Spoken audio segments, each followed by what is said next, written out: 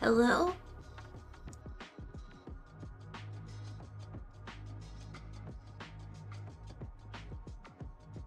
Hello, hello? Can anyone, understand or hear? Anyone hear me?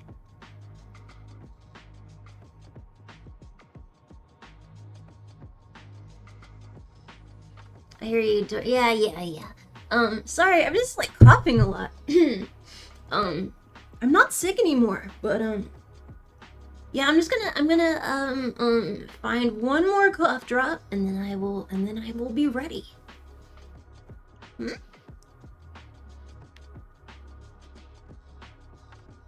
Hmm?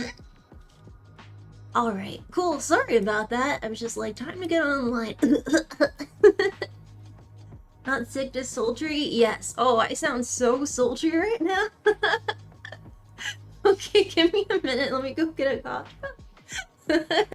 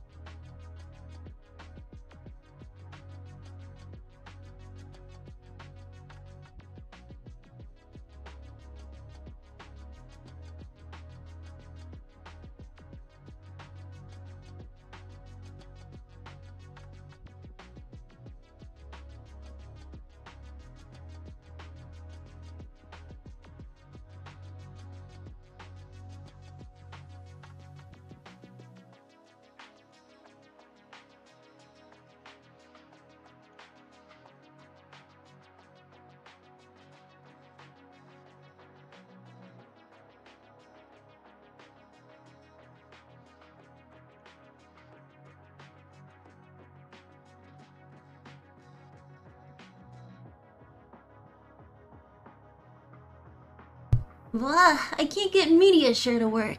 I know it's media share later this week and not today, but, oh man.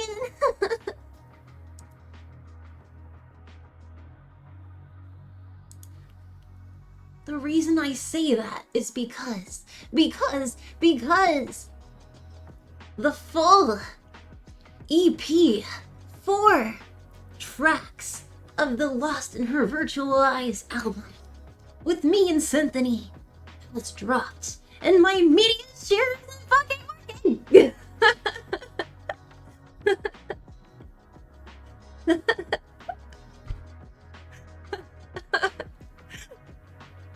So I'm gonna cheer for that tomorrow. How unfortunate. Yeah, I have it. It's a big white screen, which is not what I was going for.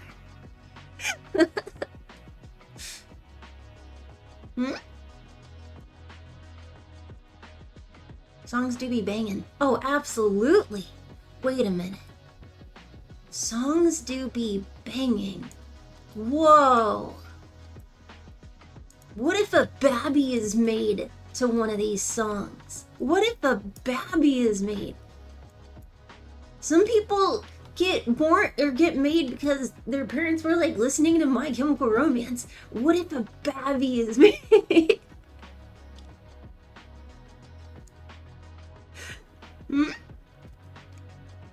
I'm just saying. How is babby made though? Oh shit, I have no idea.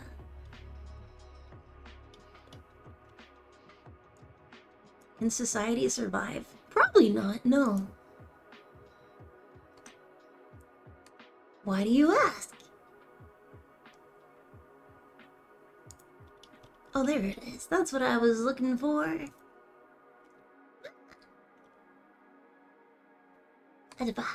There we go. Sorry, I just keep getting naked. I'm trying to...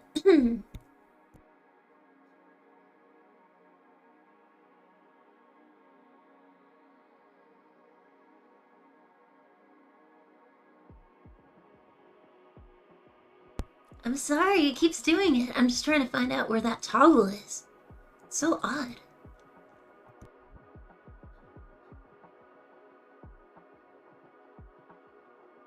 If a babby is conceived during a Mel stream, does that mean make Mel an aunt? How dare you? Wait, does it? No, that can't be right. Can it?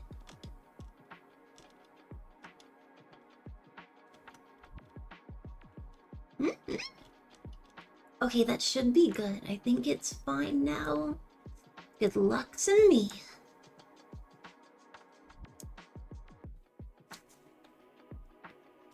Yeah. Perfecto mundo.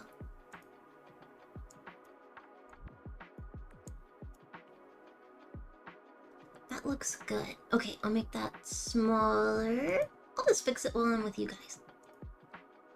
Roar!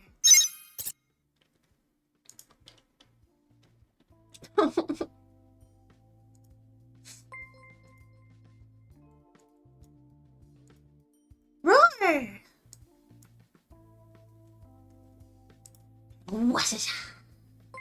Hello, hello, hello! Hey, you goober. How dare you? How fucking double dog dare you? Let me switch the doodly-doo. I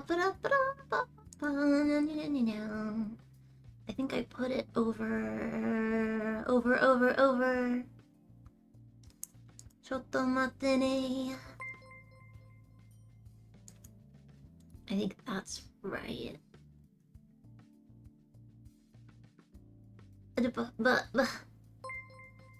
Thank you for your patience. Thank you for your patience. Man, I do sound a little sick. I'm gonna chug some more water.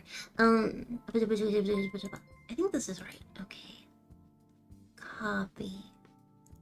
Copy. Why is one of my links just labeled as P? That sounds bad.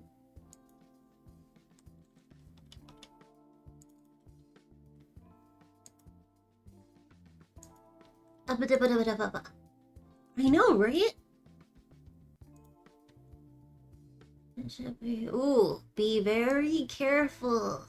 Be very careful with which link you click on, Mel. Be very careful. This is a dangerous section.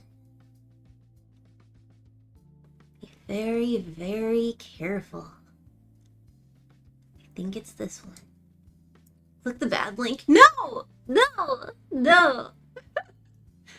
I will not.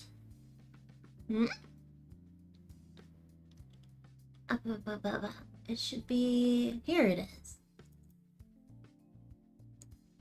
And then I'll switch that out. Okay, there you go. It should be the lo-fi. Does that sound okay? Is that working? You getting the lo-fi and not a blowjob sound? That's what happens when I label things 127FQ11. That's what I get. That is what I get.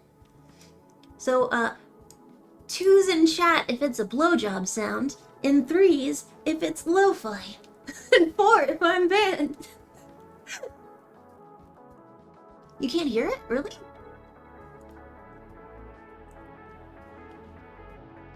What? What? I couldn't trust y'all to do numbers. You can't count like me.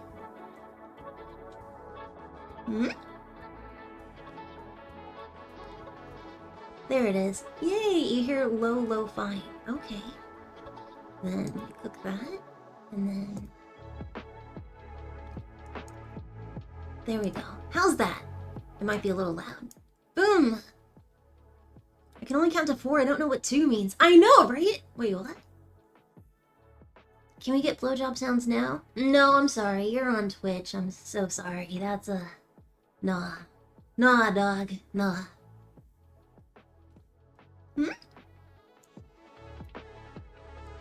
Bro, yesterday was funny. Yesterday was funny. Some people apparently want macaroni and cheese sounds. I don't know why, but they do. And so... But they what? Who would ever want that? I know, right? I know.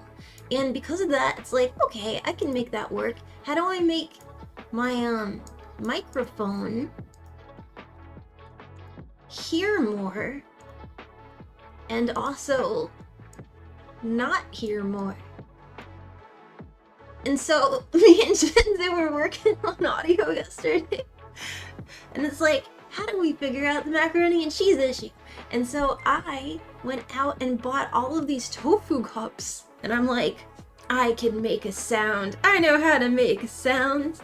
Because tofu, surprisingly, when you like mix it up, it sounds kinda like macaroni and cheese. And so and so we're testing the audio so that we can take out like my air fan sound, but leave in other sounds. And so I've got all these cups of tofu, and I'm like fisting it because I'm trying to make the slop sound, like that sort of sound. I'm just like bum, bum, bum, bum, bum, bum, bum, and it's getting all over my pants, and it's getting all over the floor, and it's getting all over my mic. And I said, wait a minute, I should put a towel down. And I come back.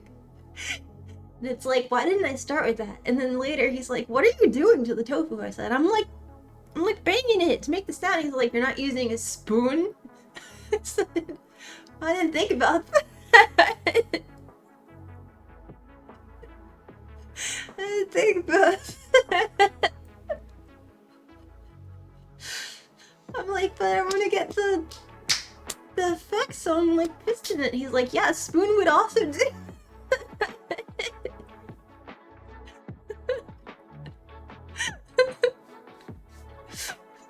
I should put towel down and get said surprisingly often. Spoon that tofu. You went the hard road. I just don't think. That's the issue. Some people might think my rudeness is intentional. I just don't think. Ah! But also my iPhone thingy unplugged itself. Ah, there it is. That's why. Okay.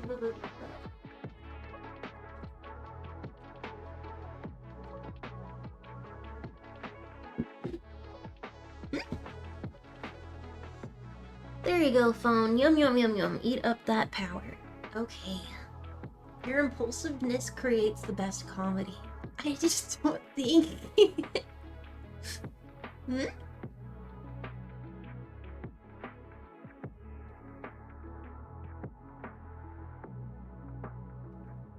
I mean, I suppose. How's it sound today? Can you hear my fan?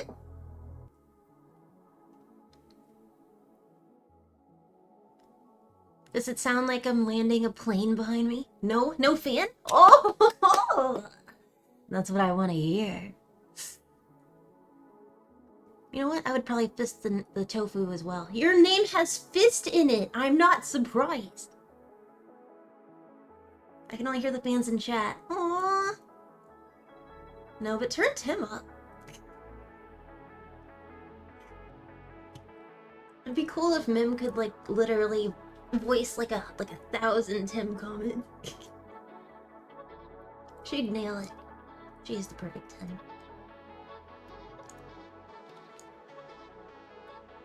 Boom. Tim's too sassy to be allowed to speak on stream. Oh, the things Tim would say. Oh, the things he would say. He'd probably out me for all the stupid shit I do. It'd be too embarrassing. Hmm?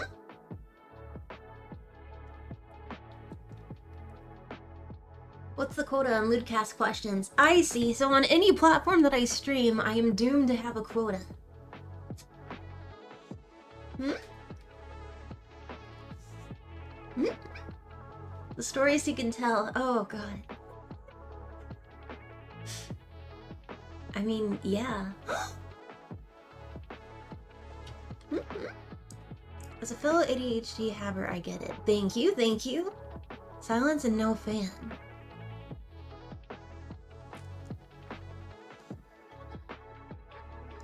But no, but for real, if you're doing like a specific frequency gating, I wish you luck. Thank you, thank you.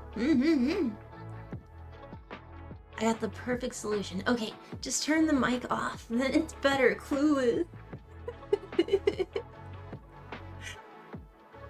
Okay, rude. Oh shit, I should probably post. Uh-oh. I already posted something earlier. Hmm?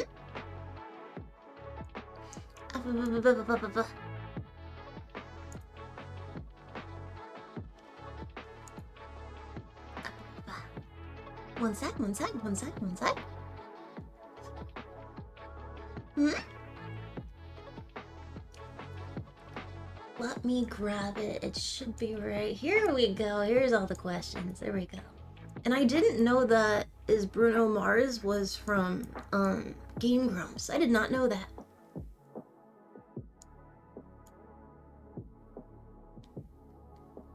All early you. Now you know, and knowing is half the battle. It's true. I mean, we learned about glory holes yesterday. And how they are, you know, I need to watch that glass blowing show. I'm excited. I want to watch it. Hmm?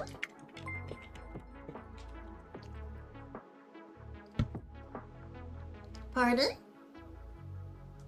Let me grab it. Oh, it's that kind of stream.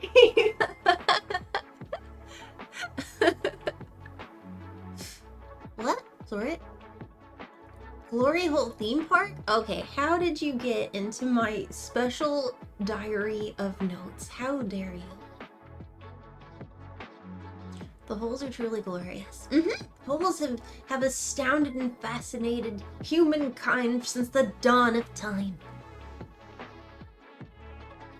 You know how many people have fallen into a chasm and died because they're like, what's down there? People love holes. Swiss cheese is banking on that. Let's keep her away from the yogurt. I do one horrible thing with yogurt and suddenly that's the talk of the town. Okay, can't watch this in public. See everyone later. Later, yo! The sex theme park hentai is the best. Yeah, but why don't... Is there more of them? Or just that series? I mean, it's lovely. I think it's lovely. And who doesn't love dressing in, like, a costume? Hide the bagels? Later, bro, who can't watch this in public. Later! Also, don't let her into your boss's office bathroom.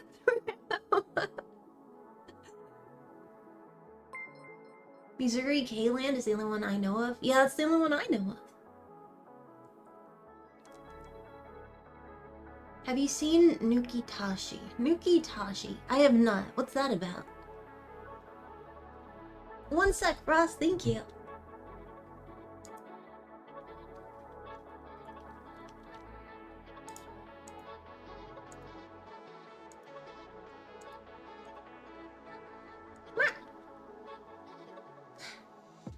Public am watching at work, earphones great, even if can't really watch, but instead listen. Oh god, you're listening to my crackly voice? Oh no.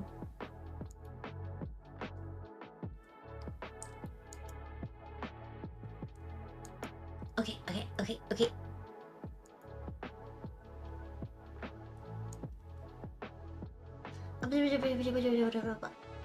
Hmm?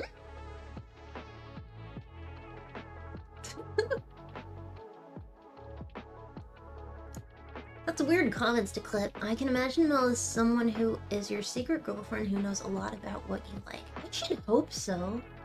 I should hope so. Ow. If I was the girlfriend, I would hope that I know all the secret things they like. Hmm? I should hope.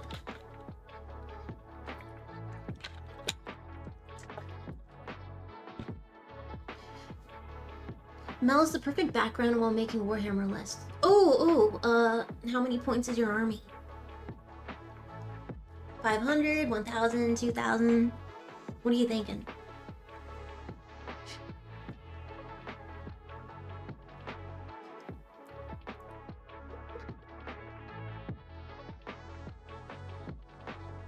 $69-point army?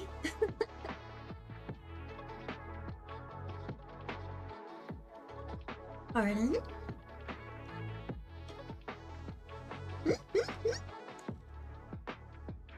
Oh, thank you, Bucky.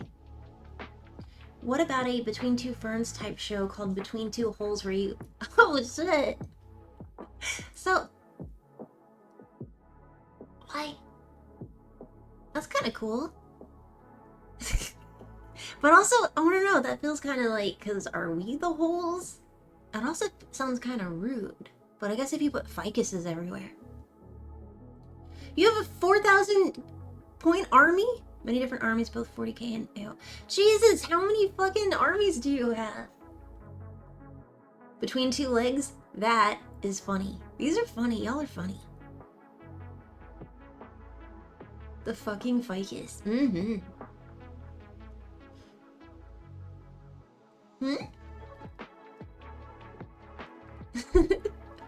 Nothing fancy. Necrons and Iron Hands. Necrons and Iron Hands. That's fair. That's fair. Everyone in their Iron Hands. I swear to God. Also, fuck you, Ultramarines. Fuck you. How can you get like 8 new figurines and we can't get any Harlequins? Any Harlequins? If there is a fire, I know who Jonathan Warhammer is saving. I'm just saying, there's no such thing as, oh, I love them equally. Bullshit! Absolute bullshit. Not a single Harlequin. Hmm? No, I like orcs, but I really like Harlequins because they're so pretty. Very pretty. Also, Necrons are neato because I love the color scheme, but also, they're spooky skeleton. I'm so mixed.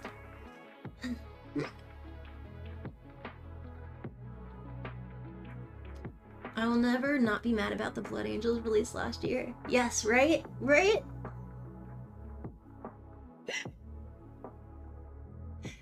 Hmm? skeletons are cool, man. They're a little spooky. Okay, then. I'm a fan of the Space Wolves and Dark Angels. Dark Angels? Huh. Did you hear about the Harlequin's Combat Patrol Box? Harlequin's Combat Patrol Box. Combat Patrol.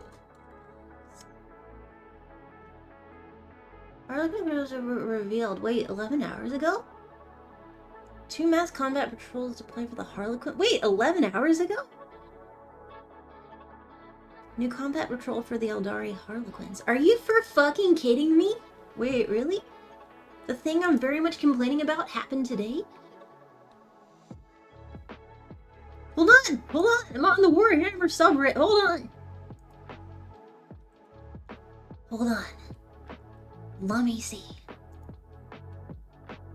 Oh shit, you're right.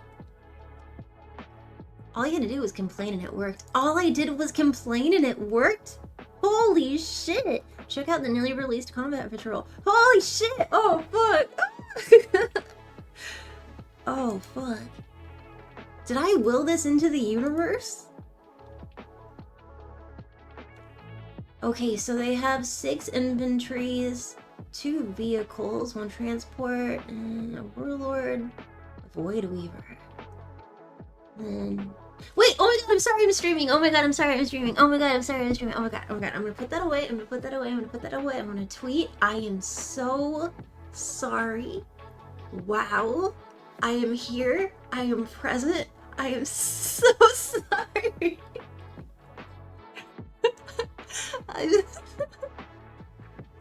Put it up on the screen? Oh yeah, we should do that. Melly, I didn't do anything. I didn't do anything. Okay.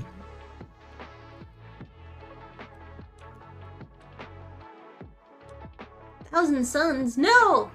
That's not what I'm talking about. Oh no, people are buying them and selling them expensive on eBay. Hold on, I'm just trying to find the main page to show y'all.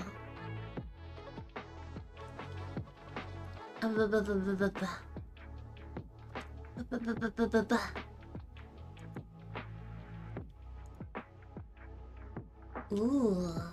Click. Save image.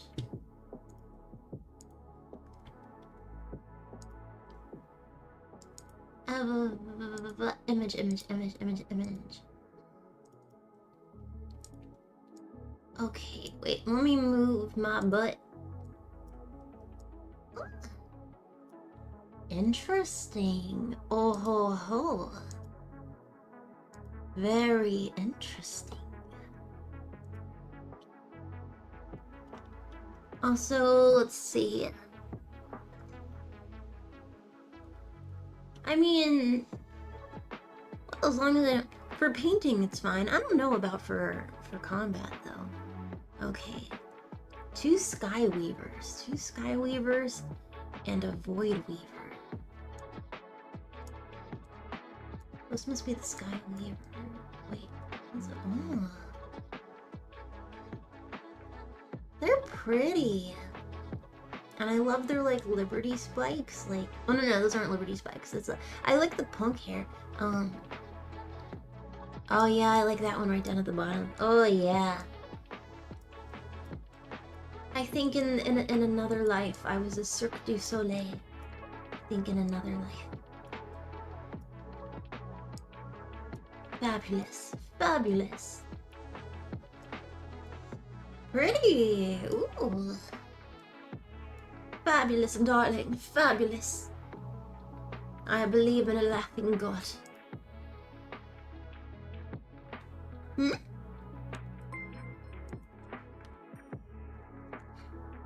Thank you.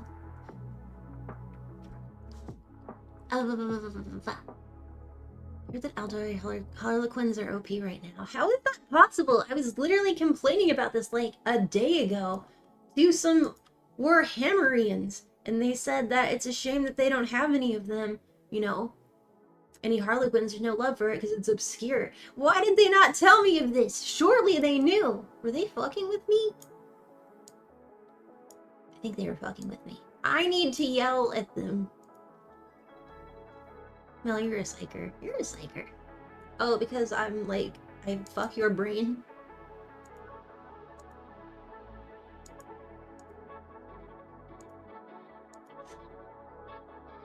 Sorry? Just a little bit of a teehee? Yeah. Make that go away. I'm trying to... Oop, there we go. Mel imagined it and it became true. Mel was an orc confirmed. Holy shit, that's how it would work! Email Bricky and yell at him. He wrote me, I have to write him back. I'm so rude. I'm so rude. I'm so rude.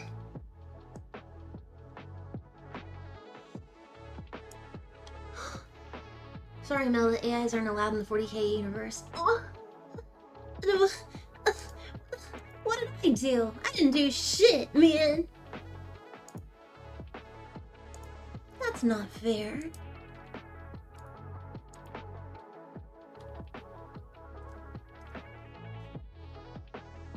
Our streamer has become a Warhammer nerd. No, you don't know me. No.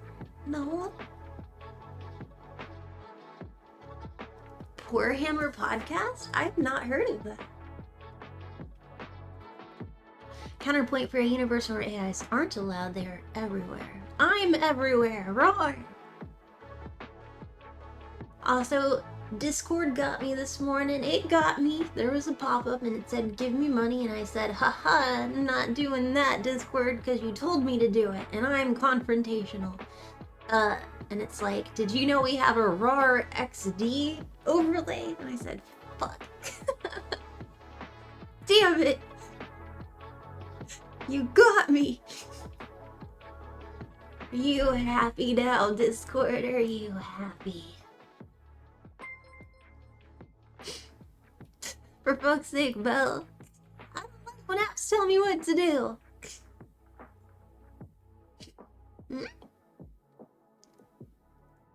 Abdominal intelligence is considered heresy. You mean if my stomach is smart?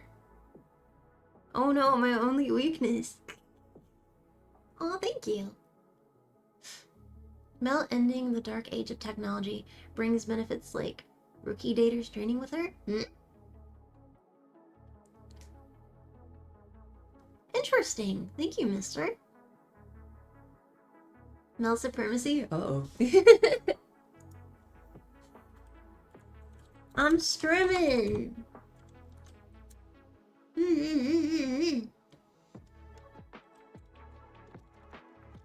And jeepers, so much coolness on this day.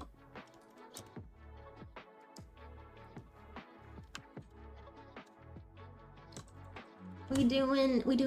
So it technically today was gonna be like, I was gonna see how I was feeling and stuff. I was thinking like a sort of LewdCast podcast, and I guess it is that. But I don't know. I felt like it didn't sound good enough in my throat to see a like. What if I had to get off early because my throat or something? But I wasn't super confident today.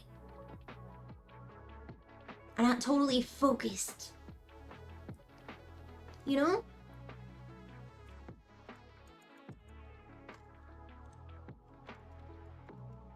We talking about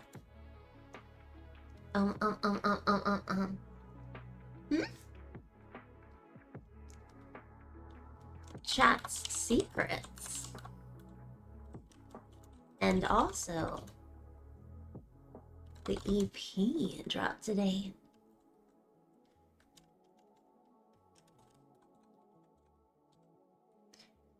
She's multi-streaming. Yeah, I tend to do that. Actually, all of my streams are multi-streams.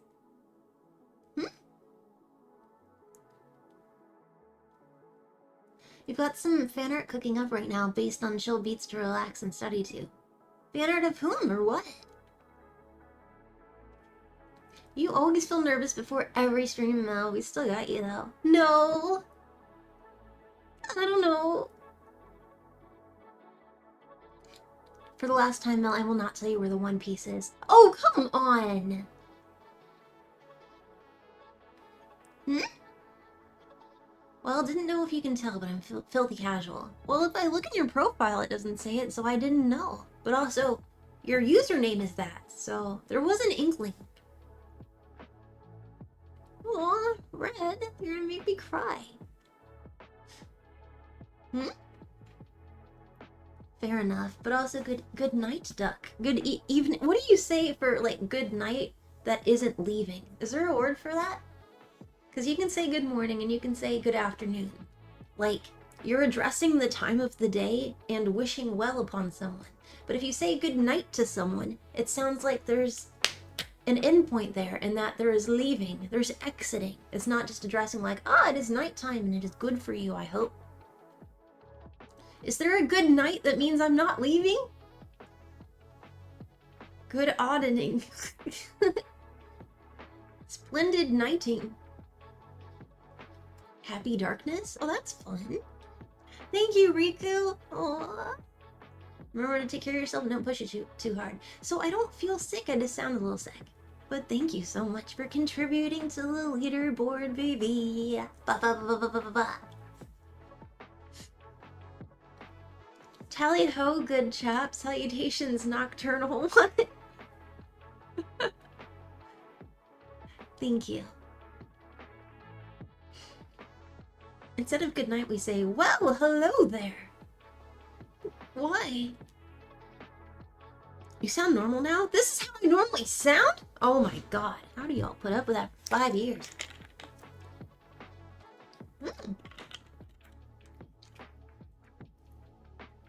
Remixing never sounded more British. Oh my god, oh my god, oh my god. My plushie came like yesterday and she is so fucking cute. I could scream. She's so cute.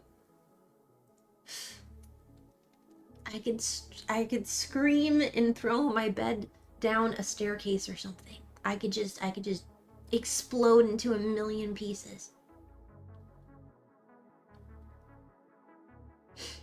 Hmm? You did what to your plush? I didn't do anything. She's sitting on Tim. She's sitting on my big old Tim. He had a frick hat on him, but now has been replaced with a little man. Hmm? That poor plush. I didn't fuck it! What are you talking about? We see it? Absolutely not. No way, Jose. Mm-mm.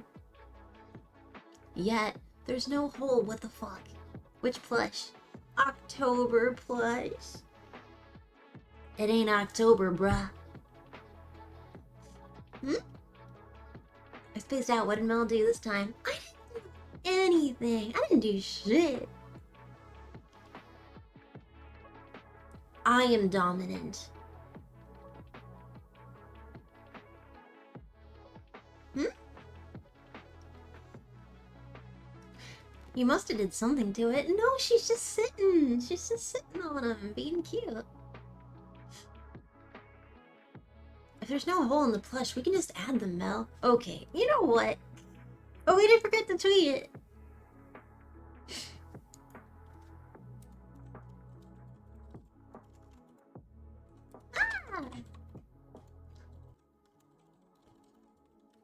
Ah.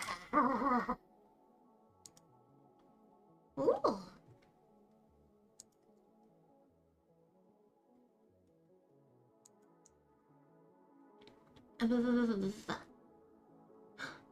Thank you. Oh, thank you. I appreciate it. People sending me such nice things. Holy cow.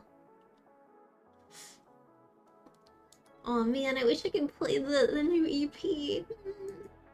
I'm gonna get it working though. For like next stream. Mel being dominant? That's a lie. No, it doesn't have to be a lie. It could be true. You don't know me.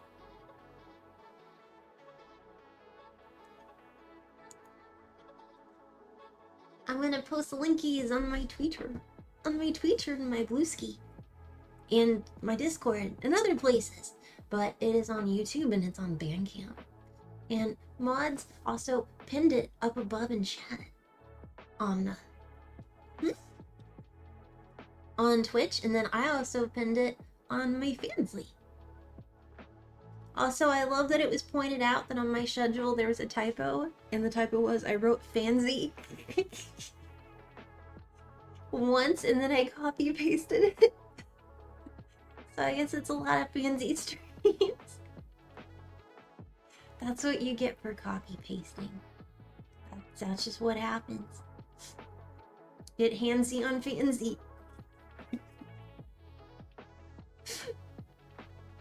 Dommy butt. No, I am dominant. I am dominant. And I'm going to be more dominant.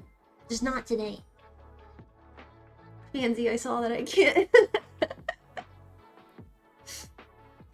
Legally distinct fan site.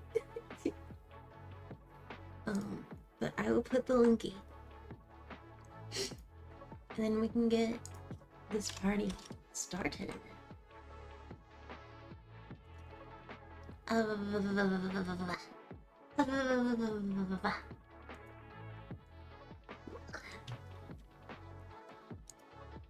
Literally the queen of subs.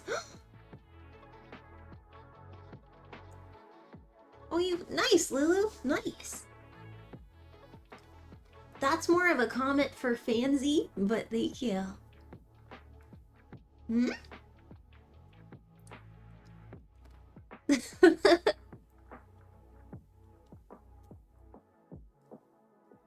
Whiplash? What?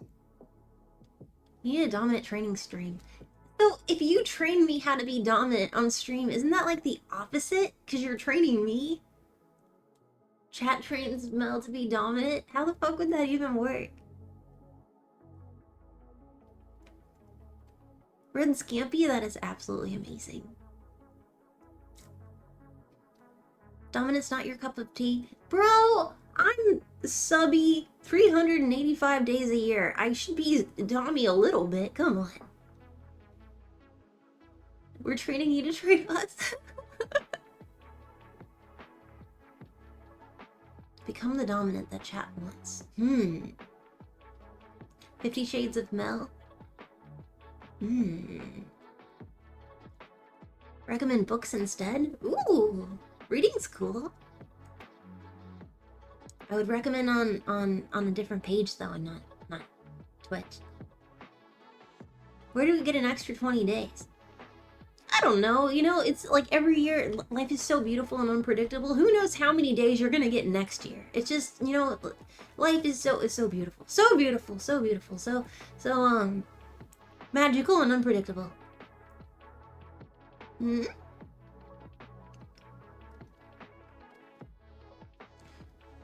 Mission Impossible Mel becomes a dom for more than 20 seconds. The other day was you were in my head. I couldn't focus. I could have been dominant. I just, you know, there was just so much pressure, you know? And you were there. It was anyone would have cracked under that pressure.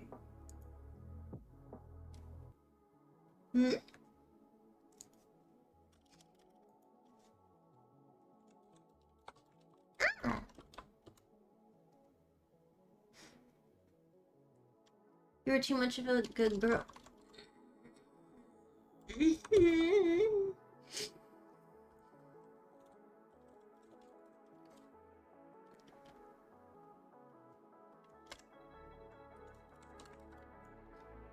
Live here. Oh wait.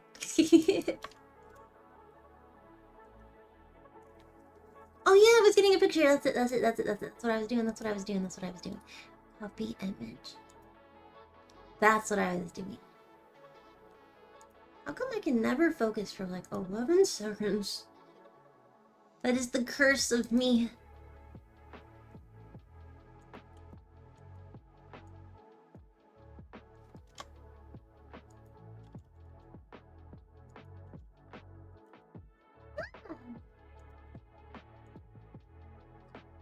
Perfection. God. I'm streaming in Jeepers So Much Coolness on this day. We're talking about chat secrets. We'll be doing that in a minute. And also the Symphony X Melody 4-track EP just dropped. Oh my. I'm posting the linky.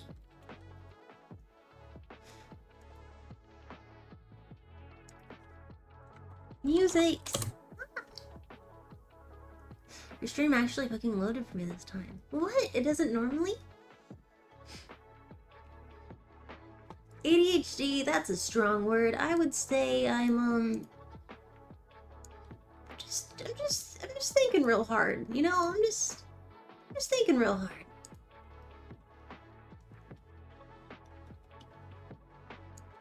You know, I just have so many thoughts.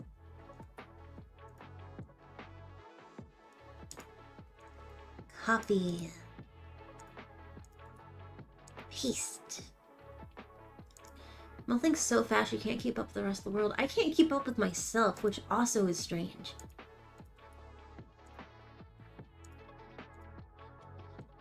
At all the same time like a person, but it didn't. Wait, Mel's like an hour about 20 things at once. Wait, Mel, it's been like an hour. No, it hasn't. No, it hasn't. No, it hasn't. No, it hasn't. No, it hasn't. No, it has not. It has not. Not. Nope. Not at all. Nope. I'm streaming in Jeepers.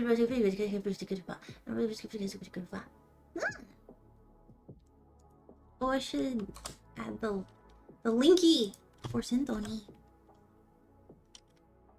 There we go. And perfect. Post.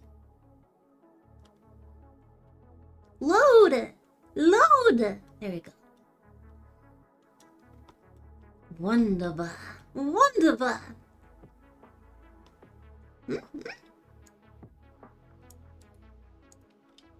Hot load? Not at this moment, but thank you.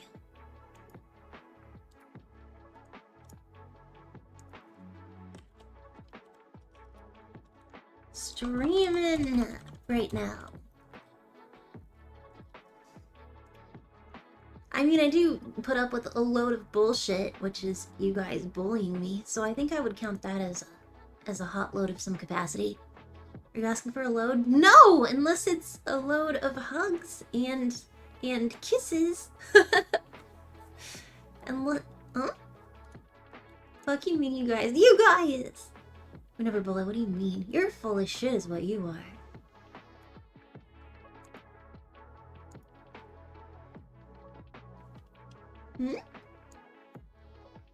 You could use a load of hugs. I think we could all use a load of hugs. Well, many of us. Not everyone wants a hug.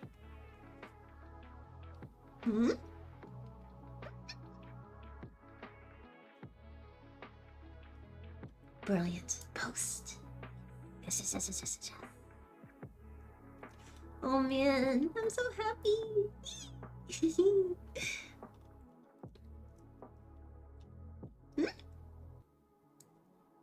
I've never bullied you at all. Thank you, Captain. I appreciate it. And if you're lying, I will hunt you in the night. Don't report me!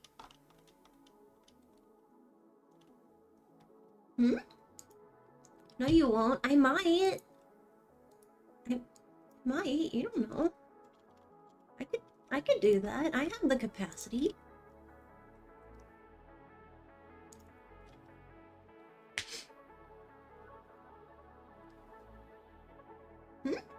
Might equals probably not. This is semi-regular boost we get from Mel. What? I don't believe you. Ooh la la.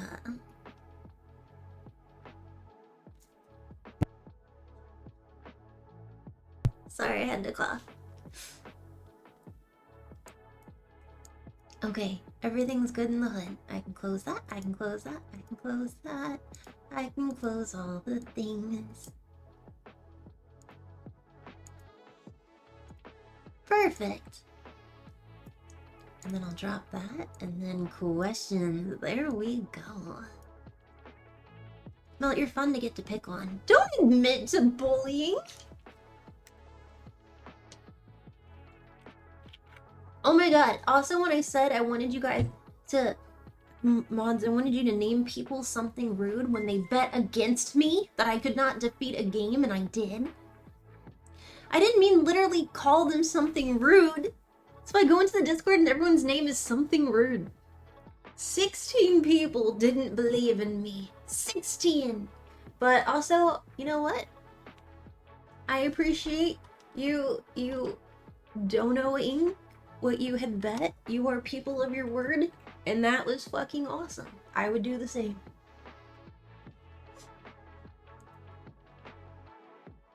Mel, who do you bully? Who do I bully? I don't bully anyone.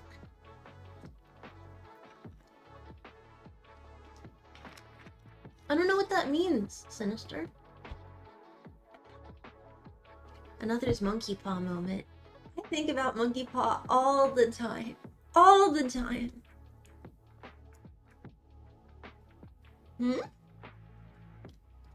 You bully your toys, so many lost soldiers. Or...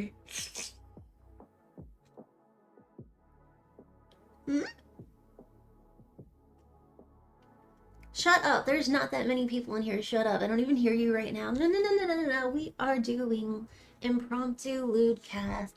Do. I don't even hear you. No. Oh, don't worry. I planned it. No, Frost! Leave me alone! Leave me alone.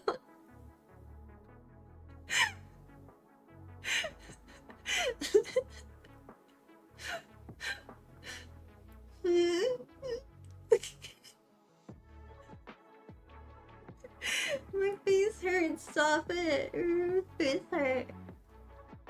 What did Frothy do now? Well, can you promise us something? Uh-oh. What? What would you like to...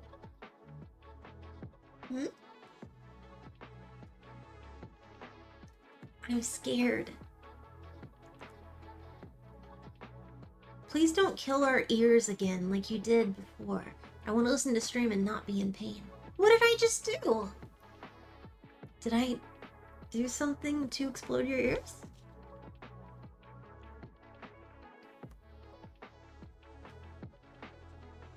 I've lost track. Who's bullying who? What a question. Okay, sticking to... Saturday.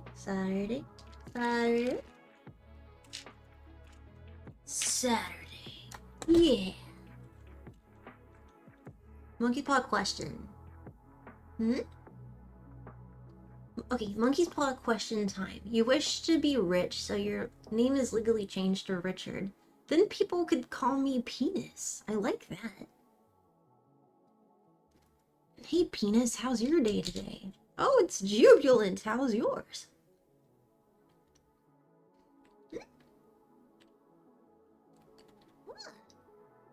Saturday. Boop.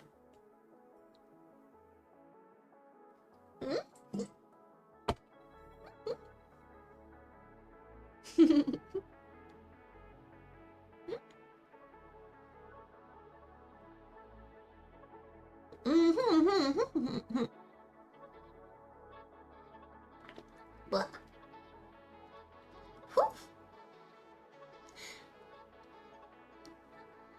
How dare you?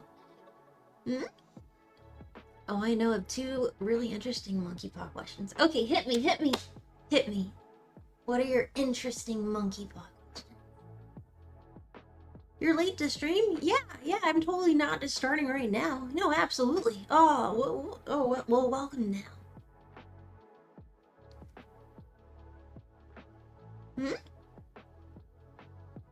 Mel, normally the people that get called dicks are usually dicks. That's why we name them that. Can I don't understand.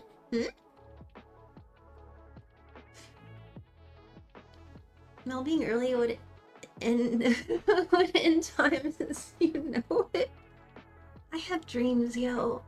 I have beautiful, beautiful dreams where I'm a person that is 5 minutes early. I have such dreams. They live in my head and in my heart.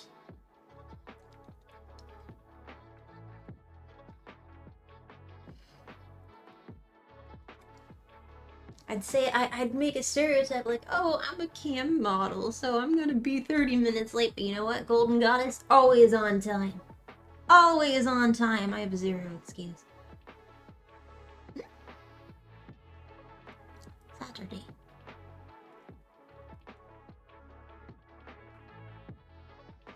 Boom! Nailed it. Hmm?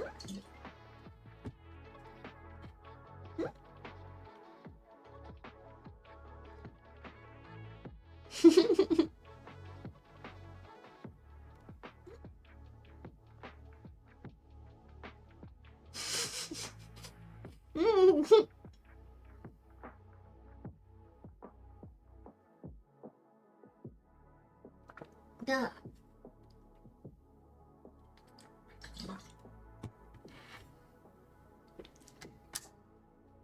After it finished, it was a bit rushed. You didn't have to rush. Where'd you put it? What? You didn't have to do that. Again, work. Jesus Christ. I can't. Okay, I'm gonna put some picture. When I saw this, I lost my shit. I think it was one of their first... Was it Mister? It might have been one of their first memes. Boom. This means nothing. This relates to nothing. This is just a random image that I'm showing for no reason. But I laughed so hard. I laughed so hard at that. So hard. I can't even describe. Like, I snortled, man. Wait, let me see your fan art.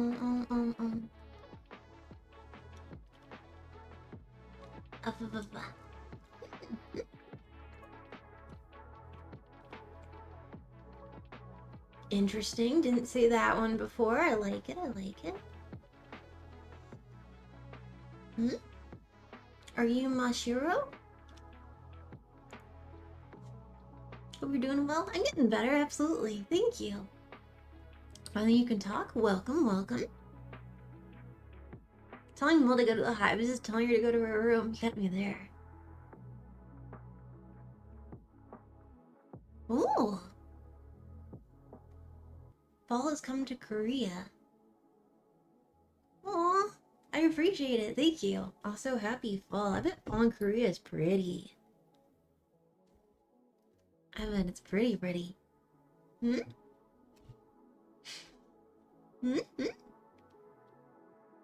Hello, new. Welcome. I'm new too, so you should check me out. Ooh. How goes it? I'm rocking and rolling. And I have some toast.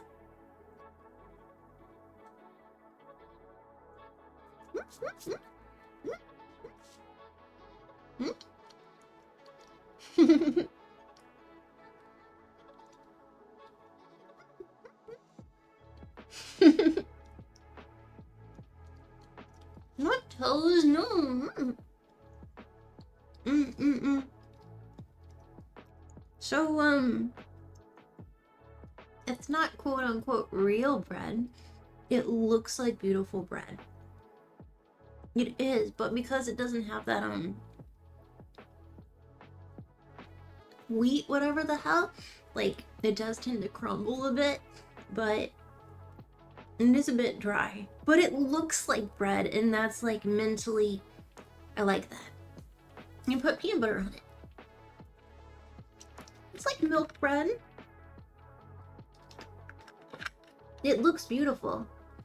The thing when they were first starting to make, like, fake meat and stuff for vegans and vegetarians and other people that just didn't want to eat beef, it was a million years ago where they first had, like, it was before Beyond Meat and stuff, where they're like making like black bean burgers and other stuff like that, like trying to create the same idea of like a hamburger.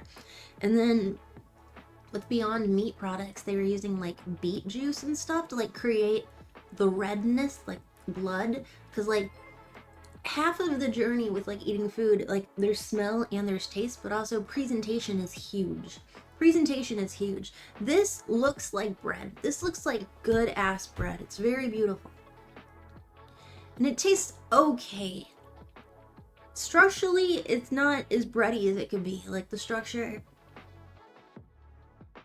like how it feels in your mouth, that's a big thing that plays into it, and it doesn't really give me that, but it looks like bread, and that makes me feel good.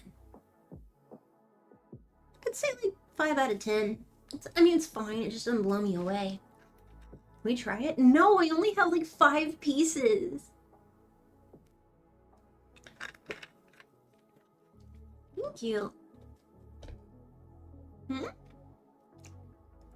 Yeah, it's been at least a month since I've had bread. Maybe 2?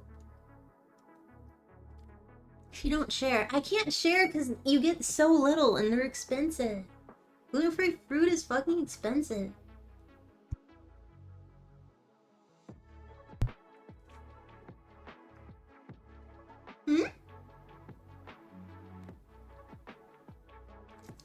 Us after a moon stream to Mel looks like bread. Oi! Oi! Not that kind of bread. You never liked the whole fake meat? Well, some people just don't like the taste of meat, or how it looks, or they feel bad, and I totally get that. No, it's my bread! No! I already have a big butt. Carbs will not change that. But here I have our list right over here. Y'all asked questions? You submitted to our like indefinite LewdCast master list of questions, and I have some answers.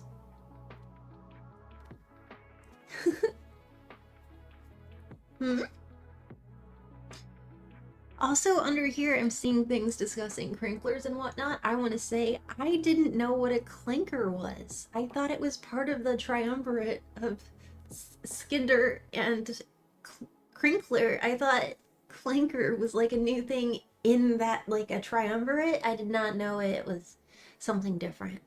So when people keep talking about that, I thought it was a sexual thing. What? No, I'm serious. I'm serious. I just found out yesterday what a clinker was. Was it a person that likes AI stuff? Like, or something? I'm technically a clinker because I'm a robot beat boot. You got me there.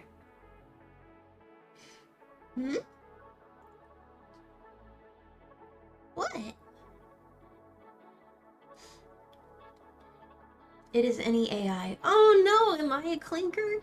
Am I a clinkster?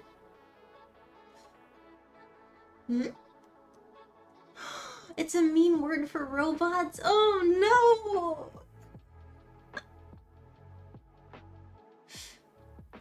Well, shit, man. It's a slang term for droids and Star Wars. Oh.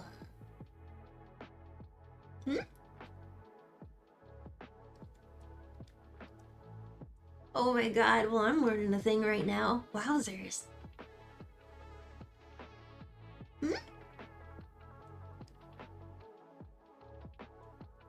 Ever seen the movie with Joaquin Phoenix where he falls in love with an AI? You mean Her? An AI voiced by Scarlett Johansson. Her, I believe it's called. Yeah, I've seen Her several times. I wasn't blown away, and I hated the ending. I hated the ending. It's like, well, we're overhuman, so we're taking to space. It's like, okay, that was a weird one.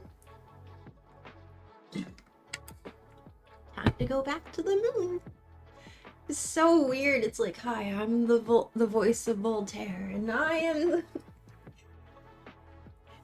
and I'm Napoleon, and I'm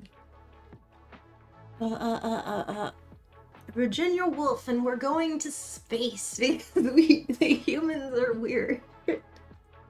It's just a strange ending. Also, when Joaquin Phoenix gets so upset when he finds out that his AI girlfriend has like 500 partners and stuff, it's like, she's an AI. Like, that's what She's everywhere. That's like, I mean, yeah. That's how she's everywhere. Everywhere, like the Michelle Branch song. Yeah. She's everywhere to me. No, yeah.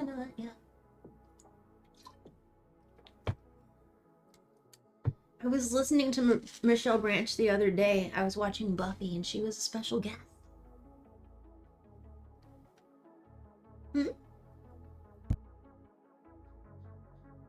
Sorry, I keep muting to cough. Aren't you also everywhere? I mean, if you stream online, you're kind of everywhere.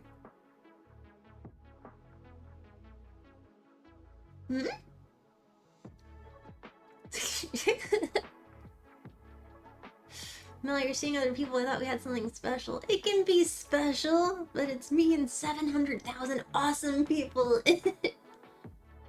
And I'm very blessed.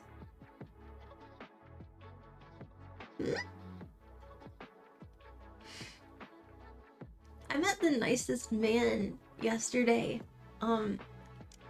He spoke a little English, and I also don't speak any Japanese, but he had made soup, and I was eating the soup, and he was going off about how much he loves Bruce Lee, and I'm like, I love passionate people, especially when they're not afraid to talk to me. I feel like I should watch Bruce Lee movies, because it seemed like it was like the coolest person ever, and so maybe I'm sleeping on Bruce Lee.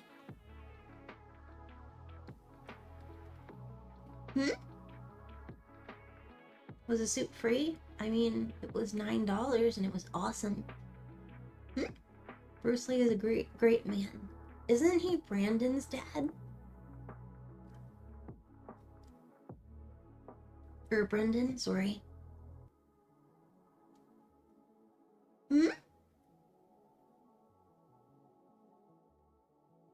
I see.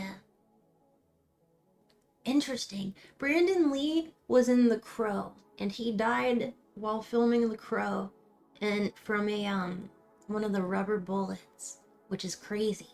And his dad is blow my brain. Bruce Lee, the martial artist. Yes, he was very young. Oh, you were there when it happened?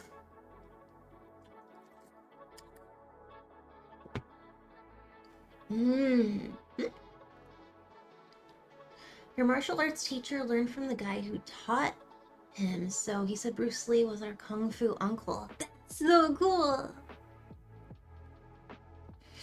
You never grew up on Bruce Lee films, you always watched Jackie Chan stuff. I remember Forbidden Kingdom, it was a decent, campy action movie. I've seen some Jackie Chan movies, and I've seen some Jackie Chan adventures. Also, I've listened to most of my Jackie Chan consumption is his music. What happened to Jet Li? I remember Jet Li. I don't know if I've seen Forbidden Kingdom. He makes music? Oh yeah, Jackie Chan is a musician. He sings.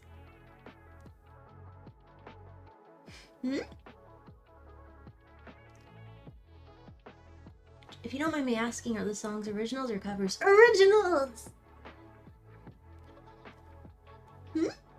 Oh, thank you. Hi. Welcome. Do you think I would like Forbidden Kingdom?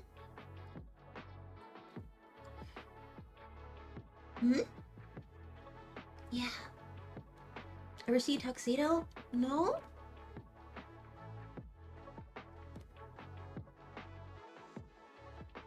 Really? Y'all seem confident. I love kung fu movies. I mean, yeah. You produce it a lot and does a lot of charity work. That's awesome. You would love it, Mel. Ooh, Forbidden Kingdom. Tuxedo's a great movie. There's so many movies that I haven't seen before. I haven't seen Chinatown. I haven't seen Sleepless in Seattle. I haven't seen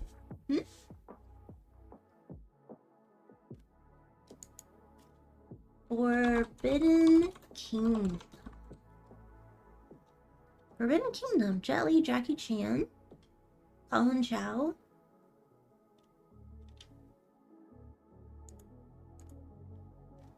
Maybe I have seen it. No, what the fuck? This looks funny. What the fuck?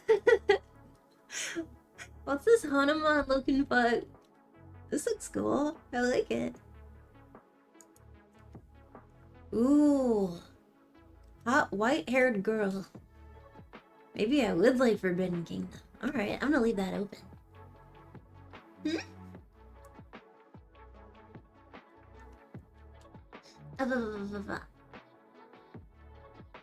Oh, really, Lazarus? It's weird how many of the classics are weird. Thank you. Hmm? Next movie for Mill and Community to watch together? It's Forbidden Kingdom? Hmm. That could be fun. Hmm? Mel, I have a question. In some anime and adult anime... Wait, in some anime, adult anime, it shows people watching prawn, but is that considered normal prawn or hentai? Wait, so you're saying in anime, if someone is watching prawn, does hentai exist? Or is it just, like, normal? Holy cow, that's a really good question. In anime, hentai doesn't exist. Unless it does? Wait, oh my god, my brain. I'm trying to process that. So if it's like, wait, hold on. this because if they're watching prawn and it's like magical creatures and like Godzilla and stuff, but it's drawn the exact same way, does that mean it's all real? Or it's all like Hollywood style? Holy shit. Isn't there anime about a hentai artist? Yeah, but when you really think about it, though. Because, like, for Dojin, that makes sense, because you drew it, and it looks not like people, it looks like anime. My brain! My brain!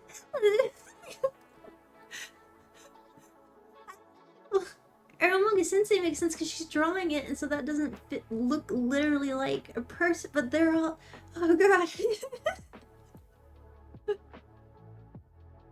Yeah, is anime within anime considered live action to them? I mean, there's anime and anime. I know, but it all looks they're the same. The world of anime has magic and isekai, but no anime. I guess I don't. I'm crumbling. I'm glitching. Oh my god. I'm glitching. But anime exists in hentai, so yes, anime exists in hentai, so there is hentai in it as well. But it looks the same, so is it live action? Hmm?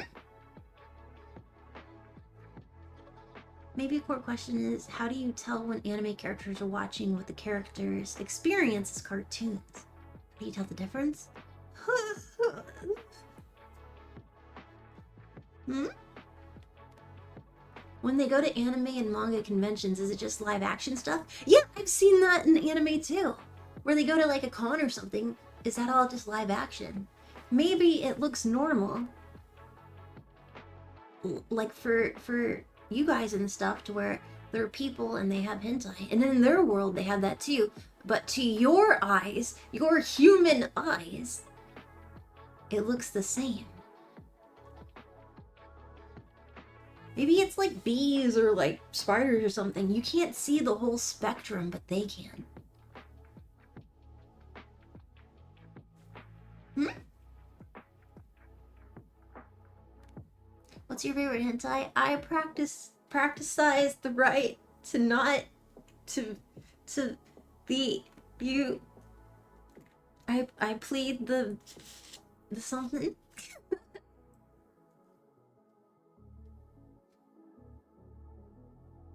I mean, yeah, I think it's the carnival one. Well, not well. the Disneyland or what? That's a bad example. Where they're all dressed up and having a magical adventure. That's probably my favorite hentai. We were talking about that earlier. Plead the fifth, Mel. Yeah, the 5. Pleading the fifth only applies in court. Oh. Hmm?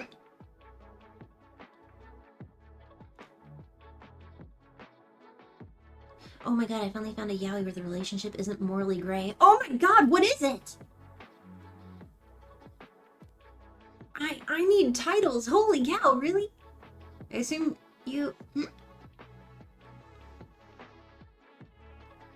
That's impossible? Yes, please tell me. Please, I need to know. Please. Oh, is the relationship clearly evil? Right, they did say it's not morally gray. Yeah, it could just be evil. Yeah, share with the class. You can't just drop that knowledge bomb on me and not tell me the name. Tell me. I must know. My ears have perked up. My eyes, my tail's wagging. Please. For anyone in here who doesn't read or watch yaoi, delicious male love. For anyone who does not watch that, there's a sort of trend, I would say, where you don't often find just like everyone's super happy and being like, I met this dude and we're so happy and we're going on dates and it's great. It's great. Got married, we're in love. Usually it's like repressed feelings and then like it's always the like the semi and the uki, like the top who's kind of like rude or mean or standoffish, and then like the little Twinkie one who's like shy and cute and like are trying to make the relationship work, and then it's just like really toxic until eventually they're deeply in love. Like it's hard to find a healthy yaoi. And it sucks because everyone complains. Everyone in the community of yaoi don't want that. Yet it keeps being created.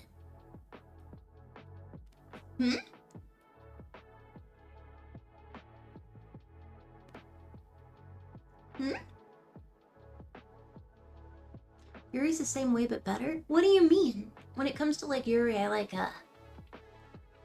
favor the human stuff. But for like Dojin, I think I'd probably favor yaoi. When will we be gifted with an emotionally stable yaoi? Yeah, what's the name, please? Oh, wait. Okay. Katara, Hirashi, actual relationship blooming. An actual relationship? Holy shit. I'm typing that in right now.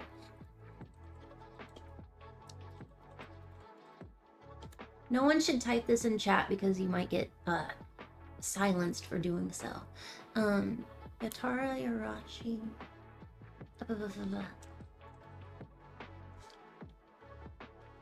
It translates to unexpectedly naughty Fukami. It's an anime, really? Oh, it's also a manga.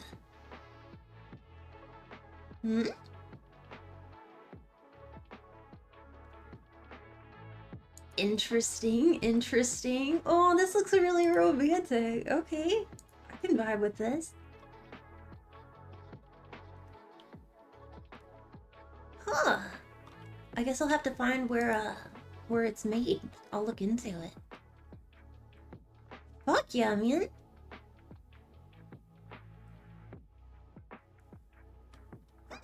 Thus begins the obstinate relationship of a playboy narcissist and a deceivingly frumpy, hot-bodied otaku. Oh, shit.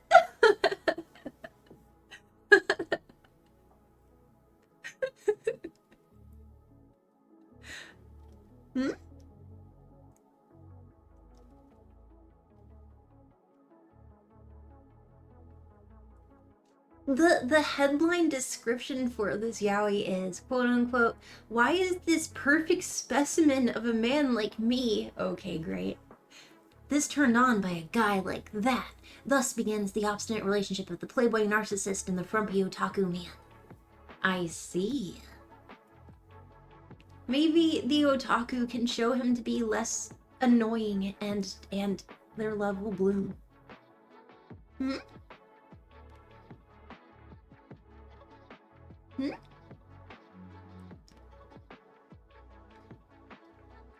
Indeedly.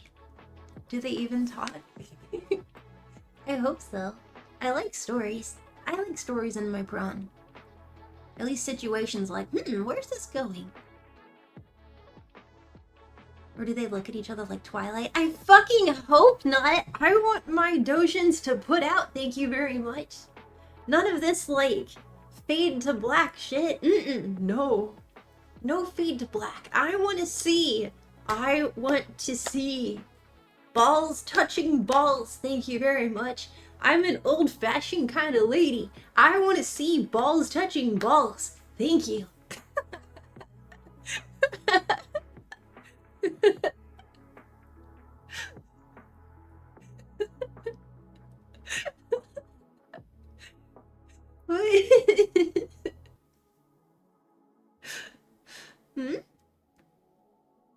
Interesting. Thank you for sharing that. I have that open now. I appreciate that. Man, I love reading.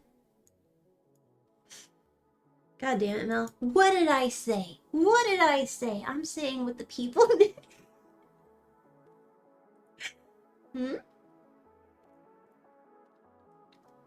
I can read this much dojin, but I still can't finish One Piece. Hi. Outstanding. Thank you. I have lots of opinions. Thank you. Goblin King can gobble. Yeah, honestly, when people are like, what's your favorite hentai? Like, it's hard to pick a lane. There's only, like, there's just so much orc and goblin prawn out there, you know? There's so much device bondage out there, you know? And it's just so hard to pick a lane. And also it's hard to pick one that feels most, least terrifying to recommend. Not everyone likes stomach bulge, that can freak them out. I understand that. What about lizardmen? I mean, I have run into it. It's not something I typically...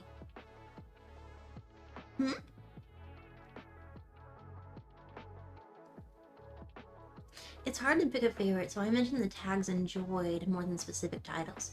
Fair. Listen, I just need more BDSM hentai. Wow, interesting. Because if you're... We can talk about, like, places where you can find neato stuff like that when we are on a different site. Name your funniest humor hentai. Me!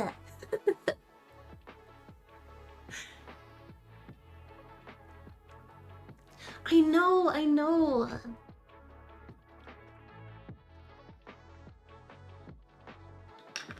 You need your latex content to be accurately tagged? What would you pair the tags with your latex content?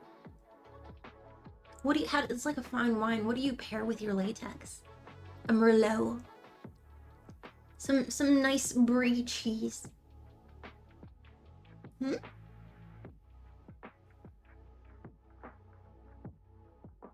The one with the girls that are pollen is pretty funny. Girls that are pollen? You mean like bee girls? Speaking of which, I just watched the first episode. Really enjoyed it. Thank you so much. I appreciate it. I was talking about it this morning. Look at me waking up and it's 8 in the morning. I'm like, okay, let's workshop this. I can't wait till episode 2. Electric Boogaloo.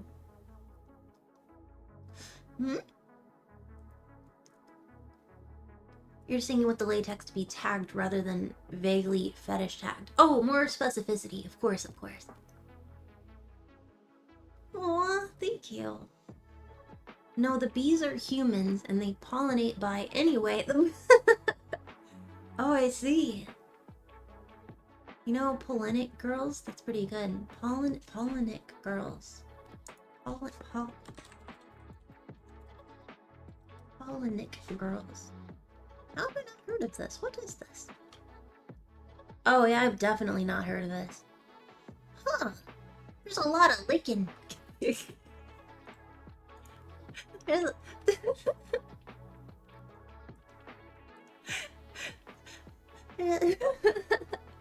Is that like the cake verse stuff?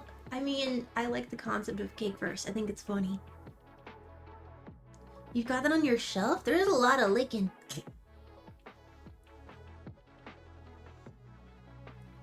Hmm? Sweet and romantic? There is sweet and romantic hentai out there. And sometimes I can appreciate that. And for anyone in here who likes vanilla, it's perfectly okay. You are who you are. Sometimes I can appreciate, you know, a little vanilla, but it's not my go-to, personally. I'm too rough. Vanilla can be nice. Especially it's a hot summer day and you want some ice cream. Sometimes some vanilla is really nice. But I like my road to be rocky. Thank you. Sorry, Melly, enjoy vanilla. And that's totally fine. I hope one day I can create content that's vanilla.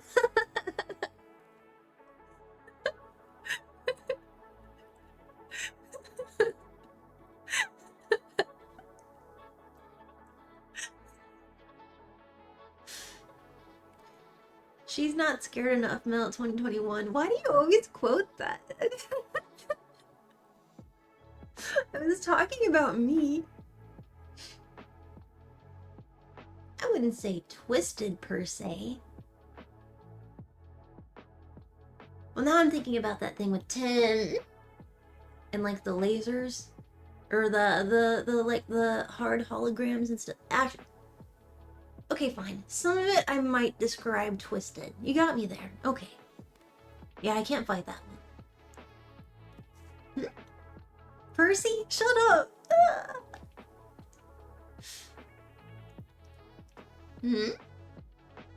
The clothes getting destroyed by lasers? I mean, that happens, but the lasers were, helping me not, fall down. Then again, I guess I would. Never mind.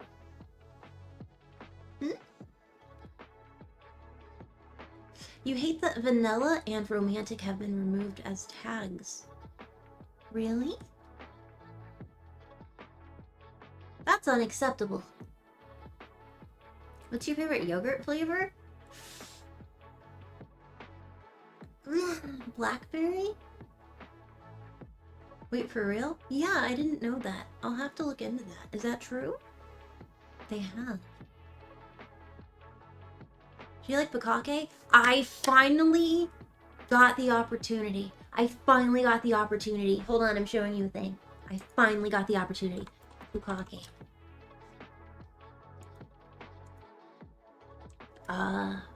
Food. That is not what I was looking for.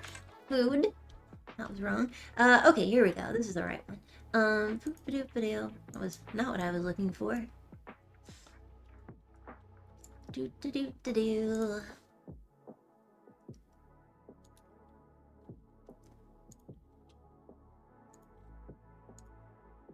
Okay, here you go. Image upload.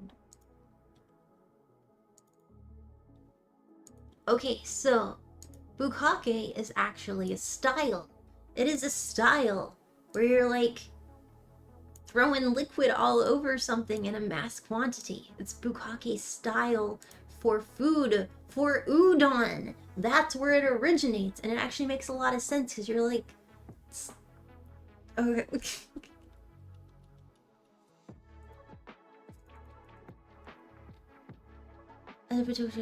Yeah, here it is. Bukkake udon is a dish of boiled udon noodles topped with various ingredients and seasonings, and a little bit of soup just poured all over it. It can be hot or cold, and it's just like, this is a traditional way to make udon. And so, just slopping all that stuff all over it, you know, that's where the slang came from it, for the sexual concept of bukkake. You're just sort of covering someone with a lot of stuff. I see where it came from. And so I finally was at a restaurant. And I could get some food. Bukkake style. And I was in a crowded restaurant with two friends. And this cutie came up to me. Also, I think I noticed in Japan is that like people who the waiters and stuff, they will get on their knees and like meet you like eye to eye when like getting your menu, like your order and stuff, which is like, holy cow, everything is so respectful. Like they will get down on your level to like take your order, and it just feels so respectful, and it's just like so kind. I feel so acknowledged. And yeah, it was so fun. And on the sign it said like bukkake style, and I've never run into that before.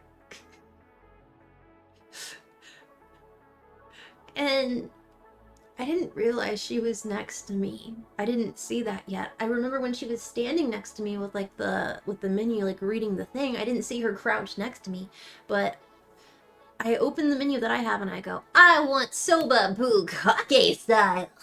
And I say it just like that, and I turn my head and she is like face to face with me. And so she's looking at me like, oh, okay, you're very passionate about udon. I'll write that down. And my friends is looking at me like,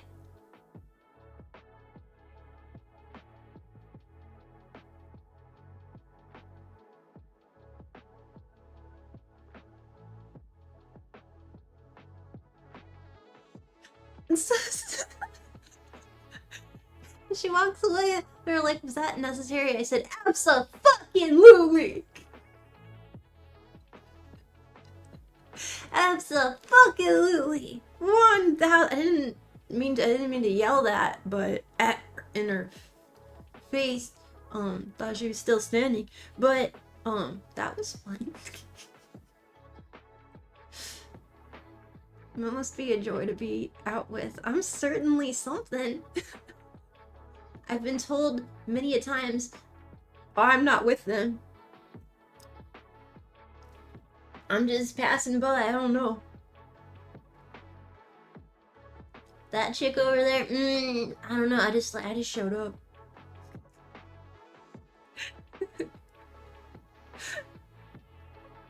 Tons of passion. I'm so passionate about soba. Was it tasty? Yeah, it was good.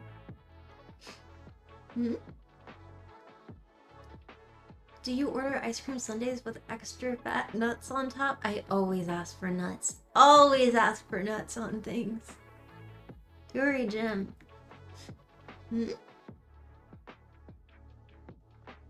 Have you ever personally disrespected someone and they just act nice? I have had embarrassing moments where I didn't mean to do that.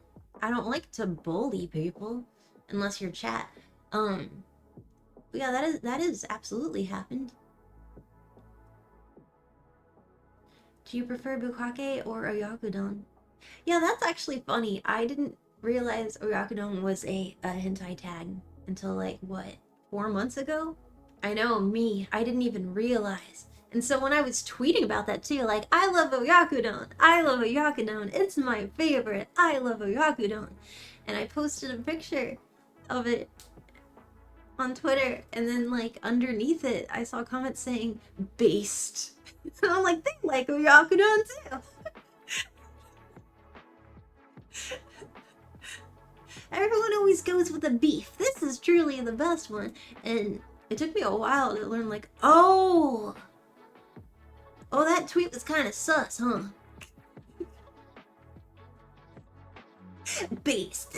Like, what is it? It's a tag. I meant the food.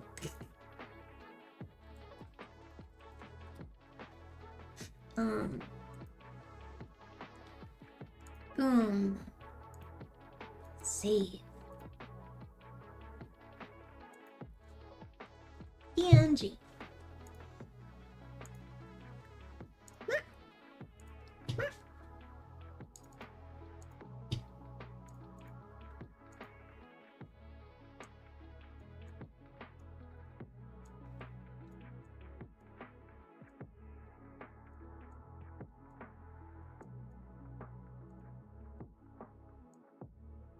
This is the oyakodon I like. The oyakodon I like. Chicken and egg udon. Oh my god. Oh, it is a delicious adventure. The only way I can have it is if I make it myself. Because there's a little bit of soy sauce they put in it. Oh, that looks tasty. It is the bomb diggity. I never run into it. It's always beef and pork. This slays. I don't think my mom's ever had an udon before. You're making me crave udon even though I've never had it. It's pretty good.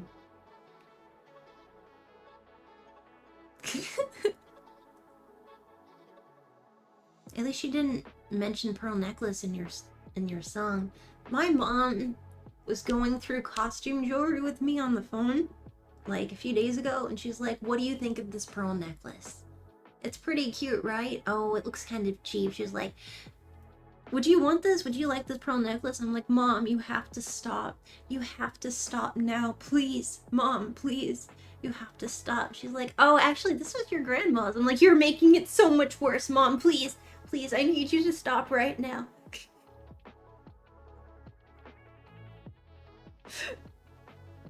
She must know at this point. She doesn't. No.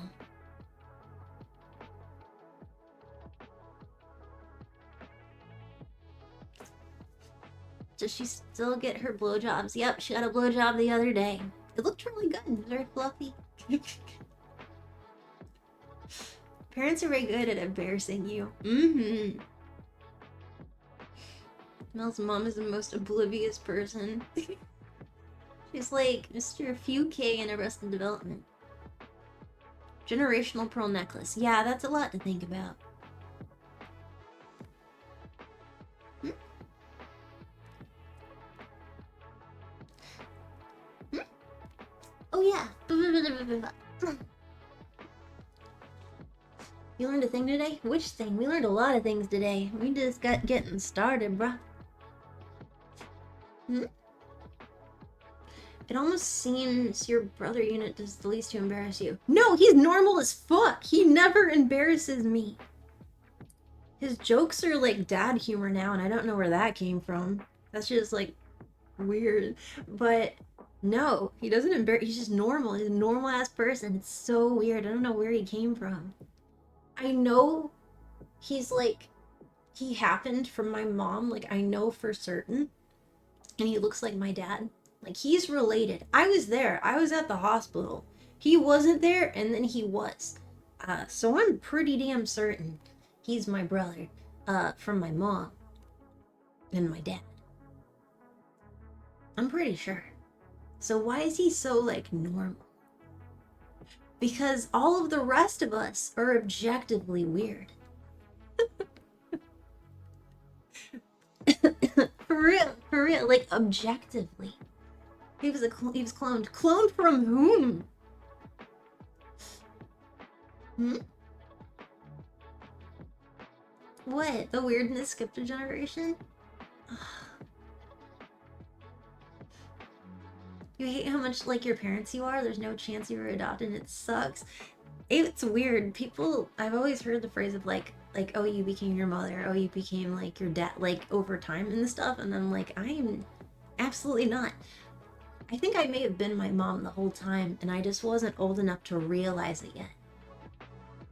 And I am a mature adult, and I can see it that, oh shit, we're kind of the same, and it's terrifying. Hmm?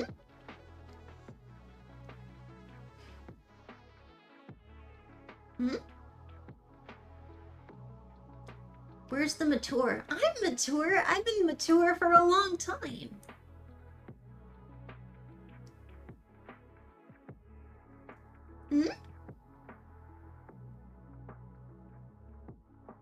Pardon? Why are you Xing? Allegedly. No, I'm sure. I'm mature. Keep telling yourself that, dude. What's the most embarrassing thing your dad has done recently? He's at the milk store, so I have no idea.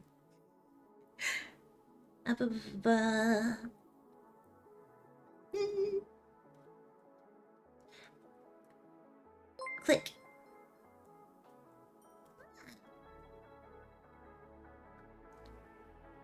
I'm getting nice comments about the EP. Yay! Thank you very much. Say something mature.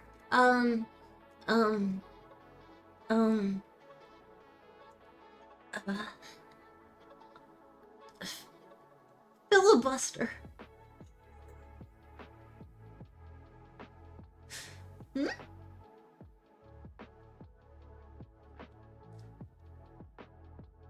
Holy, yep.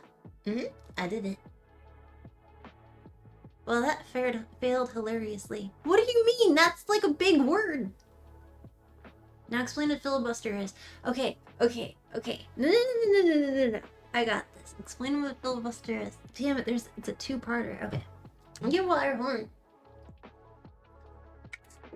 Filibuster is when, like, you're at a stalemate because someone's, like, buying time for, like, a law.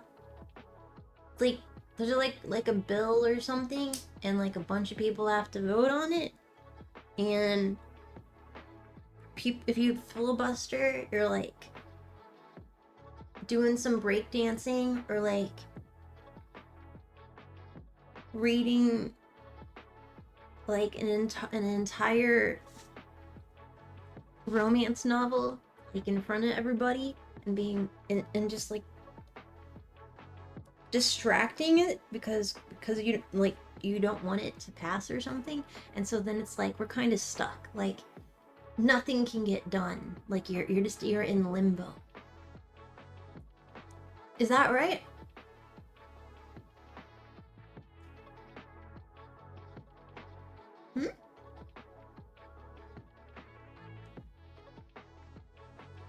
You would pay to watch politicians break dance for filibusters? Yeah? See, I'm a fucking genius. +2 points? Oh, shit. I nailed it. God, I'm smart. Oh, God. Yep.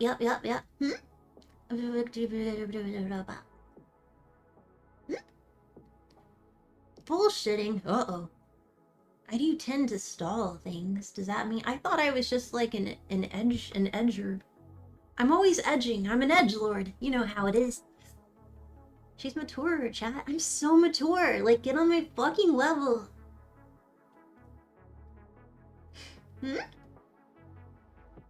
You're something. Eh? Speaking of delaying, how are those questions?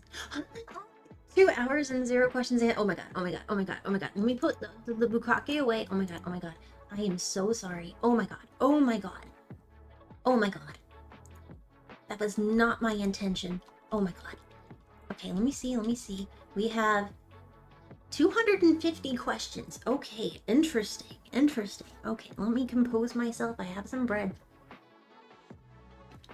Oh my god. Think you serious? Also.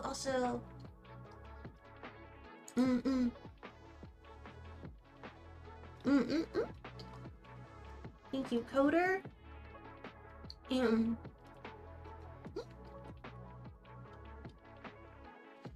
Thank you, Riku, everybody.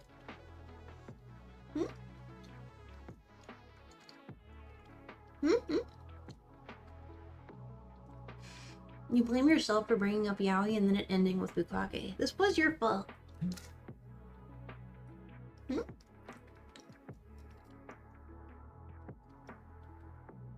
A citizen test? What does that mean?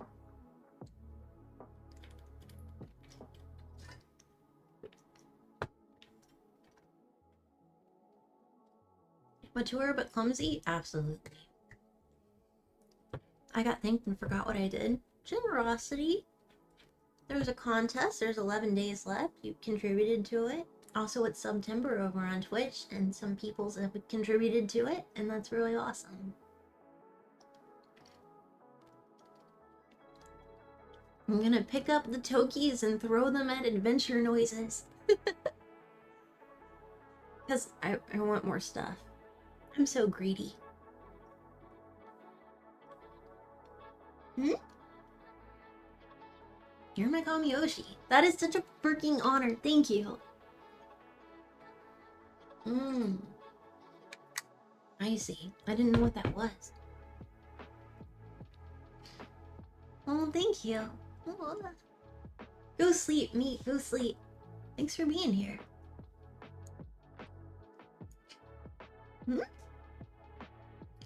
Kinda sucks that Twitch and Fansly are competing in September. Why? Because it's a haunted month? Did something happen to September? Is it okay? Is it feeling well? Do I need to send a card?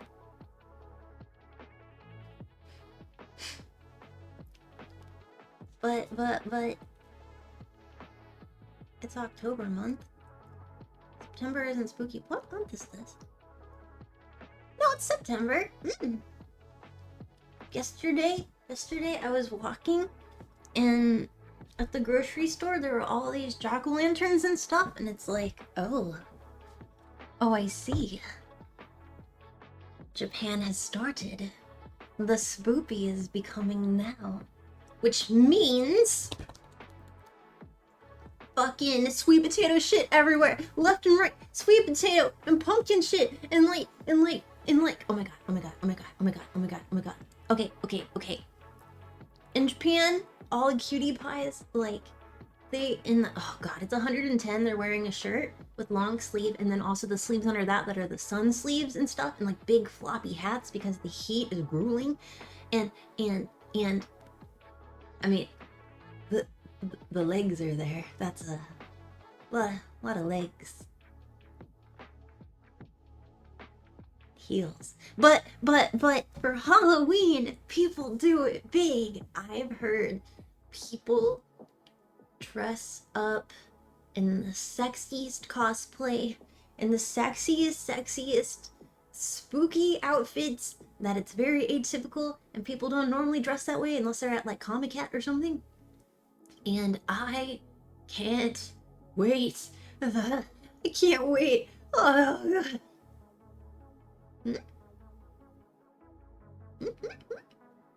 Ready for a Halloween party? I'd like to go to a Halloween party of some sort.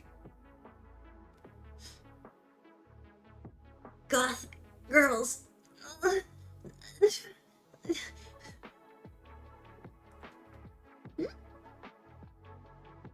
Chat, we need to calm her. But.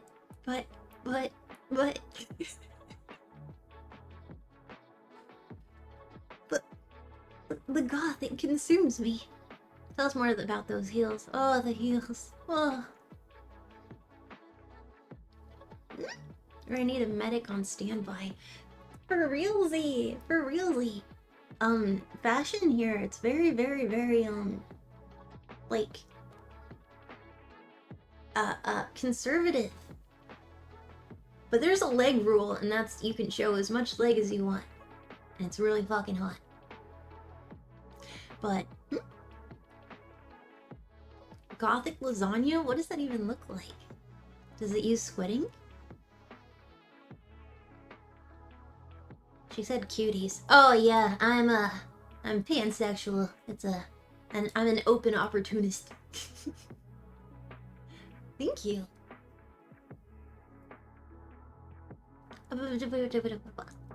Where's the cutoff point for legs? I assume ankles, and then a foot happens.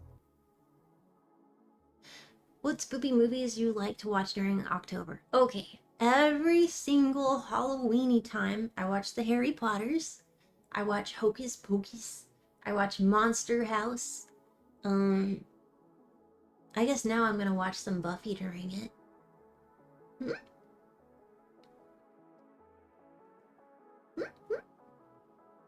Pansexual? Yeah, I like some pants.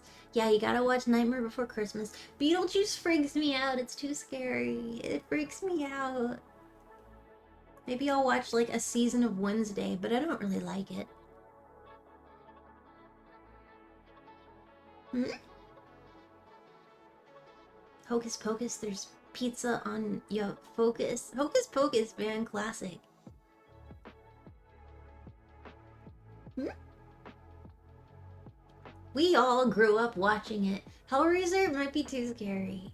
It might be too scary. Maybe I could watch Cabin in the Woods is kind of spooky too.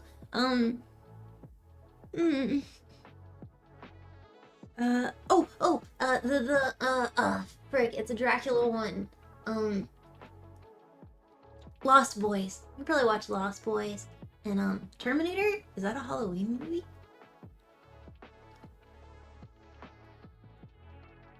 Silent Hill? No, that's too scary. There's a new Hocus Pocus?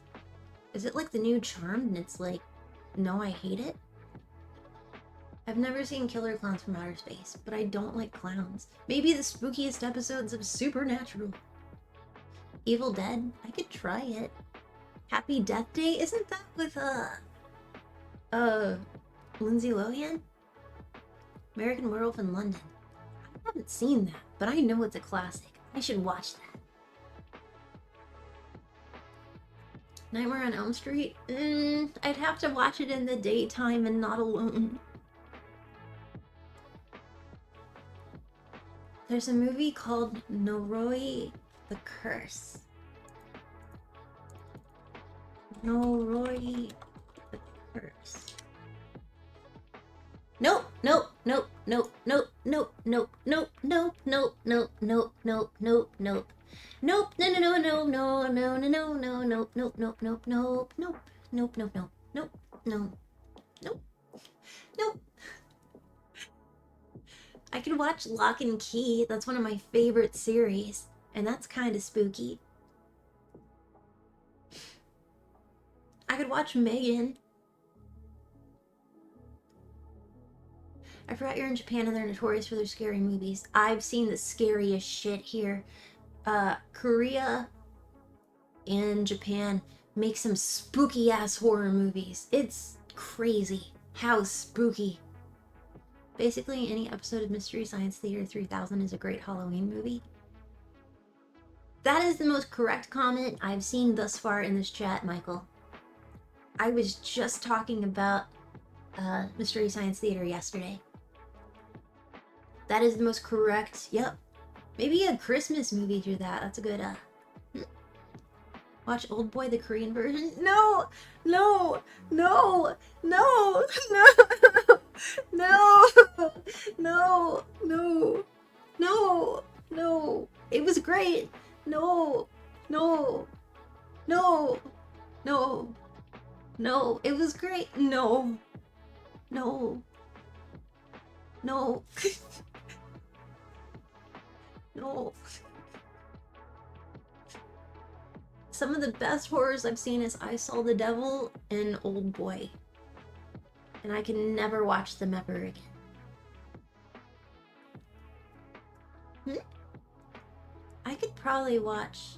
Actually, I did watch a horror. I did, and I didn't die. I did watch a horror. It was on Netflix, and it was all these peeps in high school, and they, there were zombies. It was a zombie, shit, what was it called? It was good. I watched it all. I don't know how I did it. I did it. Shit, it's a zombie movie, show. Shit. I just watched it. Warm Bodies? That's what that one dude. I didn't really like Warm Bodies. No, not iZombie. I didn't really like iZombie. High School of the Dead? Zombie show.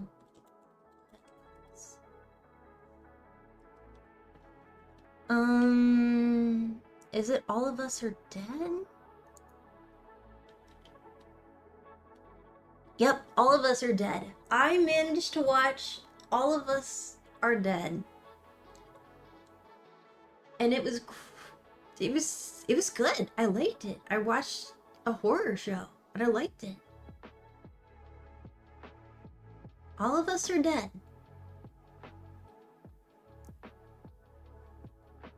Yeah. I don't know, like when I read the title, it made me think of like something old, like John Tucker Must Die or something. Sweet Home? Nope, nope, nope, nope, nope, nope, nope, nope, nope, nope, nope, nope, nope. Train to Busan is a little too stressful. There's another show I watched that I liked, surprisingly, but it was spooky. It was spooky. Was it Sweet Home? No, it was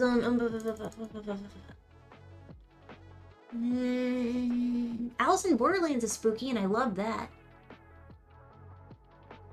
Was it Sweet Home?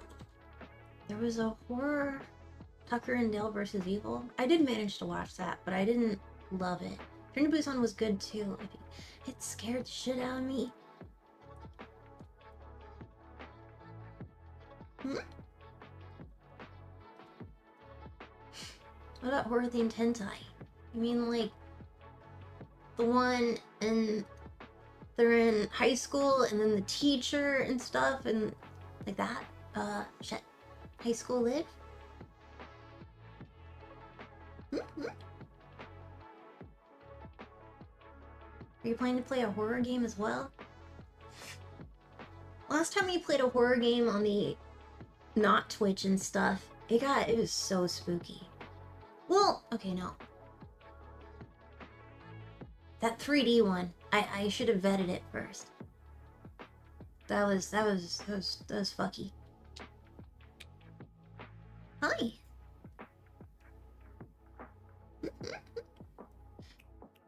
Fuck, what was it called? There is another one that I watched that was on Netflix, and it was this one dude, and he's in his apartment complex and stuff, and he's going from like room to room, like helping save people, and there's like monsters out of there. He's in his apartment.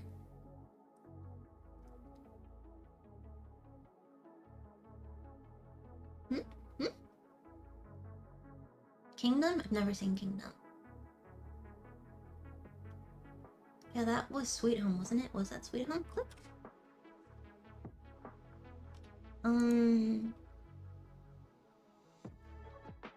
Yeah, okay. No, I did see Sweet Home. It took me a long time, though. Yeah, no, I did watch Sweet Home.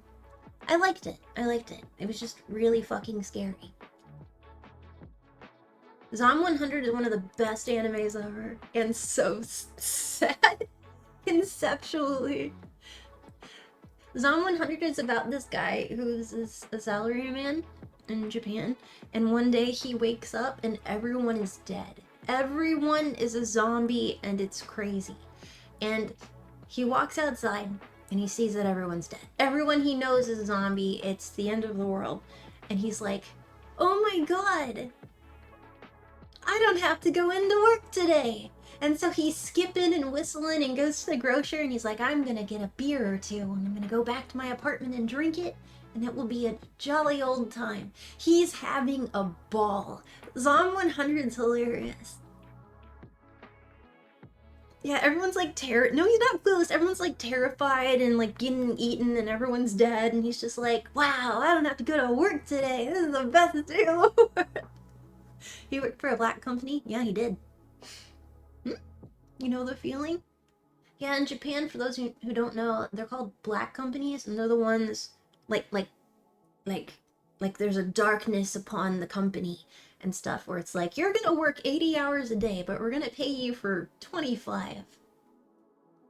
That kind. He's just a chill guy. It was so funny. Shaun of the Dead was scary, but I watched it a few times.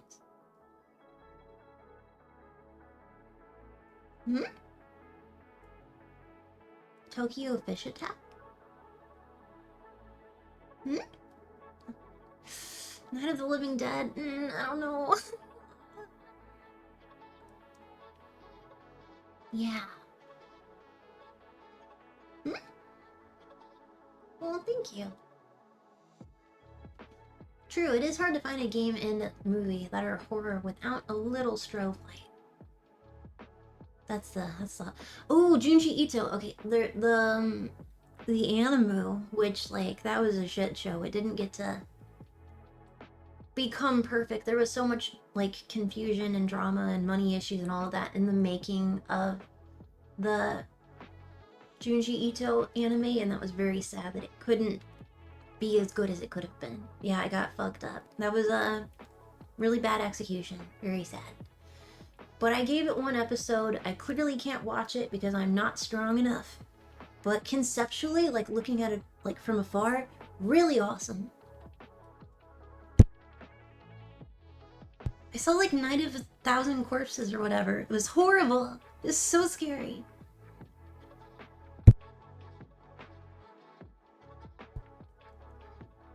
You thought they did a good job? I mean, I talked to a metric a shit ton of people, and I watched some commentary about how, like, it petered out towards the end, like, not having enough budget, and, like, just... Did you hear your mic? No, I'm pausing when I cough. I hear that it was a great start, and that it petered out. But if you loved it, that's fantastic. Good.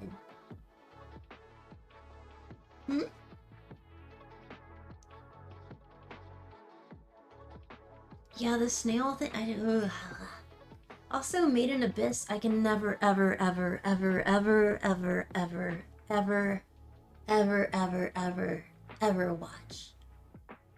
I got like 7 episodes in. Nope. Nope, nope, nope. Nope. Nope. Not strong enough. Aw. Thank you so much, Afro. That's funny. Not a fan of body horror?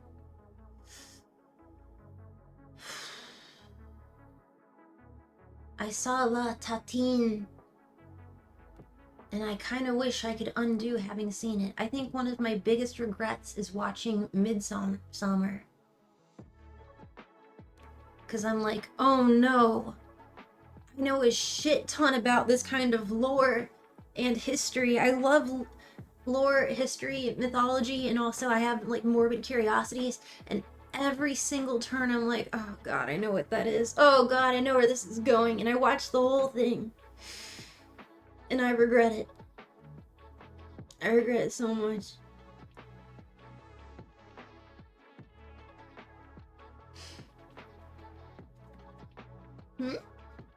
Body horror is so much, I can't. It was kind of funny though. Midsummer? How the fuck did you make that funny in your head? No Parasite? No! What I am gonna do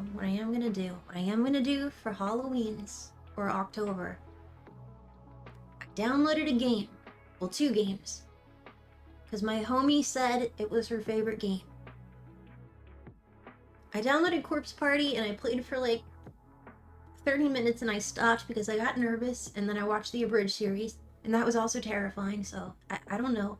But I downloaded a second thing, and it's famous. It's called Saya no Uta, and I'm gonna do it. Apparently it's a classic. I'm gonna do it.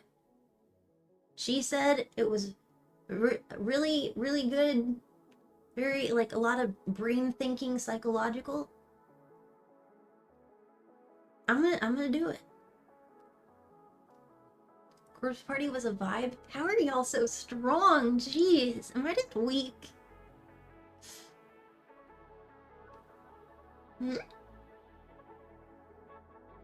you ever prefer to not watch lewds of TV shows you are not currently watching? It's so often that I found the lewd and didn't know it was a normal show. Mimi, I swear to God. That's worse than Corpse Party. Ugh.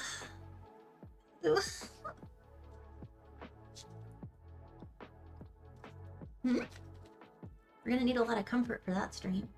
Can I play that on stream? I don't think I can. I must have strength. I must be strong. Some people are just weak to horror. I mean, I tried to acclimate myself. I can listen to, um, Creepcast. I've listened to a lot of Creepcast.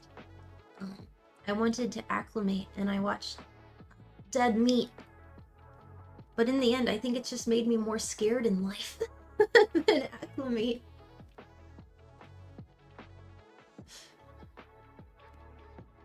Mm.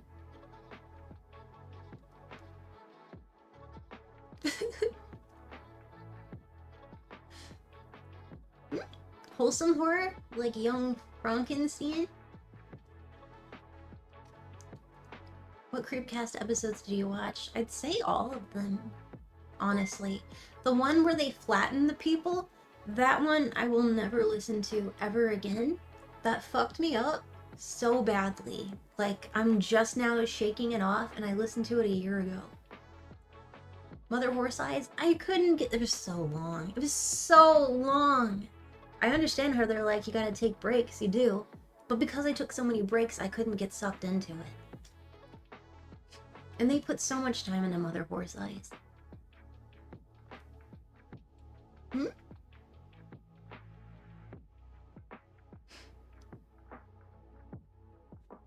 I'd say for Creepcast, my favorite episodes were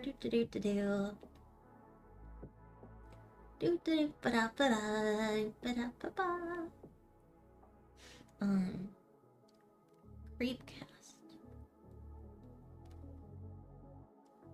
Some of their jokes I don't care for, but it's kind of few and far between. They have a really good rapport of Papa Meat and Windigoon.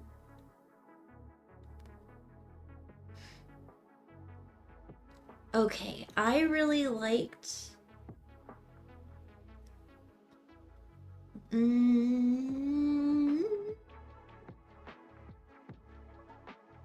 Where's the... I really like the left-right game, and I really like... Baraska was so much. Baraska was so much. It was well written, but Jesus Christ, that was too much. I liked Spire in the Woods. Oh, the Winnie the Pooh one. I really like that one. I like the one where the guy, like, took that medicine and then he was like time was fucked up for him, and so like he lived for like 1,000 years or whatever, but it'd only been a week. I like the joke that Papa Meat is actually dead and all those are pre-recorded. That's not true? Blood and Honey, that's what it was? I liked... I didn't like the Stuck Aboard the Abandoned Ship. I couldn't get into it. Pigeons Aren't Real is pretty good, but...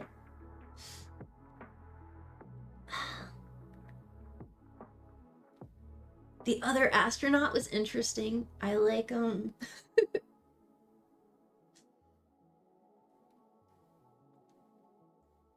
Okay, here it is. There's that one where the person is like time dilation is fucked up. If you're ever at Glenmont Metro, please pew pew me. Oh my god, now I'm doing that YouTuber thing. Please shoot me. That's what it says. Wow. I don't want to fall into that.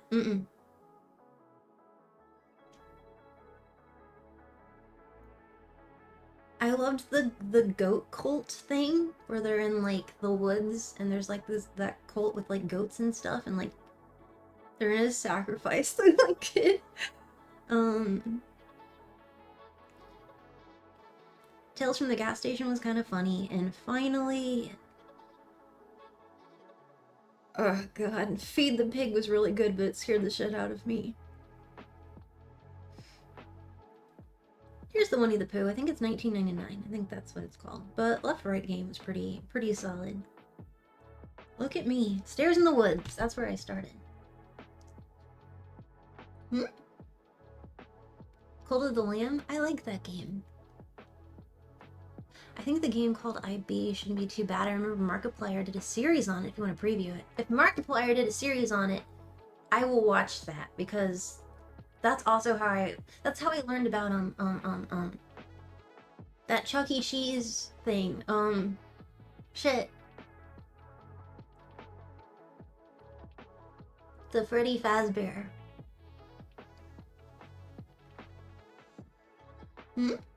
Five Nights at Freddy's, yes. My FNAF experience is Markiplier. But yeah, I've listened to a lot of horror. I have. As of like the past 2 years. And I'm scared all the time. I'm scared. I leave lights on in like my bathroom and so I'm scared all the time. I lock everything. Why do I keep listening to Creepcast? Why? You did not find FNAF from Prawn first? No, I did. I didn't know. I thought it was like I saw this fan-made one of Chica and her bib said, "Let's eat cock." I didn't know what it was from. I'm like, it kind of looks like Chuck E. Cheese. And then I learned from Markiplier that it's a game. God damn it. What? I have eyes! But I can't play it because it's too flashy.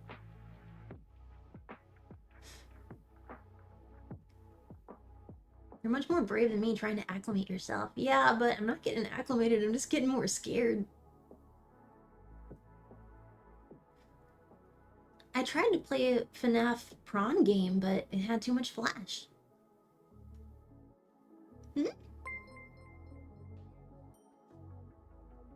If you want background noise, you put on Markiplier's FNAF playlist. That's a pretty good call.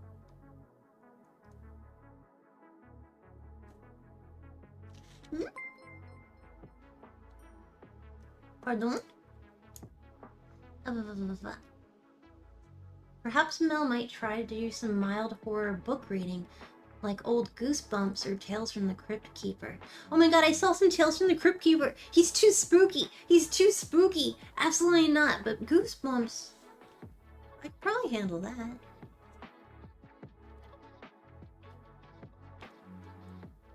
Why did the Sonic one scare me so much? That's so stupid. I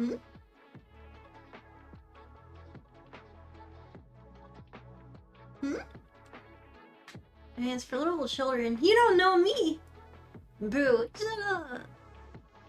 Goosebumps gave you nightmares for a kid? I think that was par for the course. Sonic EXE? Yeah, that freaked me out. Mel out spooked herself. That does happen.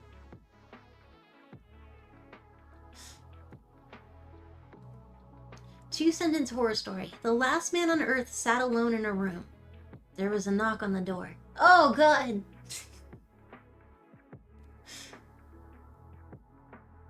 Slenderman, like, all the I mean, I get spooked, man. But then again, I guess I did grow up with Twilight Zone. I don't know, I just always liked mystery. Ooh! Are you afraid of the dark? Nope, nope, nope, nope, nope, nope, nope, nope, nope, nope.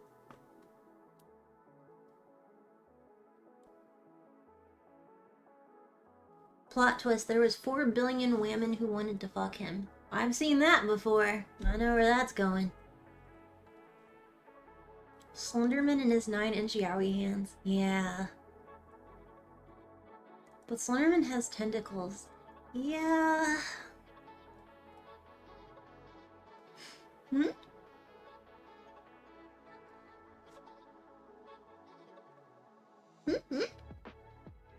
Tumor, 69 months of Mel still listening to Creepcast and being a masochist. Anyway, happy to be here. How's the weather? The weather is actually good.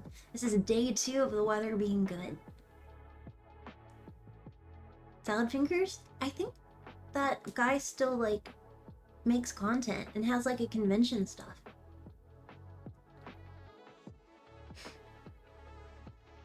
Mel, from what I can tell, you like more thriller than horror. Really? Is that what that means? I can't watch Final Destination. I really liked Red Eye and Cellular. I like thriller-based cell phone movies.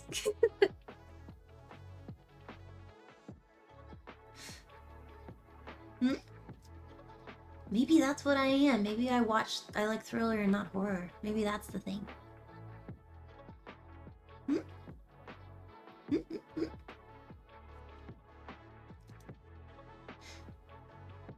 Final Destination is more of a comedy. But it's so scary. But I can see how that is comedy. But it's so scary. That cyberpunk thriller you might like called Upgrade by the guys who did Saw. Upgrade was by the guys who did Saw? Oh, I was thinking Upload. Where that guy's like uploaded. It was like an Amazon one. Maybe psychological horror is your jam? Psychological in general is my jam. It's weird that I didn't really get into Psychopaths. Blair Witch? No, spooky! Spooky! Spooky! Spooky! Spooky! Spooky! Spooky! Spooky! Spooky! Spooky! Spooky! No! No! Spooky! No! No! No! No spooky! No!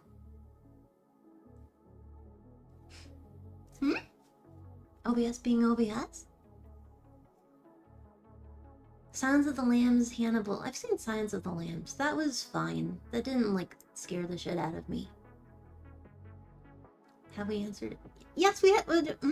Perfect Blue. Never again, never again, never again, never again, never again, never again. No Perfect Blue, no Paprika. No, never again. Nope.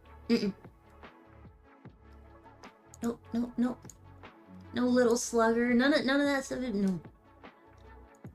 Thank you, Riku. All the head pats were adorable and cute and brave. Hentai VTuber. Oh, thank you, Riku.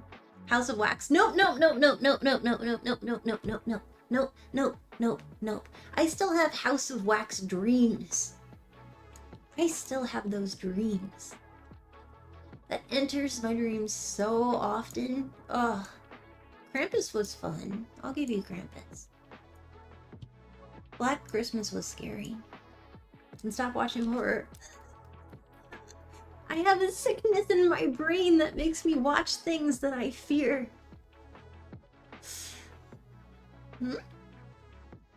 You people in your Locktober.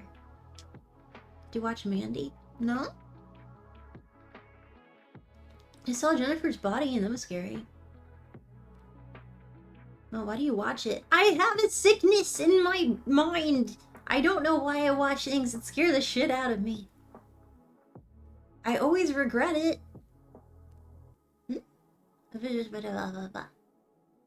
God damn it, Frost.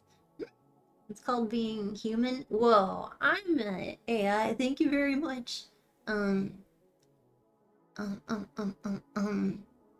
Self-torture was with... Am I such a masochist? Why? Why do I do these things? Yes. Oh. No, Cabin in the Woods is spooky. But it's cool how they first did that in Buffy and then, like, focused on an entire movie about, like, one Buffy arc, which is pretty cool. Joss had it in his pocket for like 15 years and then eventually made it. With bad movies? Oh, I love bad movies. I love bad horror movies. That I love. Bad horror movies. I've said it a million times. I love Drag Me to Hell. But like, through Mystery Science Theater. Love it. Love it with Mystery Science Theater. Wolf Cop? That sounds amazing.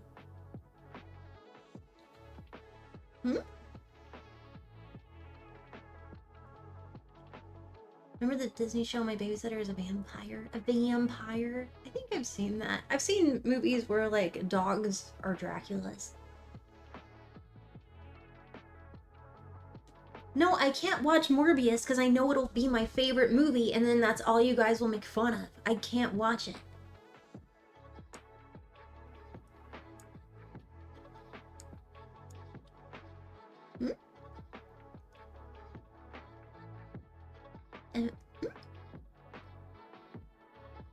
SCP stuff? I think I'm an SCP, aren't I? I think I'm on there. Marvel zombies? It's so hard for me to get into the Marvel Cinematic Universe. It is. Hereditary? No, no, no, no, no, no, no, no, no, no, no, no, no, no.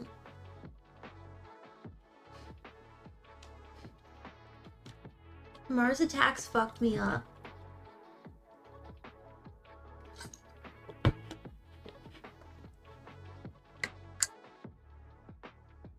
Insidious? No.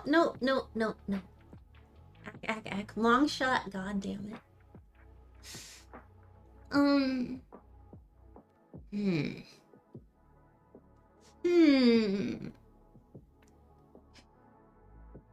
These are some good ass questions.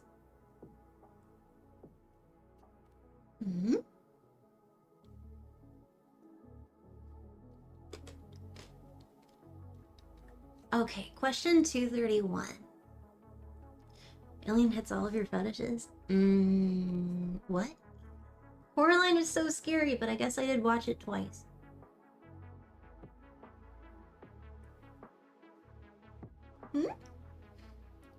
Eight-Legged Freaks? I did watch that. I regret that. That's a regret. I was quite small. Speaking of good-ass questions, how is yours going? Okay.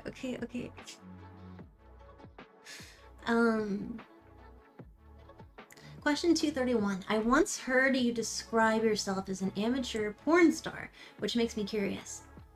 To you, what is the difference between an amateur and professional porn? In my perspective, amateur porn is like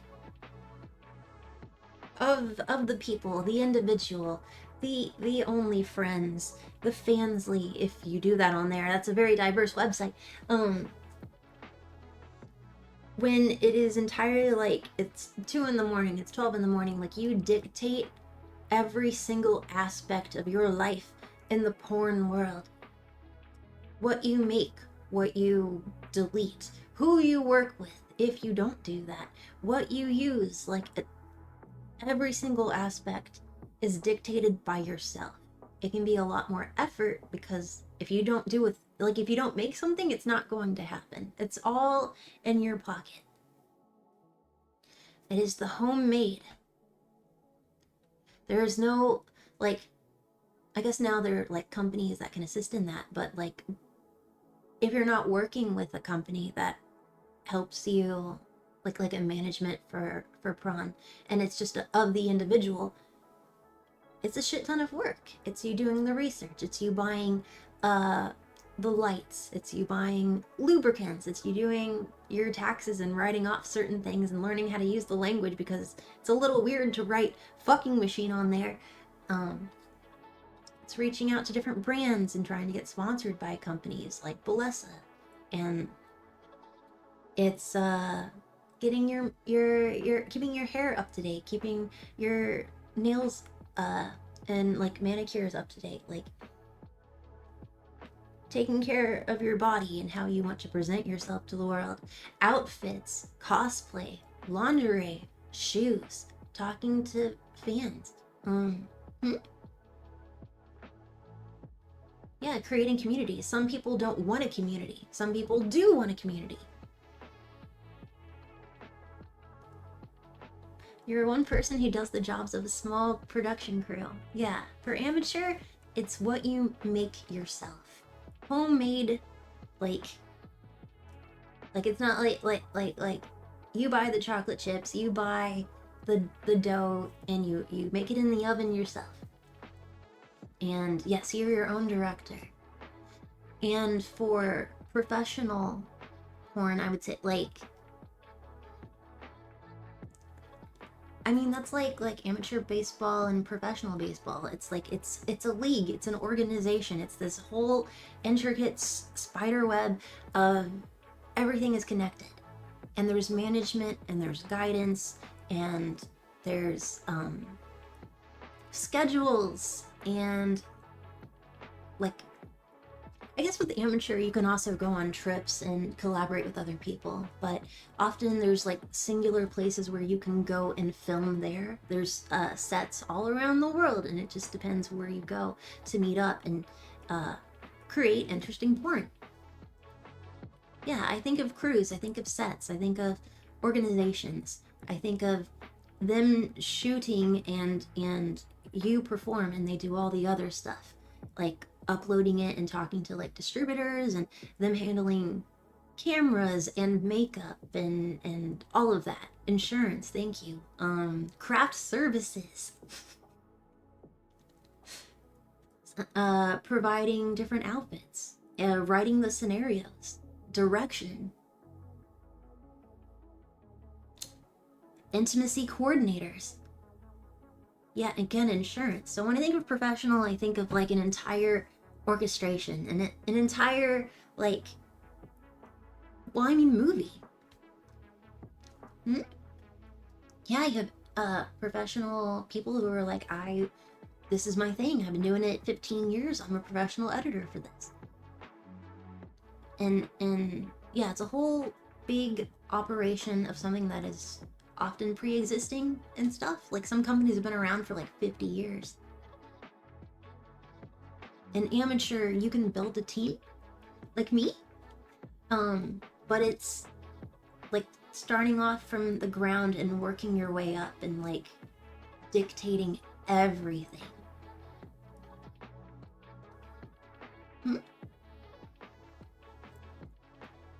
But yeah, that's how I see the difference.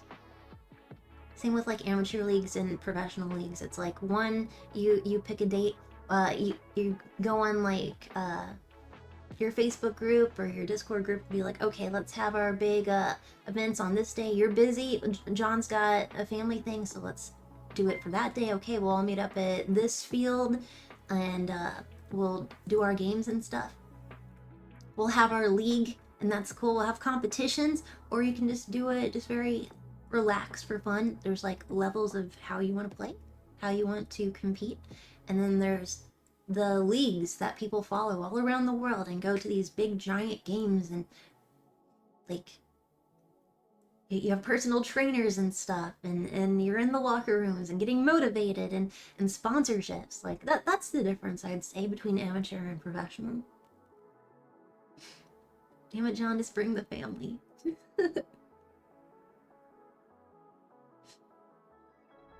Evening. Yeah, that's what I would say.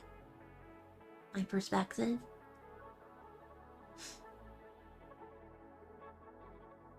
Amateur porn's pretty hot. Oh, well, I'm a big fan too.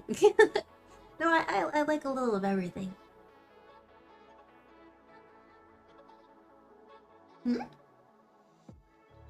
Are there words for amateur? Why, yes, they are. There are. I won an award. I mean, technically speaking, like, LewdTuber of the Year, that's amateur. But, in the very beginning, on the moon, my first platform, I won Creative Visionary, and they sent me this big, hot pink, trophy, and I love it dearly. If it ever breaks, my heart will shatter into a million pieces. What shape is the trophy? A C, like the website name. Don't break it, I know. Still remember the first stream? Oh god. I mean, even now I'm scuffed, but... Oh man, it's so scuffy. And also I was trying to be sultry because it's like, this is prawn, I'm gonna be sultry, and it's like, I could only hold it up for a little bit.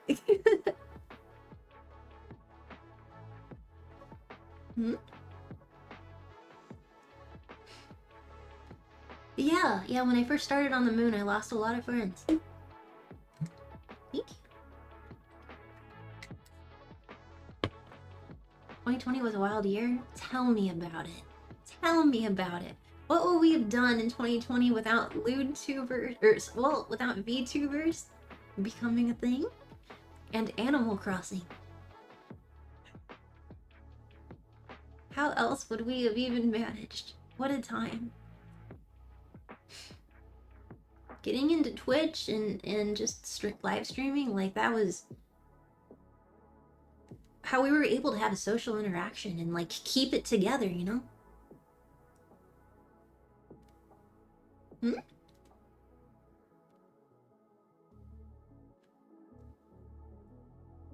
Always gotta remember where you started? Of course. I'm thankful every goddamn day. Life works in mysterious ways, I suppose so. 5 years, you're right, that's... Man. Hmm? I see. I'm thankful for you. We're thankful for you here too. I'm thankful for y'all here too. Hmm? I think I'm gonna get more water. You gained a lot more friends, so whatever loss you incurred 5 years ago probably made up. That is true. I met a lot of wonderful people. Hmm? Yeah, you guys are pretty chill. You know, I would say. I like everyone's perspective of how they do streams and stuff, especially in Prawn World, is different. I like the idea of community. I think that's the coolest fucking thing ever.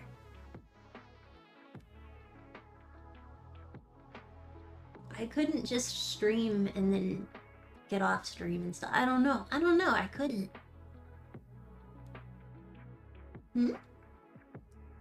Couldn't do. Life would be less fun. You're just here for 10. You're rude! Because we're all in this together. Cue High School Musical. Welcome.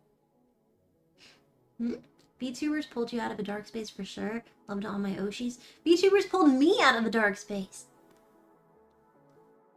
I'm glad I could help.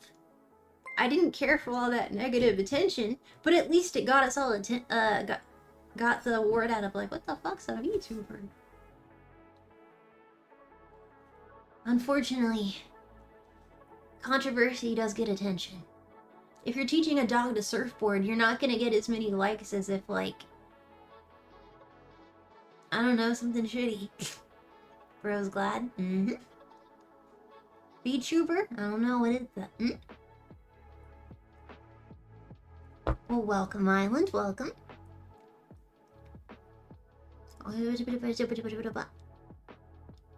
Your acceptance speech was great. I was actually told that at the meet and greet, like at Vexpo. I don't know, I just like I got really fucking emotional. I cried, which was pretty atypical of me to like cry at a meet and greet. I don't know, it got me. Got me.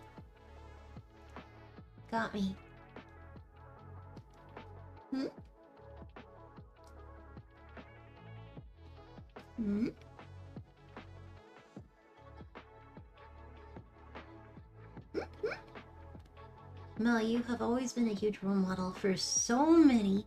I've always loved your vibe through many years and different accounts. Thank you, that's really nice. Thank you! Fuck.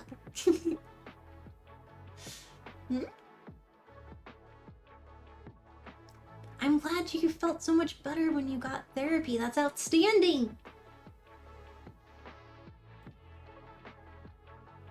That's outstanding. I remember you panicking and using Spanish expletives during that speech. Oh my god, you're right. So nervous. It makes you more human than AI, homie. How dare you!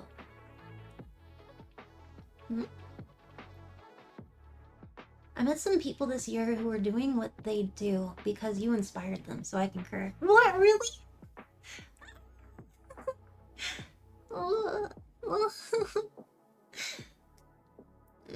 I'm getting water. This is making me emotional. How dare you? How dare you? This is getting me emotional. That's right. A few people came out to me. I'm happy that you're living your truth. That's wonderful.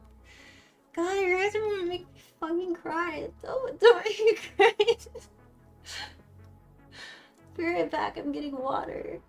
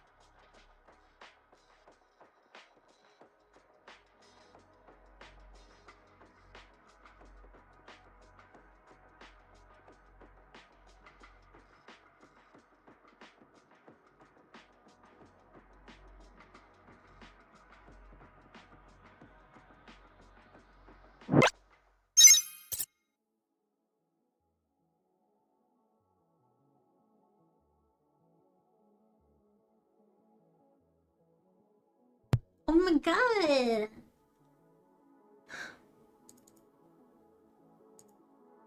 I come back and we're in a hype train? Bro, 35% off! Five gifted subs and for this season of September. Thank you so much, y'all. We're in a, oh my god! Bro, 2,500? That is the monthly goal. Holy shit, you guys hit the monthly sub goal. Oh my god. Thank you so much. Oh shit, we're in a hype train. Yay! Thank you so much. She's back. Quick, hide the orgy buffet. No, give me orgy, please. You're so mean. Thank you so much. Thank you. Melvin. It's written in leet, sorry. Huh?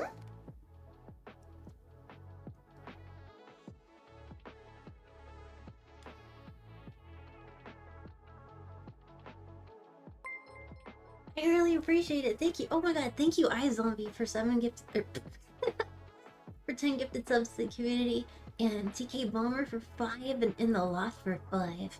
Melvin for 7. Speedweep 1. Like, again, Serious TV. Thank you guys so much.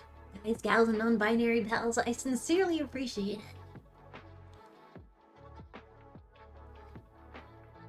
Thank you, Twitchlings. And over on Fansly, y'all work your magic, Twitch chat. Y'all are also fucking outstanding. Thank you for donating towards the leaderboard. Thank you. That's a lot of water. Well, I had to pee too. I know, I can't pick a lane. I'm being emotional because of us. Yeah, it's your fault. It's your fault.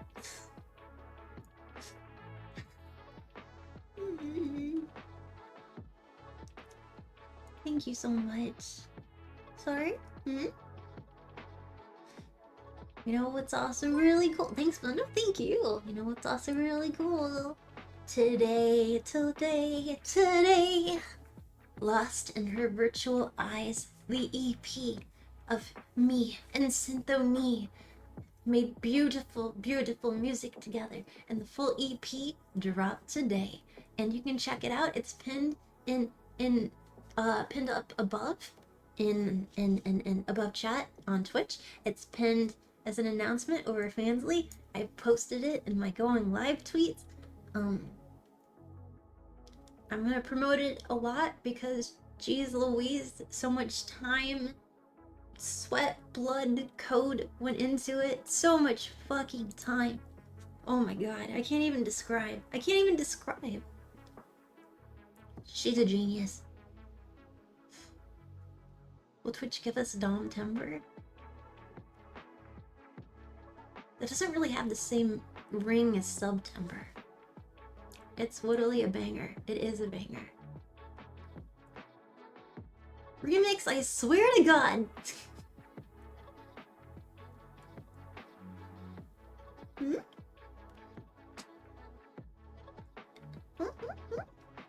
Let's up those numbers. I mean, literally, also, in the contest on Fansly, that was different this morning too. We were in the 80s, and now right now,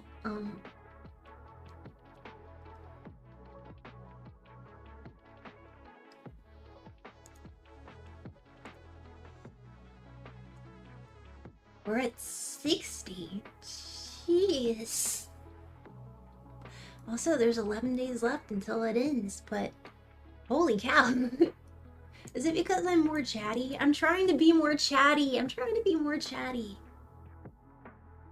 Be more present. Things are a lot different now that it's, the after instead of the before. Yeah.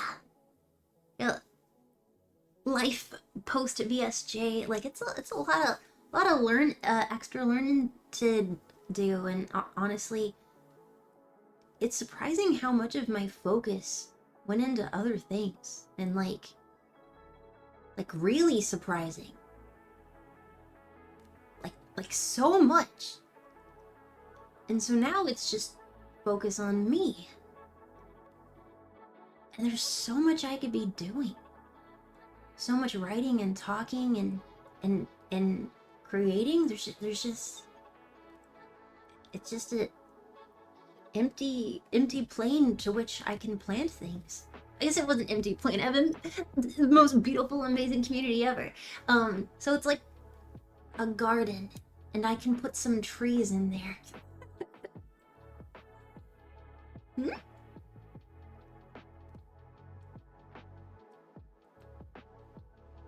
It was a hell of a ride. There was ups, there was downs. The end was not great. But all the people I got to meet, they were wonderful experiences. And at the end of the day, no matter what, like in life, I try to be grateful for the good times, the positive things. The positive things. And now I'm really focusing on the me.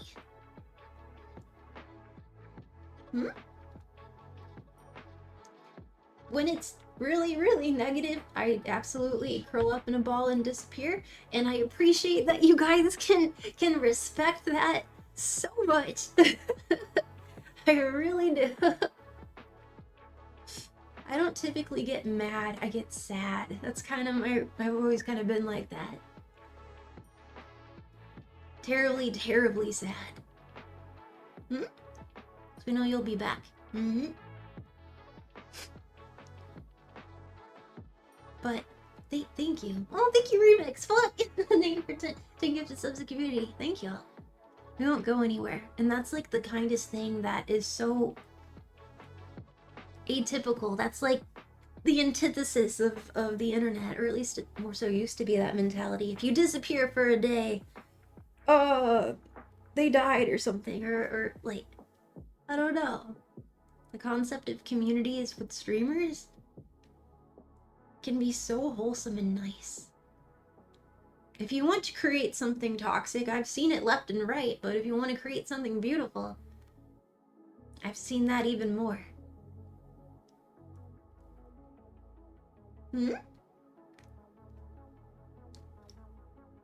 Aww. But yeah, really putting my hat in the ring or whatever the fuck. I actually don't know where that stems from, the etymology, but yeah, man. Yeah. I want to make a lot more content. I want to create, and I want to be, yeah, much more present. And I now have like a good setup. I have like my team is good and strong and beautiful and inspiring.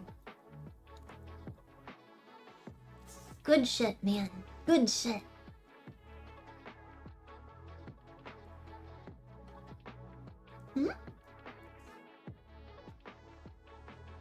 You are my sex spirit educator? What? And I will always wander back here. Love human sexuality, and you're about the only person I know in this space that talks about it.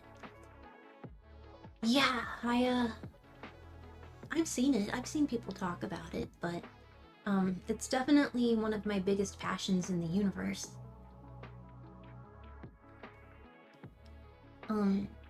Yeah, again, after BSJ, this has been a very costly year, especially coming over here.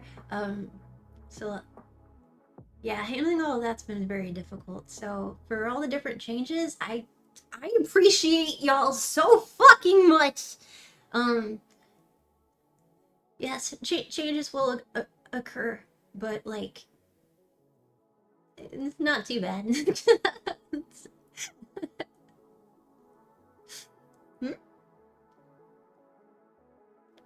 Man, there's so much stuff I want to do, and I can focus on just me.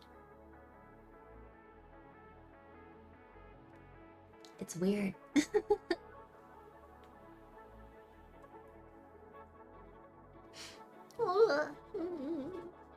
I wanna do like memes and stuff, and I wanna be present, and I don't know, there's just so much. I did a meme this morning. It was the boob meme. I don't know why it excited me.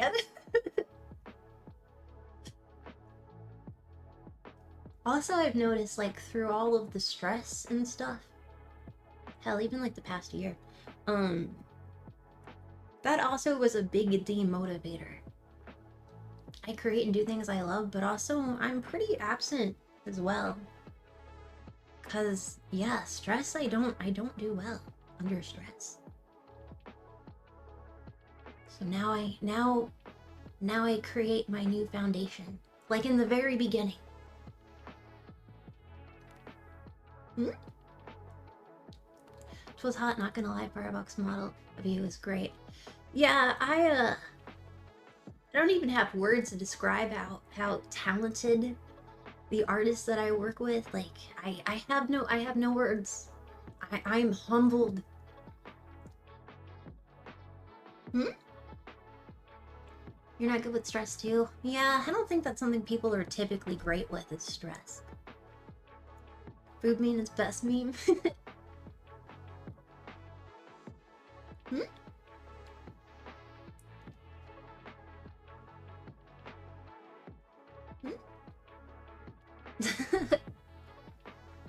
Indeedly. But y'all have definitely rolled with me through the punches.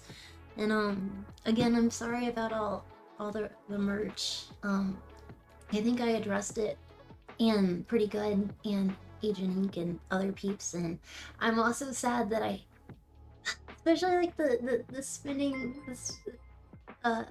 the spinning like rabbit Miku style standy, but there's so much fun stuff, and yeah, if I recreate certain things, I need to change it a little bit. So I'm thinking it's not your fault. Even still, I hate inconveniencing you guys. Like I'm not kicking in your door and making you make a purchase. Like that's just out of the kindness of your heart, and so I feel bad. So again, discussing with your bank is probably the best approach. I feel bad. I feel bad. I'm sorry. You can't wait for the new merch? I can't either. My little plushy prototype. She's really cute. Don't feel bad, you're fine. I will always feel bad about any inconvenience. Is there another release plan for Apatapa? Who's to say, PhD? Who's to say, really? Stop apologizing. Never ever. Stop stressing don't stress yourself trying to be perfect or better. It took a long time that I'm like, I shot for perfection. I've never achieved anything close to perfection, so I don't know why I kept shooting for that. But I think in the past year or so, I finally accepted, like, perfection is the murderer of progress, or something like that. Like, I don't want to think like, ooh, be perfect. I just want to have fun. That's what I've always wanted. I just want to have fun. And same for y'all. Gothmail will kill you? I'm sorry.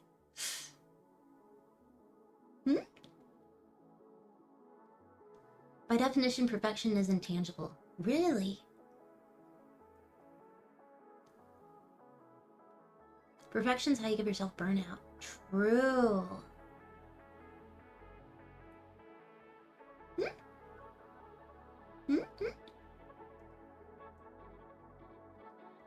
Yeah, I just need to do mindfulness meditation too.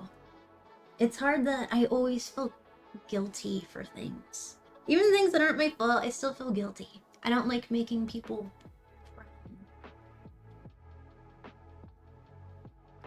frown.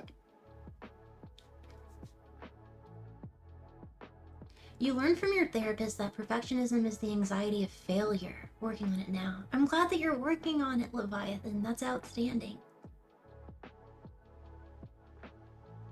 Alexa, play Perfection Can't Please Me. I hope I can please. Nothing.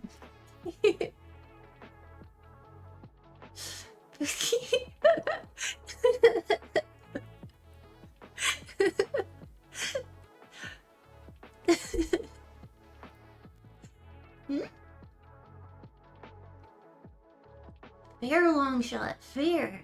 No, go on. Nope. But, yeah. That's one of the things I'm so freaking thankful for, is having one of the coolest communities. And it's like, the VTuber streamer world can be really weird. I mean, we call the people that illustrate our bodies like our moms and dads and stuff. Like, we're a weird concept. We're weird. We're weird and goofy, but it's like fun and nerdy. And I think with our weirdness, damn, where was I going with this? Where was I going? Basically, like, perfectionism isn't necessary because from the baseline, I feel free. Like, I don't have to, what's typically more common in the world, if someone finds like, oh, you did a porn thing? Oh, that's, like, no one can find out. Oh, God. And I think with me starting out, like, here's my porn, look at it.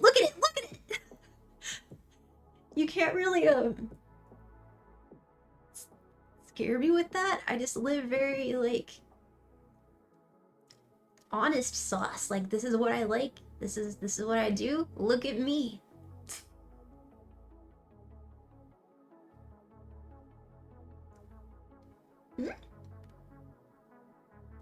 Look at me. Yeah.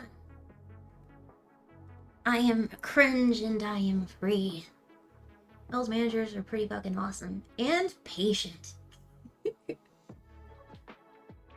Would you rate a guy in Victoria's Secret panties? I would be mad because you didn't send them to me. They are my favorite kind of panty. Why would you show off that you have them when you could have given them to me? I'm so upset.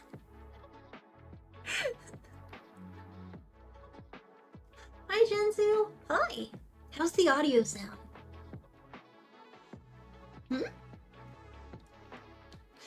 I missed the time when I found you, but am really proud how you have grown over that time. Love you so much, stay awesome. I'm awesome!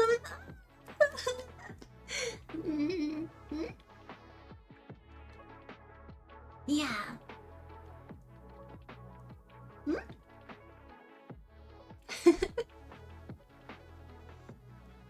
True, we all have not all. Most of our community have the shared trait of liking hentai. It is nice to have that shared trait. Most of us, not all of us. Some of us think it's just funny, which it is, and others are indifferent. Or they ignore that fact and only watch on Twitch. Or YouTube. When I found out that everyone didn't like hentai in my Discord, I was so freaking happy. I went and I told my mom and she's like, what's hentai? After she found out.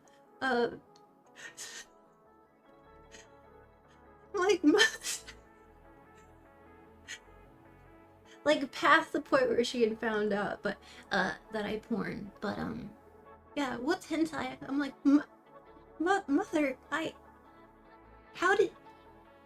explain that what do you think I do?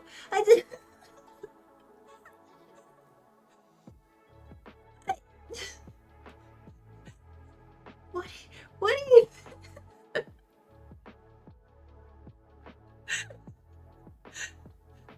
I'm not making pottery. I don't...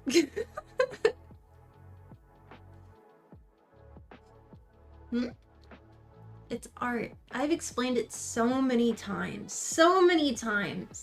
And she'll be like, oh, the cartoon, when cartoons are naked. I'm like, yeah, and she's like, you've always liked cartoons. Are you still into that? I said, Mom, what are you talking about? Are you still into that? What? I know one day, like, she's gonna be 95 and she's gonna be like real honest about everything and stuff. And I'm gonna be like, Mom, have you been fucking with me forever? And I know she's gonna say yes. I know it. Deep down inside, I know she's gonna say yes. I know it. I can see it in my heart. I know it. Yeah, she's not 95. Got him. I'm like 95% sure your mom has been gaslighting you the whole time. And what sucks is I don't know. I don't know. I was so excited about my hentai and stuff, and I was just describing it and stuff, and she's like, I don't know a single thing that you just said. And I'm like, so people like slimes and stuff. And she's like, I'm like, you know, like that goop stuff that you can, like the goopy stuff that people make, and you like squeeze it and stuff, like you used to, like you bought a ton for it when I was a microchip, like the squeezy stuff. And she's like, oh, and she's like, my friend's daughter does that. And I'm like, is it slime? She's like, yeah, she gets all this slime and she dresses sexy. And I'm like, Mom.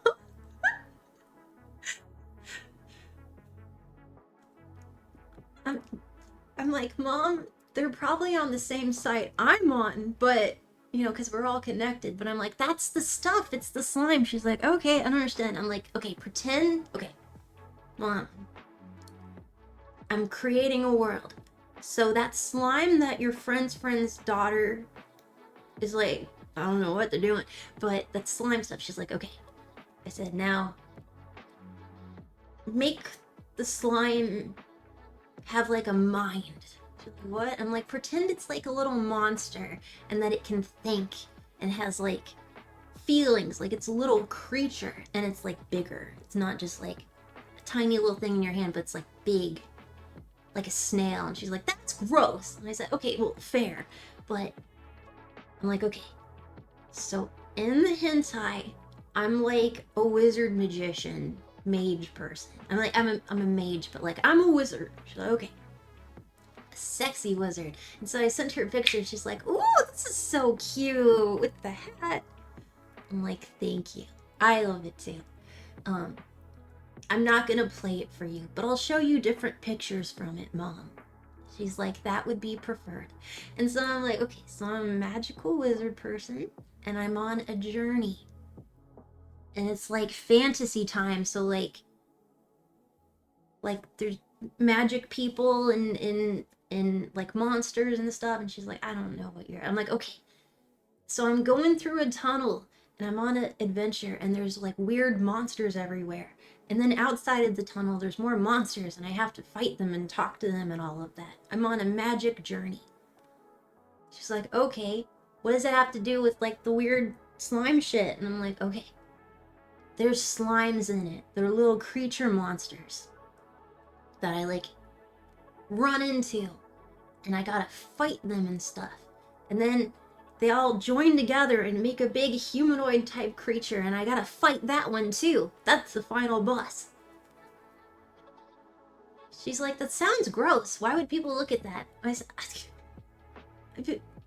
and I sent her a picture and she's like, oh, that's cute, because it looks like Rimuru from like my whatever is a slime. I never really watched that anime. I will eventually. Like My Life is a Slime, like the little cute little gumdrop creature. She's like, these are cute. And I'm like, yes.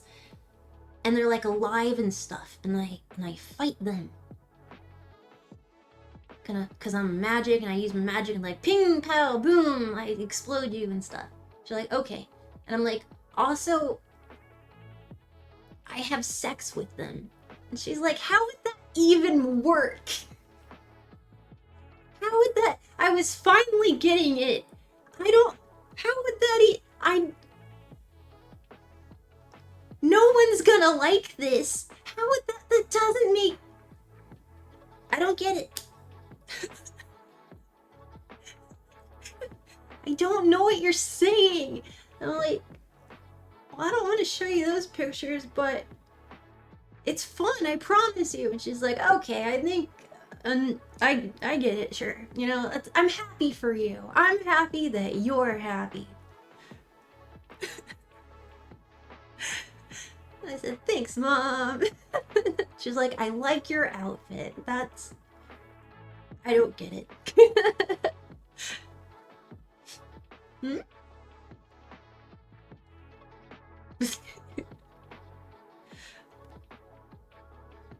Who would like that? That's a mom response right there. I'm happy that you're happy. That is a mom response. Absolutely. Hmm? Yeah, that time I got reincarnated as a slime. That's the name of it. Thank you. That sounds like your mom. My mom's cool. My mom's cool. Like, after she coped with dealing that I do sexual stuff, just supportive. Just very, very supportive. My bro, too. He's like, I hope I never run into anything that is yours. And I said, I agree, brother. But I agree. I hope you never do either.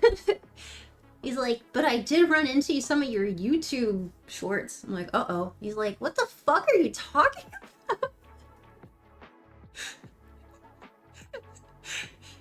You say really weird shit. I said, yeah, and he's like, whatever, man, I don't know.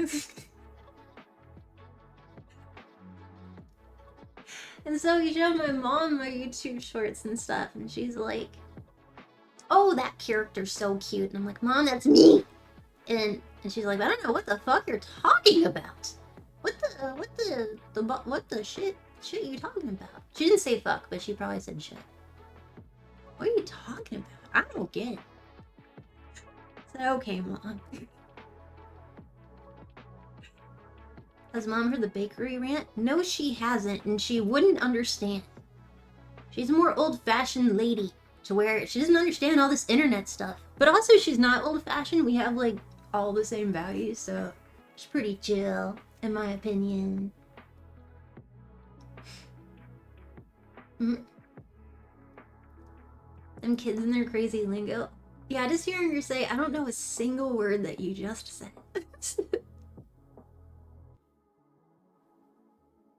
Hmm?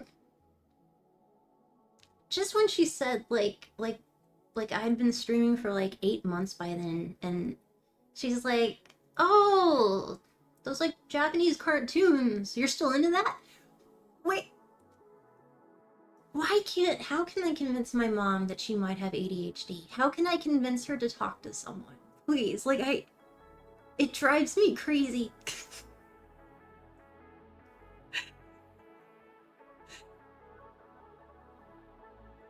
Hmm?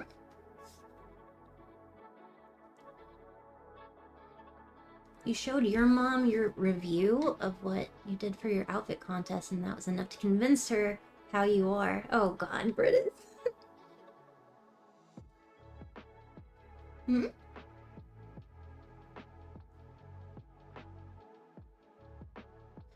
I wonder if your mom will drop the act once you stop being tolerant of it? What do you mean? My mom's pretty laid back. I don't think she's humoring me. I think she thinks if I'm happy that she's happy. I think she's pretty chill. You're still scared to tell your dad you like VTubers? I mean, don't do anything you're not comfortable with. You can do a stream where you introduce your mom to other VTubers. So, I thought about it, and I even planned on doing it. But I can't do it because she kept like we did like a practice stream together. And she kept like referencing my name and location and then saying, oh, sorry, oh, sorry. Because she's like reflecting on stories and she's like, oh, sorry. I'm like, Mom, I don't think this is gonna work. Oh, sorry.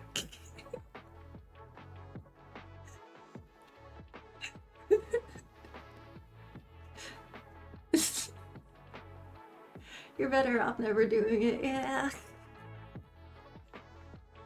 Dang it, Mom. Hmm? Your editor needing a whole ass brain. I am looking for YouTube editors. I am. I usually am, especially when it comes to artists too with working. I like a lot of like mixing it up and working with different people. I'm sure you've noticed over the years and stuff, like I work with a lot of different people. There's nothing more fun and like thank you guys so much for giving me the opportunity to afford to work with so many different interesting people. Like bro, it's so fun. I love that. Thank you for this opportunity. It's like, I get to like give money to cool artists all over the place, and also I get to see what they create with me on it, and like, and I get to work with them, and I feel like a cool director, and it's just really neato. And I get to give like promote them and their names out there, like getting them out there, and that's cool. Hmm? You're fine. Hmm.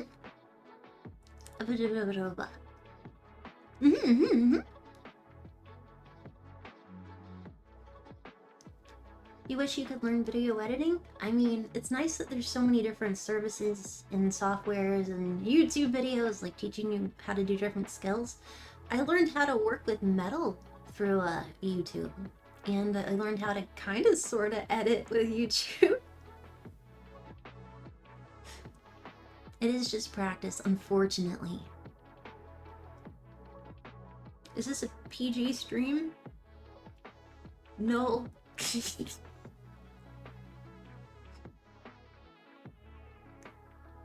Doing AMVs? Hmm? You've learned all your editing skill due to making memes for the last decade. Hey, you know, and you've probably had a blast doing it.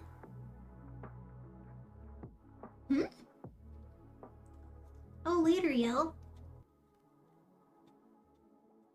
Whoever thought this was a PG stream, I hate to break it to you. Yeah.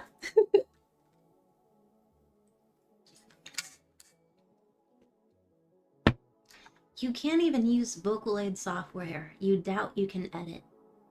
I mean, maybe you can't edit. But that doesn't mean that has to be your fate forever. You just gotta try. Gotta put yourself in the ring and try. And you're not gonna nail it the first time. And you're not gonna nail it the second time. And you're not gonna nail it the 40th time.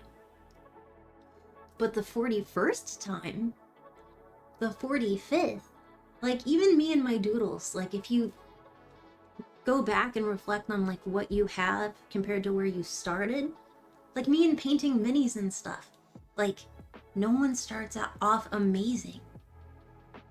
Humans are cooking in that stomach for like 9 months and stuff, and they're not like deer and they pop out and then they're walking and stuff and like breakdancing. Like it takes time and practice, unfortunately.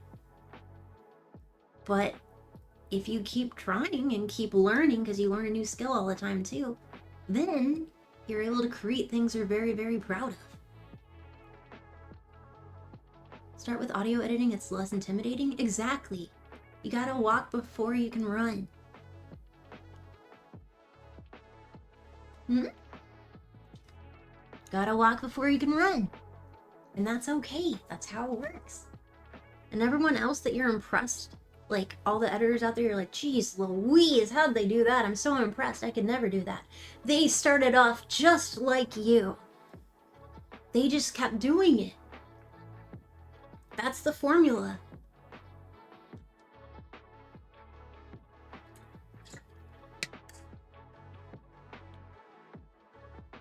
Hmm? That's great advice, GMP. Just keep making shit cease. So there's a few editors exactly like in this position, because you mentioned editing. GMP, like there's, or egg and stuff. There's a few people in chat. Oh, God, even some mods, like my amazing anniversary and birthday videos. Oh God. There are so many brilliant, awesome, talented people in here that a year ago, 2 years ago, 3 years ago, they're like, I'm not even gonna freaking try. Who kept making stuff.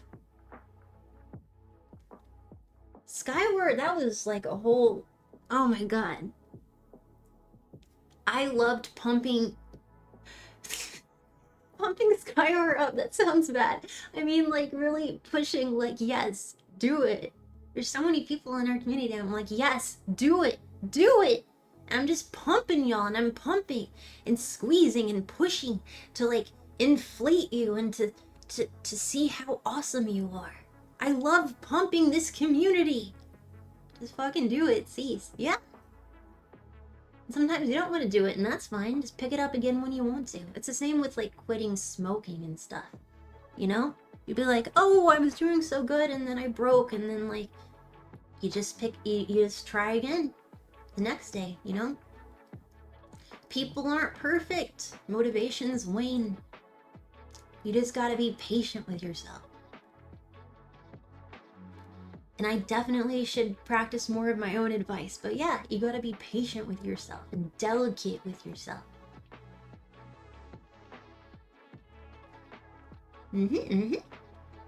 But yeah, you can like reach out to a few editors, even in these chats right now, and be like, hey, how did you feel about your work 6 months ago? There's Flapping Egg right there. True, my shit was terrible at first. Now it's a little bit less bad. I will admit, your stuff right now looks much different than months and months ago. And that's because you've been going ham. You create so much. Like so much. You've been going hard. That's a lot of practice. And that's why I agree. I think it looks very, very good. Very, very good. It pops on my timeline all the time. I'm like, oh, fuck yeah. What did you do now? What did you do now? Oh, God, malware. Oh, my. GMP pops up on my timeline all the time, too.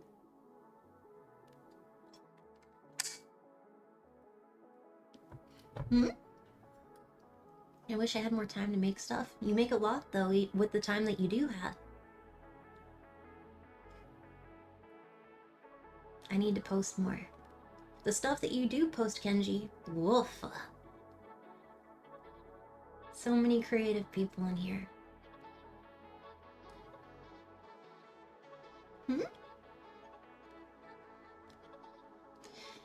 You kind of do the opposite, Oreo. Opposite situation. You think your work is awful when you're making it and don't see the strengths until later. I mean, that's what happened with the making of the most recent God of War. They were afraid to release it because they put so much of themselves into it and so much time, and then all they could see was the little flaws that they didn't want to like post it, and then it was the biggest hit ever. We're all our worst critics, honestly.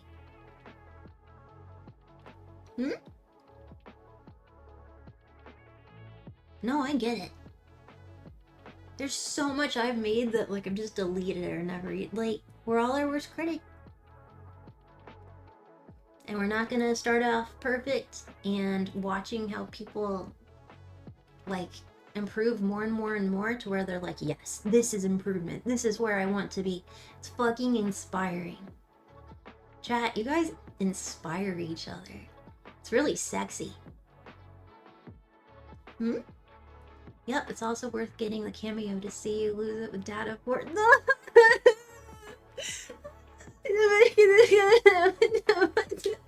Why did you do that? I was gonna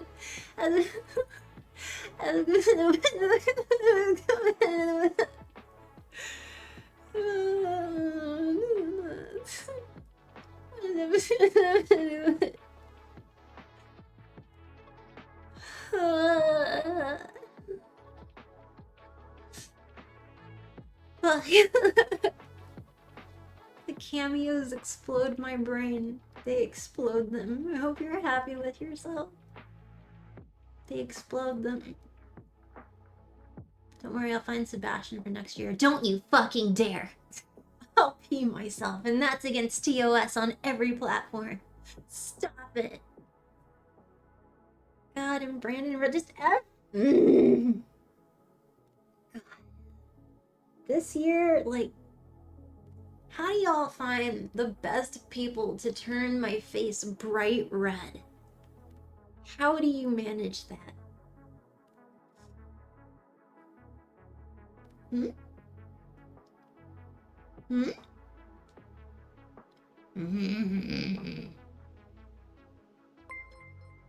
Oh, thank you again, iZombie. Thank you for 5 gifted subs to community. Thank you.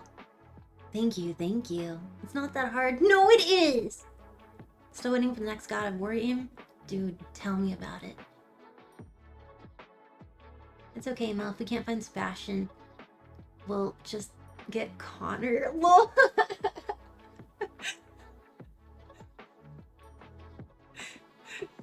Don't, because that would be weird. That would be weird. After getting to know him, I couldn't watch any of his like old accents are cool. I like accents, man. They confuse me. But yeah, don't like. I want a separation there. Don't cameo Connor. I want a separation there. That'd be kind of weird. Favorite accent? Oh god, I don't even know.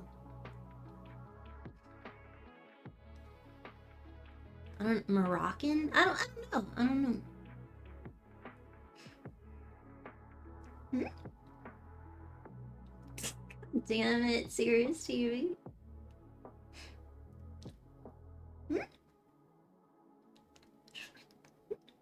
The trouble with so many voice actors is also being VTubers. I think that's awesome. I think that's so freaking cool. You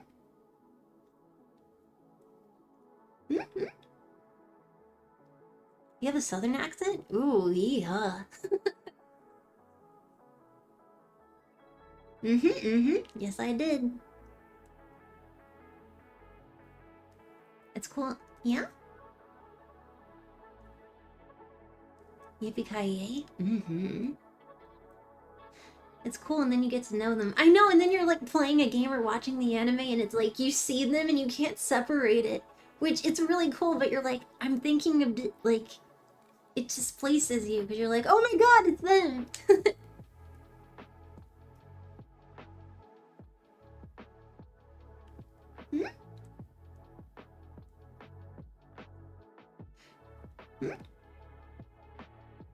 Fair. Ride it, cowgirl. Ride what? The waves of friendship? Absolutely.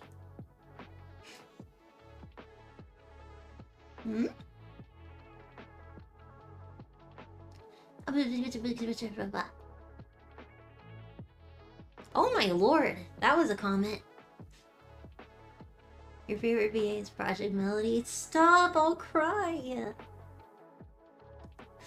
You used to work retail and would just change your accent when you got bored, which was often.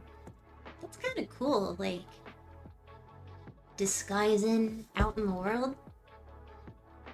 That sounds fun. You want more Mel tears? Your fetish is odd. You don't... What?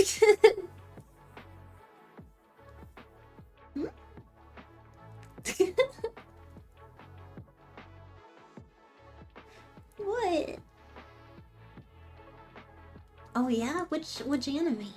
Or cartoon? What you feel? Wow, kink shaming.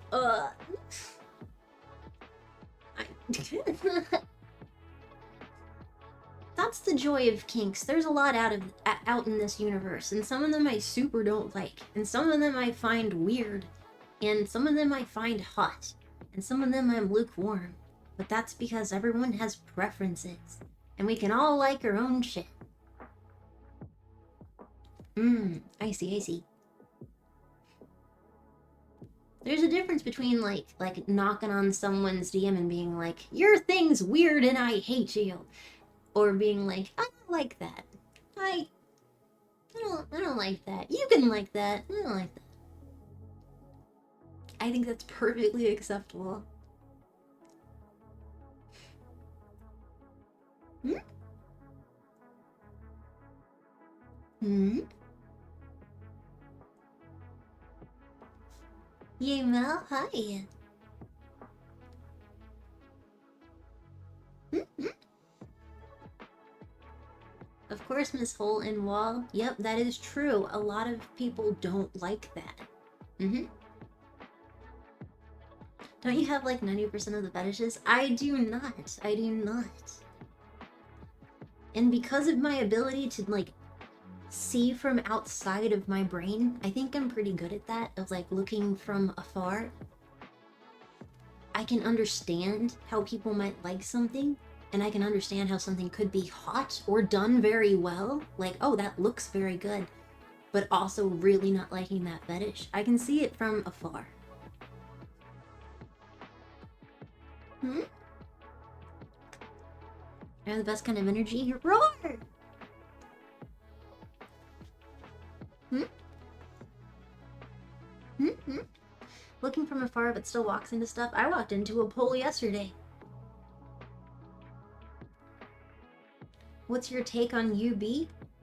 I'm a fan. I'm a fan. I was talking about that for D&D. I'm a fan. A lot of tags that I enjoy get coupled with other things that I don't like. Kind of like Uber Eats, how I think they do bundles in some places where it's like, oh, you got this salad, but you can bundle it with bubble tea as the stores are proximal. A lot of tags I like are bundled with other things I super don't like. So the like few times that I ended up like fapping to lizard porn, lizard people porn, like humanoid with like dudes with tails and stuff. Lizard people! God damn! I was looking for orc porn with orc monsters, and some of their henchmen were like lizard monsters. And so like that just got carried into it. Hmm? Mm-hmm. Yeah, I like bubble tea.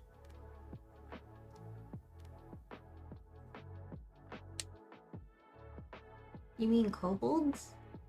Well, that's not a lizard. Mel can see why people like stuff but don't get... Sorry? Hmm? P likes to... Yeah, P ends up a lot. Gets coupled a lot with different stuff that I, You know, I like kink and stuff, and that gets coupled sometimes. I think the reason why is sometimes I really like the hentai and doujins where it's like, you know, you're like tied up in a bathroom or something on like a toilet, and then there's like a sign that it's like, enjoy, and then like gangbangs and stuff. But sometimes P is in the tags, and it's like, I don't think I'm gonna read this one because I don't like that. But things get coupled together. Hmm? Any kinks you don't like having? Being tied up in a bathroom and there's a gangbang. like dropout? Absolutely. Kinks I don't like having? I'd say half of them. Straightforward. Kobolds are lizards in Western media? I thought they were like werewolves. And more like wolf in Eastern media. Oh, I didn't know that. I'm learning so many things. Like kinks I wish I didn't have, there's plenty. I mean, hole in wall, that's just so oddly specific. I don't need that. That's just so oddly specific. Why can't I have just like 5? I can deal with 5. Like dominatrixes and stuff. Like, just like 5 simple things, you know? But no, it has to be so damn complicated. To where I'll waste like 8 hours looking for the specific things I like.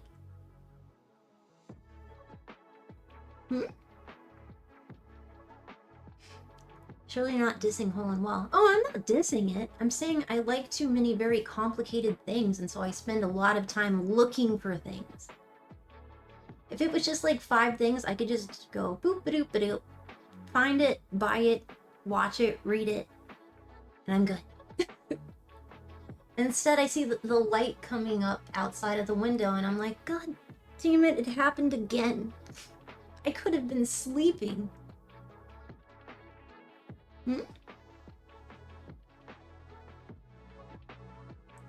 Oh yeah, I love my shibari. I wouldn't get rid of that. I love my shibari. I would stay in a lot of the BDSM world. The all-night kink tag. Yes, people do talk about Locktober. I have to decide how I feel about it. Me on page 453 of what? Sometimes you gotta find something new. Older shit just doesn't do it for you anymore. I am mixed because I'll have my bookmarks of things I go back to years and years later. Because like, I remember this. Shibari is top tier cuisine. Yeah, if I could like narrow it down to like 5 things, Shibari is absolutely on there. But no, I have to appreciate like at almost everything. I have like 60 kinks, I would say. Like roughly 60. It's scary, you know, I can't go for a nice little walk. I can't go for a nice little walk in the park because I just need to close my eyes and stuff because a kink can accidentally happen. Like, oh, I like the way the wind brushed that tree. Huh. Those leaves are very shapely. I wonder how I feel about dryads. Damn it. Every day is an opportunity. I have to be very careful.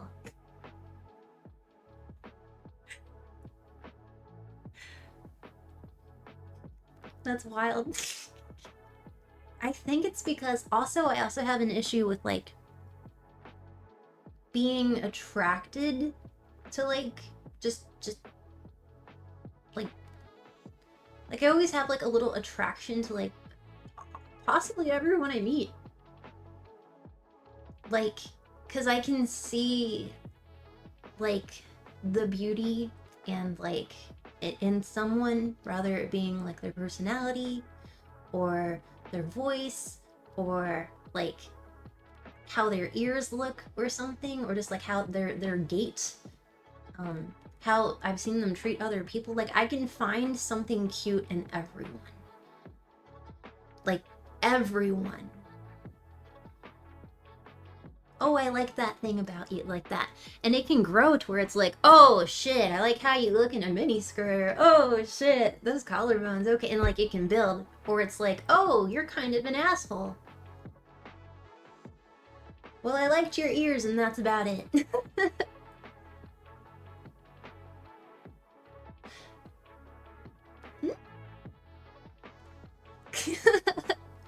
You can't? Yeah, some people in this community can only find attraction if like your personality is like if you can develop a friendship. Some people are like can only be attracted if you meet very specific like requirements, like really like smart or really into science or like really artistic. It's like, or like it takes time to build an attraction and stuff. Like everyone's different, and mine is the default. Like I find everyone cute, and then I have to work back from that.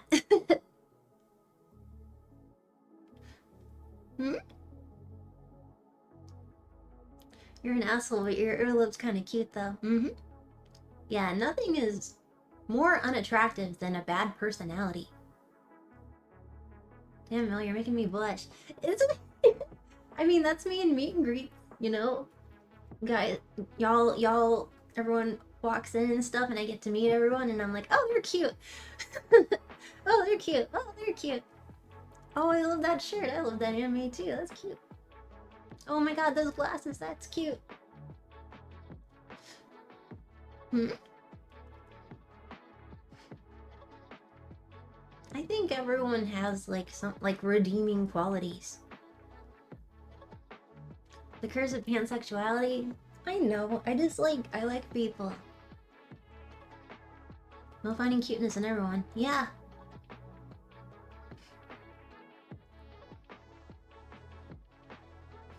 Hmm? Hmm? Hmm? Hmm? I'm sorry. I like complimenting people. I'm sorry. I'm sorry. It's just like... Yeah, I don't know. I don't know. I've also gotten like unwanted attention a bunch, like out in the world, because it's like persons like guys or people who are like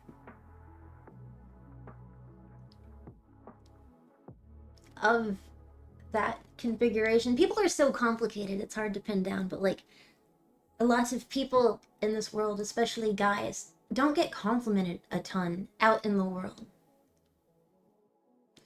Don't get like doors held open for them, or like, oh, I like your haircut. Like that doesn't happen a whole ton from what I've perceived.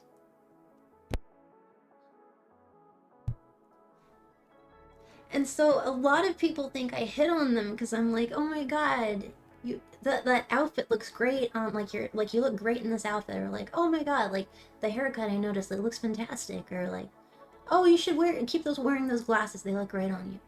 And so people tend to misunderstand me. Hmm? But that makes me feel really sad that people think I'm hitting on them because they got a compliment, because that means you're not getting enough compliments. Everyone should compliment someone else every day. Find something awesome about them and compliment them. You'd be surprised how much that can make someone's day good. Be more likely not to believe you if I compliment someone, and I tend to compliment everyone. I'm mentioning something that I am truthful about. Oh, those glasses really frame. Wow, I've said that a lot. It sounds like a joke. Really frame your face. If I say it, it's because I mean it. Or you don't think it's true? I've been told that a lot. Like, yeah. It's like, what do I have to gain for complimenting you? I'm saying what I think is true. Hmm? The fact that you recognize the reason for the misunderstanding is amazing. I like to try and understand where people are coming from. It's sad to recognize, like, my privilege, you know? Especially out and about with, like, a bunch of dudes and stuff, and, like, them watching my interaction with other people. Also, I hate. It's so rude. I'm out with a bunch of people, and, like, especially here in Japan, if it's, like, a small restaurant or something, it's always like, go open the door, you go first. You go first. You go. What? So I'm testing the water. You throw me into the pool first. You go first. You talk to them first. No. Please, those. Every fucking time. What? Because I'm disarming. You know how many people I've gotten to dance here? Do you know how many people I've gotten to dance? I'd say at every grocery store, or Family Mart, or Lawson. The other day at the mall, like in the perfume aisle, like, I've gotten a lot of people to dance. And they do that because they're everyone's always surprised. They're like, what the fuck? And I just dance because I'm having a good time, you know? I'm like happy about a thing. And so I do dances and stuff. And like, I feel like they don't want to be rude, and then they start dancing, and then they start laughing like, what am I doing? I'm very disarming. Hmm?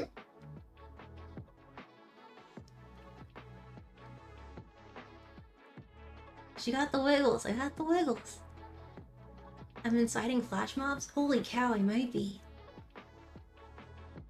You don't think you've ever danced in public? I, like even in like, California and, like, all over, I always get someone to dance with me. I do. And every time they make this face, this furrowed brow of, like, this is really weird, and so they dance a little too, because it's like, this is awkward, I should be doing that. And then the face changes to where, like, haha, I'm dancing, this is fun. Do you live in a musical? Well, I am fabulous. You can never out-shrug the theater kid. You can't do it. Especially if it's like, oh, there's a coupon, or like, oh, that's 2 for 1, and it's like, I started dancing.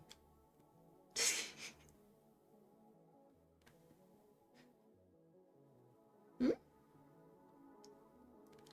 I don't know. My mom does weird stuff too, I guess. Hmm?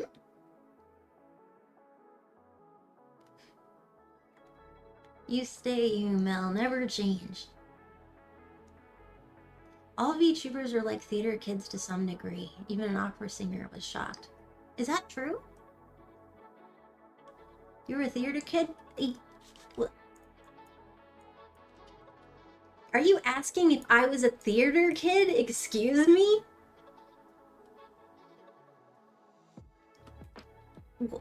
Is that a real question?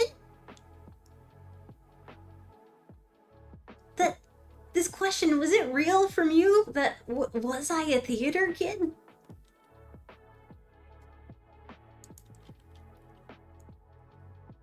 Oh, come on. I was Krill. I don't have the ability to memorize, so I was Krill. I wanted to be cast, and I guess I have been in plays before, but not as a main role. Memory is important when it comes to scripts. You gotta be able to memorize. I can't. Always thought you were a band kid? No, I can't play any instrument. Mel, have you ever been the tree suit as part of a set? Oh my god, that's so me-coded. No, I tried to play different instruments. I'm not adept at that.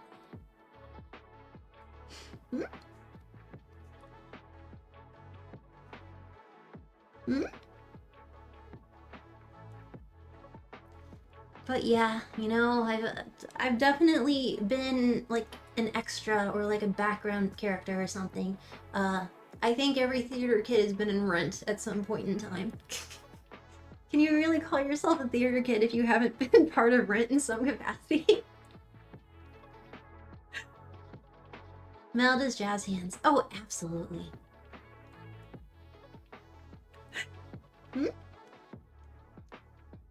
You were in the Lollipop Guild? That's so funny. That must have been fun.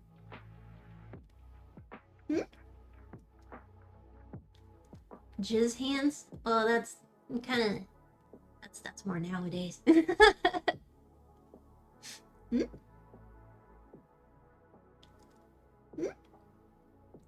your time as a theater kid predates Rent, I mean, I think when it comes to plays, like, time means nothing. Because it's like, I didn't grow up with, like, Guys and Dolls and stuff, which is my favorite musical. If it's a classic, you're gonna see it happen.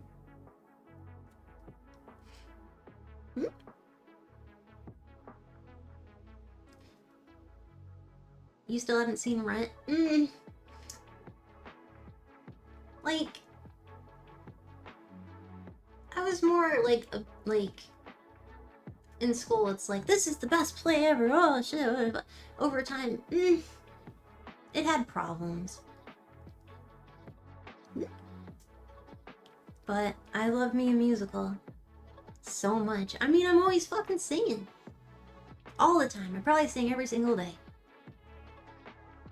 Rent came out in 1994. Is that true?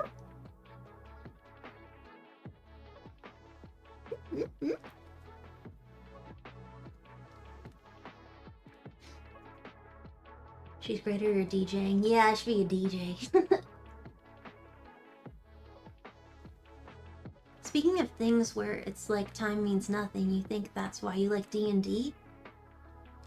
D&D is amazing. I think D&D is important for adults because, holy cow, society tends to like pound and pound and pound creativity out of you. Especially if you let it happen, because trying to fit in, D&D is your opportunity to maintain that creativity, that spark. It's acting, role-playing, becoming another character, being able to express your creative side and create and do and share in that experience with other people and be goofy and feel free. Maybe drink a little bit, if that's what you're into. And it's a great opportunity to hang out too, because as you get older, it's harder to maintain friendships. When you have like things that you put aside to do together, like that's the best thing ever. If you have weekly D&D game, that's fantastic. I love to hear that. You DM and it's wild seeing your players think the things I cooked up are like the best. Well, maybe it is the best. Maybe they love what you do and they're thankful. The DM, being a DM, I don't know if I would say it's a thankless job. It's more like a dangerous job. It's like a Dungeons and Dragons DM. You have to like wear it. That's why they have like the sheet right in front of you and stuff of the map that they created in the world, because they need a little bit of protection. Because when you lead your cast into their horrible, horrible doom, they want to throw shit at you. You need protection. It makes sense. When you feed them to the lions and gargoyles, like, you need some protection. You know what you're doing. They didn't know until it was too late. Such sadism. This is where improv comes in. 'Tis true. Reactive armor D&D screen. Have you thrown things at your DM? Worse. Worse. I've been unhinged, which is so much worse. The psychic damage alone. You don't walk away from that. Hell, I mean, the other day for D&D, that was a lot of psychic damage, especially when it came to the rock monster and the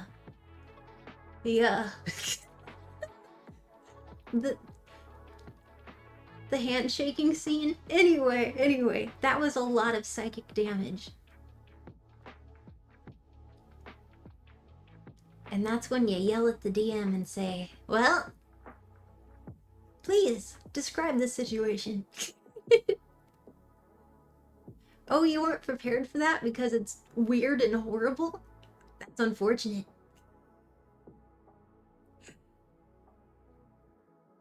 You gotta be a strong person to be a DM.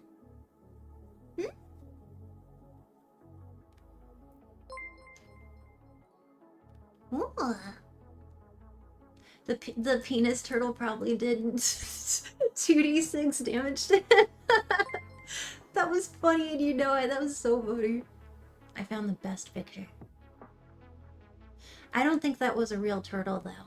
Like, his head was just penis, so like there wasn't like a mouth to breathe. I think it was fake. I'm sorry to break your heart. I don't think that was a real turtle.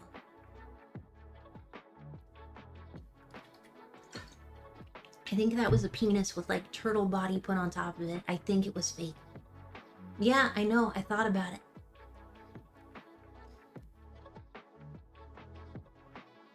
You threw alhoons at your players and made sure to shoot the disintegrate at the right players. You were so mean!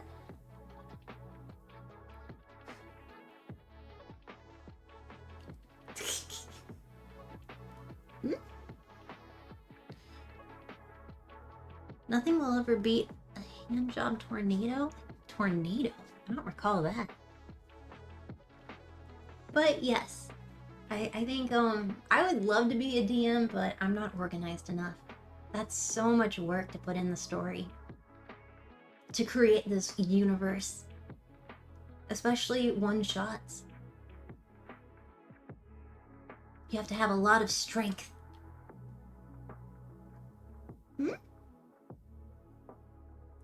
You've been a DM and a game designer most of your life. You love panic improvising. I love that. They didn't die. Well, that's good. So they lived on to complain about what you did.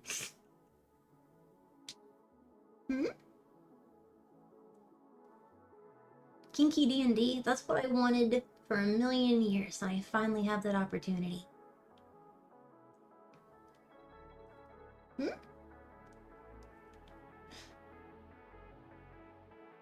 No, it was real. My uncle's a turtle, and he told me it was. Your uncle was a turtle? Okay, well, I have no further questions. It's been a fun game to watch you play. I'm gonna ask if we can have it 1 hour earlier. Because I find that the last hour of D&D, I start detaching from reality, because it's like 7 in the morning. I think I can make it to 6 in the morning. But 7, that's where I get a little sleepy. Which is a shame, because I want to be fully yeah, like the whole time.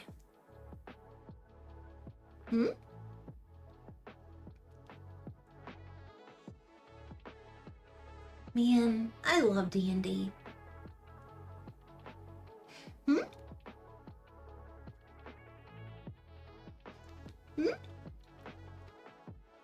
Love it. Yeah, I'm gonna beg and plead 1 hour earlier. Okay, let me get to question 2. Question 2. It says... What? What? What?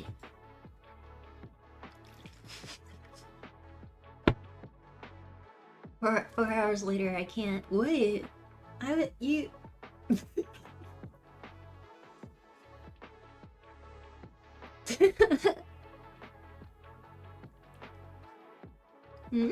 Molly's the handler for LewdCast. Oh, definitely. That's our Mel. Just saying. But now I have more help with even more stuff. My bio is changing. I have different people I'm working with. Expanding my tendrils of doing stuff. Yeah. We're going too fast, Mel. We're going plaid. Night sploosh.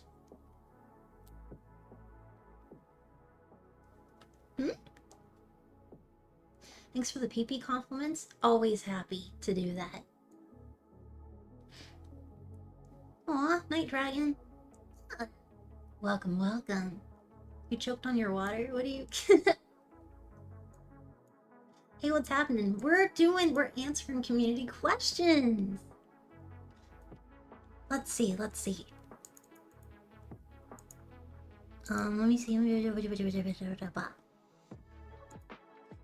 That was it 130 or 232? Where was that? The difference between... Okay, 231. So I will cross that off. Boom.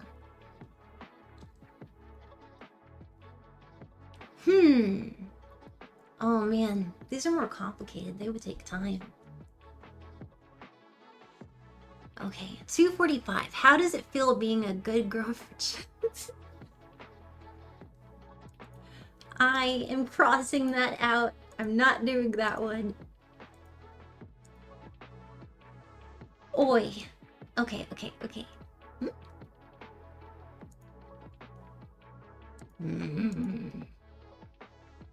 Sound.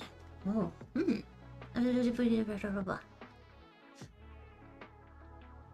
Oh my god, that is a long question. Holy cow. Oh my god. Ooh. Oh, people are submitting stuff right now. A lot of these are joke questions. How dare you? Blush so quickly reading. Yeah, right? Hmm. Hmm. Is there...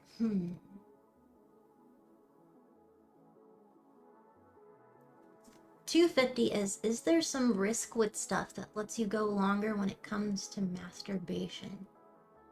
So, I mean, everything in life that's fun is a little, like, nothing is perfectly safe. For instance, playing soccer, or football if you will, you can always get hurt. Same with masturbating, you can always get hurt. Same as going to a bathroom, you can always get hurt.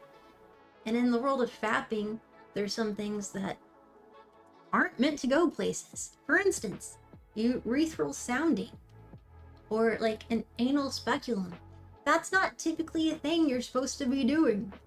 There's things that you can do that makes you feel eroticized and enjoy that is not safe, especially if you do it yourself. That absolutely exists. So this, is there some risk with stuff that lets you go longer? Well, for instance, what is it, Cinetafil? I'm thinking of like Viagra, Blue Chew, Cialis. Is it like Cinilafil? Hold on.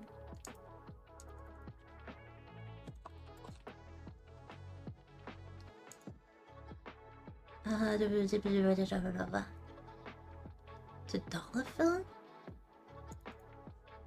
Viagra. Yeah, sildenafil. Oh, yeah, no, I was right. Yes, so that sort of thing. So sildenafil, which comes under brand names like Viagra and Cialis and all of that. Although Cialis might be a different type, but Viagra and Blue Chew at least use sildenafil as like their base. And yes, it's a medication to treat like erectile dysfunction. And there is a risk in anything you use, especially medication.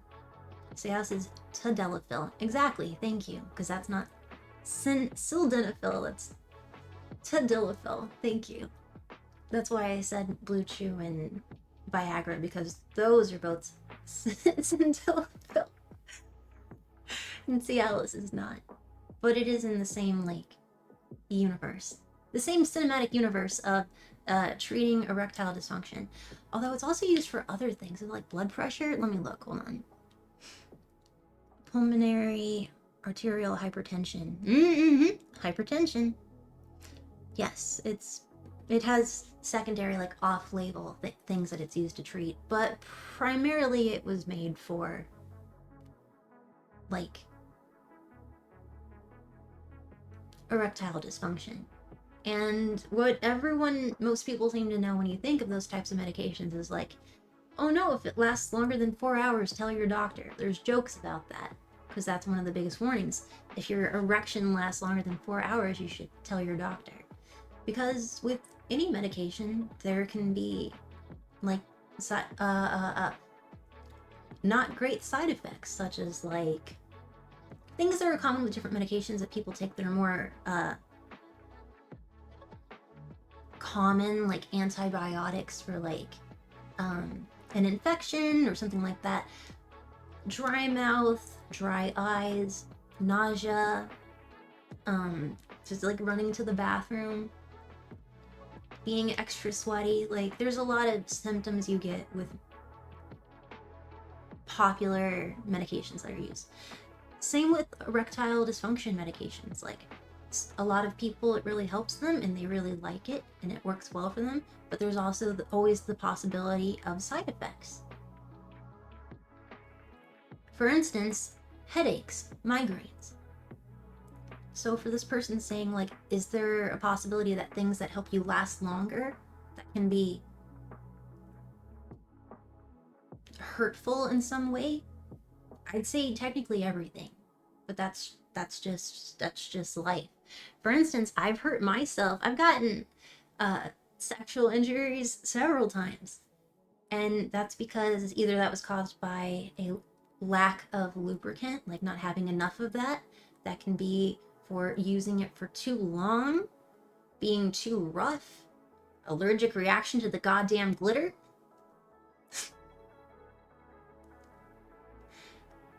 Yeah, there's a lot of ways that you can use something that feels really good and it makes you last a lot longer, but can have negative side effects. And yeah, that's what happens when you play, especially with other people.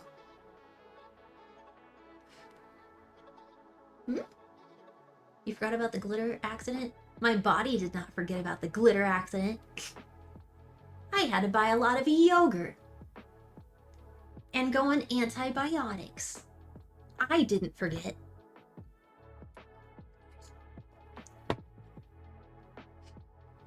But yeah, I'd say that's kind of for everything. Like, everything has like a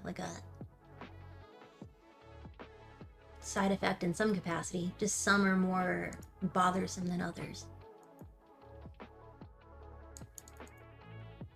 And if you don't have an issue, you don't get a headache, your hands don't get calluses, you don't pass out because you get tired or get post-nut clarity. Like, none of that. One side effect could be like you missed work.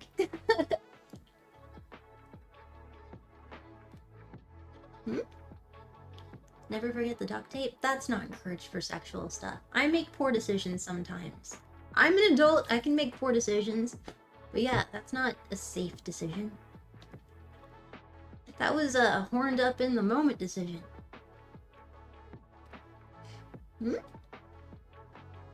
Would not recommend. Okay, let's see. Question 3.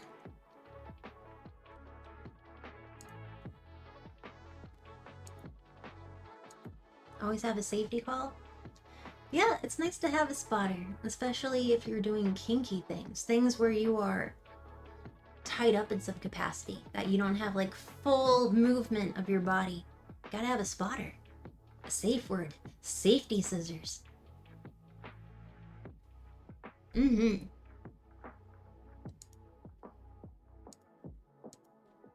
Okay, let's see. A lot of questions about chairs. I don't know why. How do you make a safe word? Ooh, that's a fun question. How do you make a safe word? I'd say there's a formula to this. I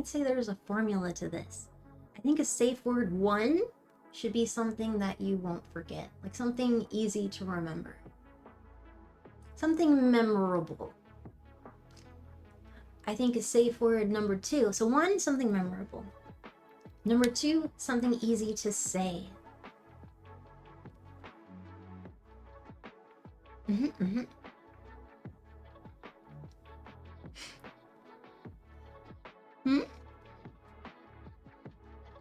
How could we forget our own safe word? How can we forget our own safe word? It was lost to time. That is a thing people might say. No is your safe words. I mean, whatever safe word that you prefer is the best one for you, but I discourage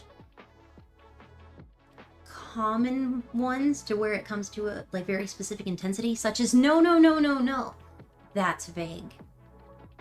If you're doing something that's a lot more like masochistic and submissive and stuff, saying no, that could be like, oh no, don't do that. Oh, I'd hate that. That could be sarcasm. No. That could mean don't add, like don't tighten the rope. No could mean like don't stop doing something. Like in the scene, like no, and yes is kind of vague. I would recommend more of a specific word rather than something you say so commonly. Exactly. That's ambiguous. If you say no, or yes, that doesn't say end a scene. It doesn't say stop this action. It's vague.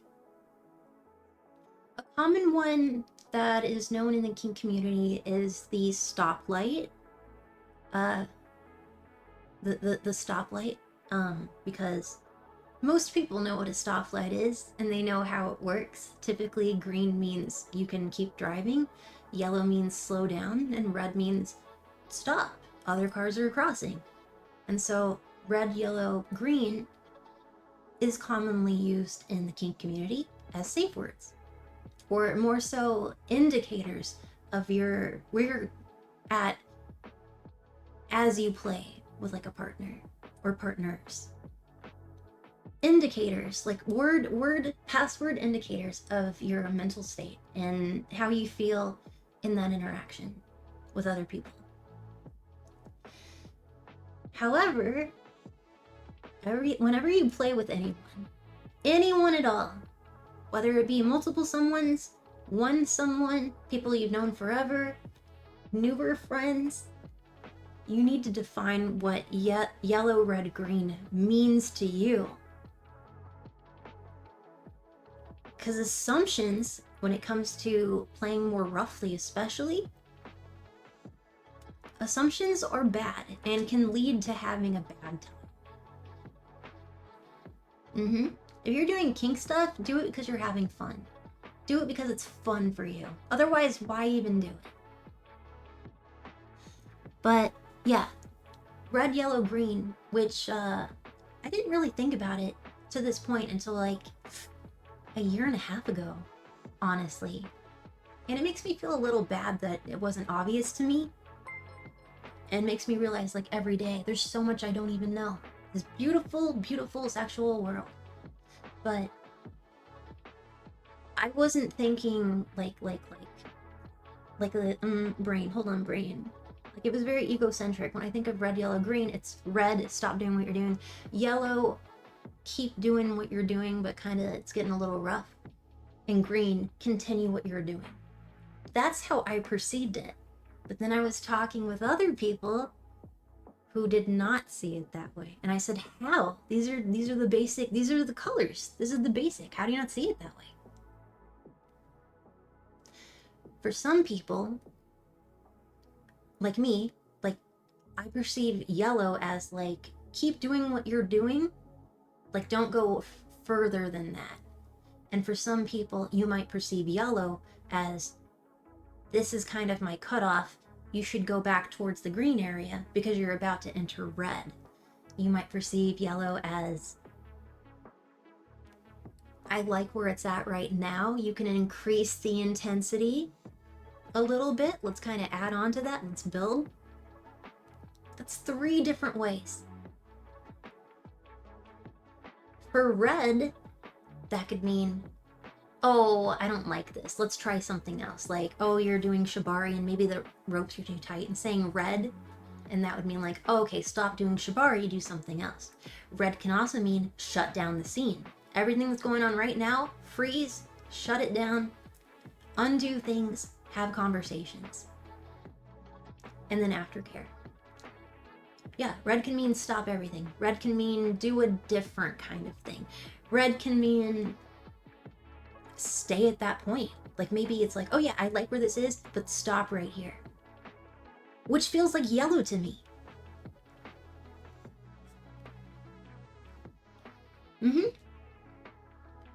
With anyone I've spoken to, green has been the same, of like, keep going, I like this. I haven't heard a different opinion, but I'm sure it's out there.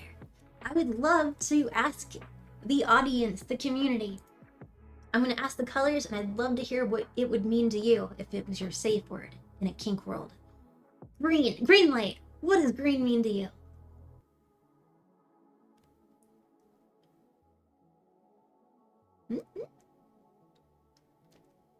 Green means harder, so it's not even start. Green means harder for you. Green means keep going. Green means stay like this, so that feels like yellow to me, so that's green for you, is stay like this. Green means there's no issues.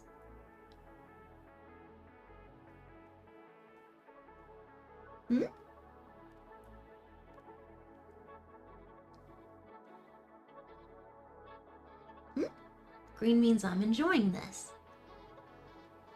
It depends if you're checking in. Exactly, it does depend. Which is why communication is important. Saying like, These are the words I use, and this is what it means to me. Green means I like this. Okay, okay.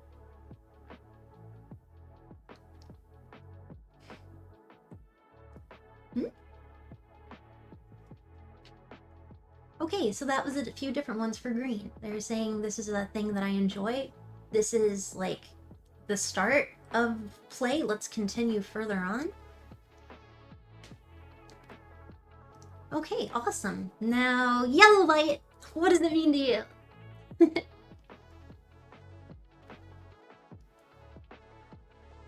In the world of kink.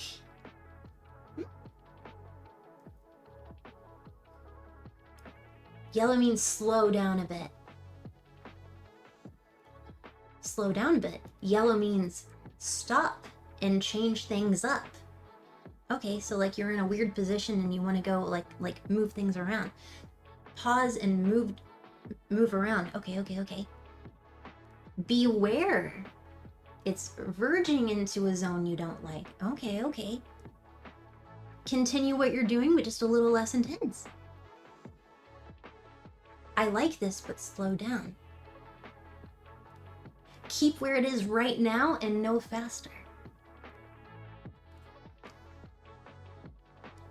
You need attention to something that you don't like, but don't stop the scene. It's not an emergency stop. So you don't like what's going on.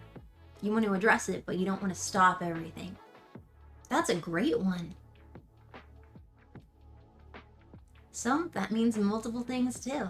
I like that. I like that. And finally, red light. What does that mean to you?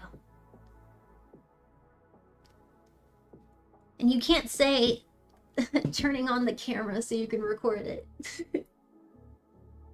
Red light to you means game over. It means full stop. Shut down the whole scene. Immediate stop. Immediate stop. Ending the scene. It means pause to you. Pause. Ending scene entirely, move to aftercare. Okay. Break character. So you like what you're doing. Okay, so maybe you're doing a service type play and your dominant person is being a little too maybe the language, like it's kind of like, it's hurting my feelings today. I'm feeling more sensitive today. I don't like that. I don't want to be degraded today, or something like that. Or maybe they're being a little too rough with you, or like spanking you and you're not feeling it. So you like the service like that you're doing, like that scene, but you want the character, the role play that's going on to stop. Okay, that's a good one for red. That makes sense. Stop the acting, maintain the physical scene. That makes sense. Red to you means discussion. Pause and discuss. Okay, okay, I like it. Red, no longer comfortable with the situation, or it has gotten too intense.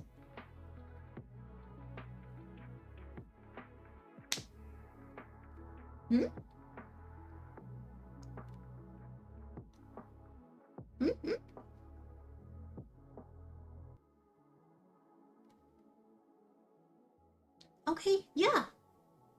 That's a lot of different perspectives. Wait. So Lion in here says they don't like using colors, but you use shapes to make it more interesting. Or colored animals. Ooh, colored animals would be great because that also shows like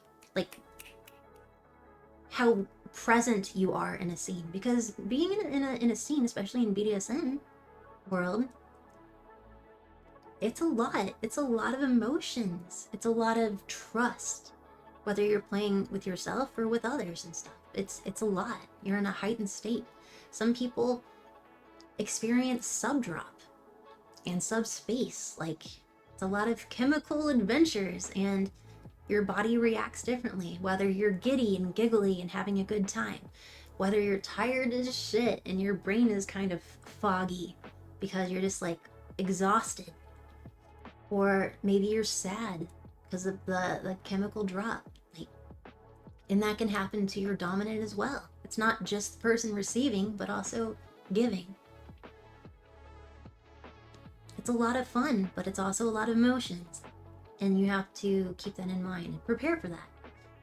But I kind of like the idea of an animal with a color, because that sort of shows like how present they are in a scene.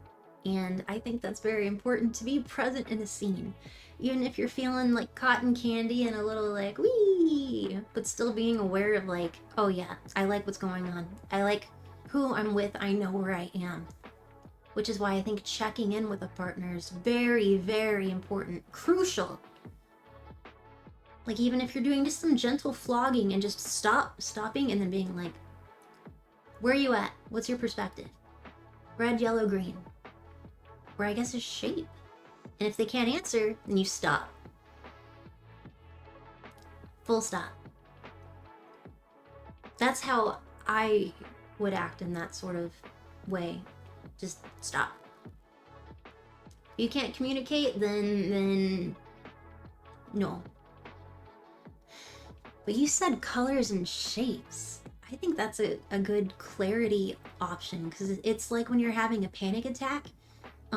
I was told that I'm supposed to name like find 3 colors and 3 smells and 3 sounds. And so I'll be like, yellow traffic thing, yellow shoes on that one person, yellow banana that I'm eating.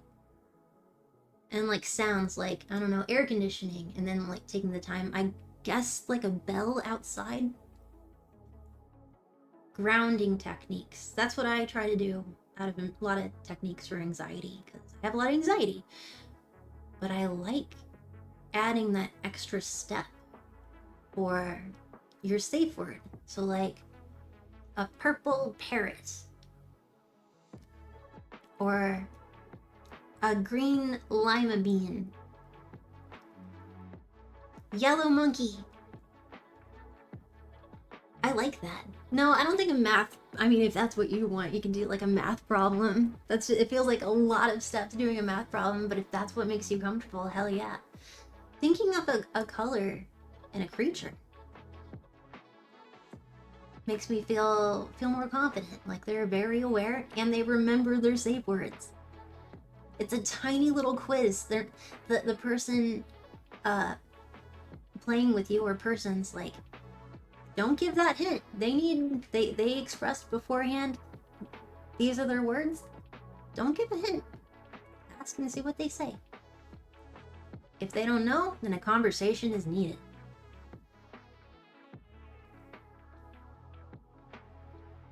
Is purple parrot a proceed word? If they want it to be. I like that though, it's fun. But at the end of the day, you know, it's whatever you're comfortable with.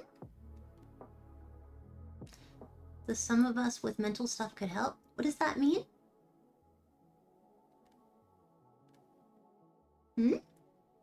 Just like D&D session 0 is important. Oh yes, the pilot, the setup. Exactly. Setup is always important. In D&D, you want to have a good time. Everyone's having a conversation and deciding how things will go. Writing down your character sheets and how you want to how you want to present yourself in the world. How you want other people to treat you. How everything is going to look, and everyone's different perspectives. Story building, because that's what BDSM is. It's roleplay. It's basically like sexy LARPing. And also, it doesn't have to be sexy per se, but some people consider something sexy that others don't, but it's basically LARPing.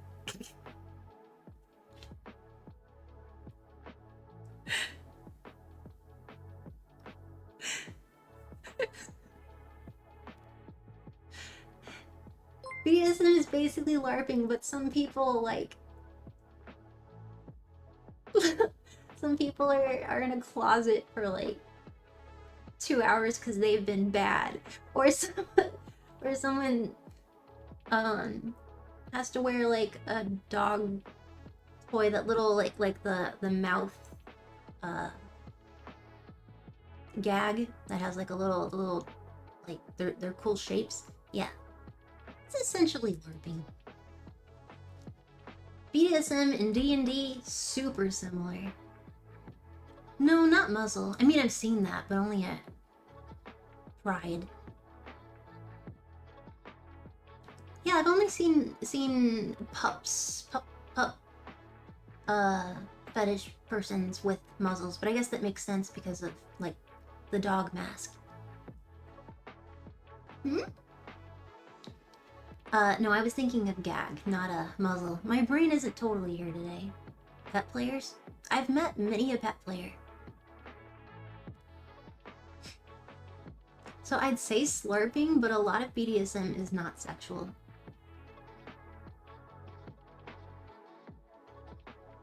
It can be, if that's what you're into.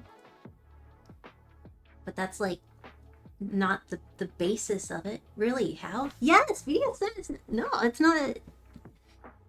If you were to go to an event at like a dungeon, a bona fide dungeon in this world, you have events, people go there and play or watch, socialize if you want. Sometimes they have a little reading nook and you can just like read and you hear like, oh, in the like the in the background. Or yeah, just general socializing with people that aren't gonna judge you.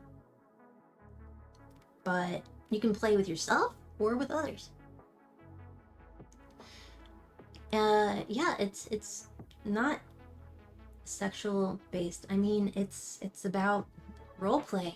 It's about control and feel like crafting a story of the lack of control. If you have a masochistic submissive and a sadistic dominant, which is just one dynamic out of a million, being a submissive masochist is not someone who is like subject to the wills of their dominant, like, oh, I'm the dominant, if you're gonna play with me, this is what I like and this is what you have to put up with, and if you don't like it, you don't get to play with me. I define what's going to happen, and it's gonna be kinky.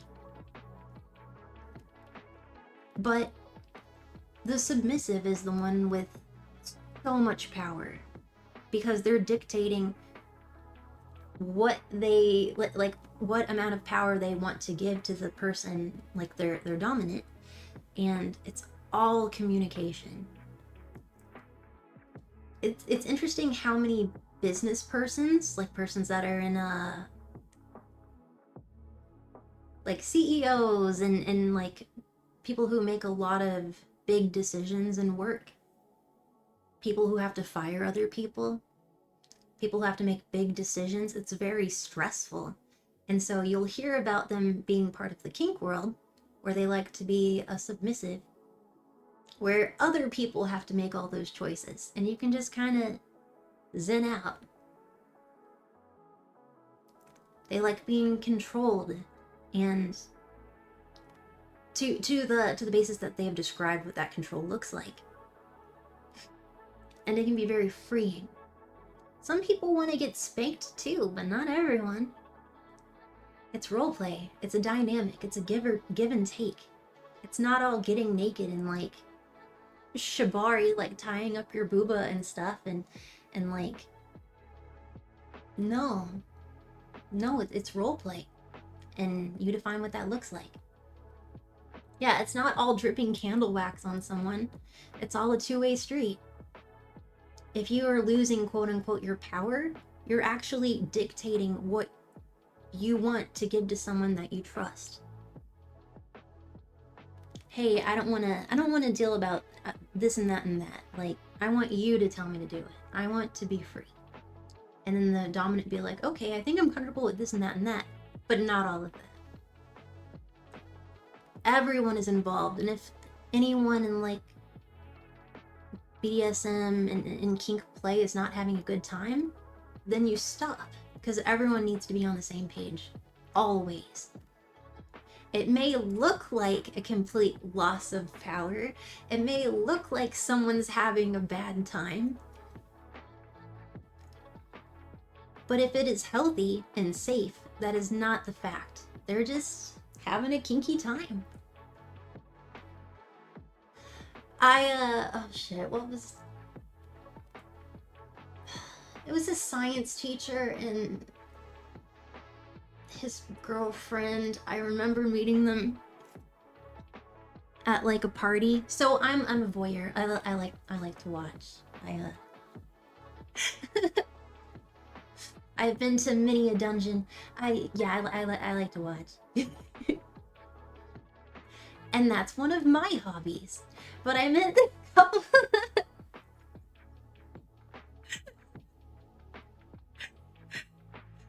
Not everyone knows that. We all have hobbies.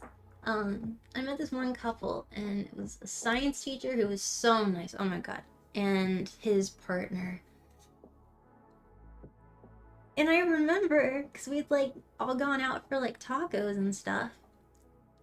And like, it was just so normal, so casual. Like, oh yeah, I'm a teacher. I'm really into Breaking Bad. They've been dating for like a year or two, and finally are living together, and it's got a cat, and just so very normal. And also the person who organized the group, the meetup at like Taco Tuesday, exactly, is always like the most upstanding individual. The person with like a nice button-up top and like clean shoes, and you see them walking old people across the street. It's always that person, and then you go back to a dungeon and it's like some of them are the biggest sadists you've ever seen. It's like baffling. Like the person who was like walking older people across the street and just so unassuming, and like are the first to start charity drives, and just like so polite and respectful, being designated drivers, absolutely. And then you go to a dungeon and they're wearing this gimp suit, and I love that because it shows how your kink does not define who you are as a person. Being kinky does not make you a bad person. It's a part of you, your interests, things that make you happy. Things that you like doing with other people that makes them happy. Your sexual life, sexual but also just like your kink life and whatnot, has no bearings on who you are as a person. And so that's always like a stereotype I hate, where it's like, oh, you like bondage and stuff. Oh, you like all of that. You like degrading people and whatnot. Oh, you have shitty values and whatnot. And it's like, bro. What? Like, no, you like to have fun. And everything's consensual. Bro, what? Bro, what?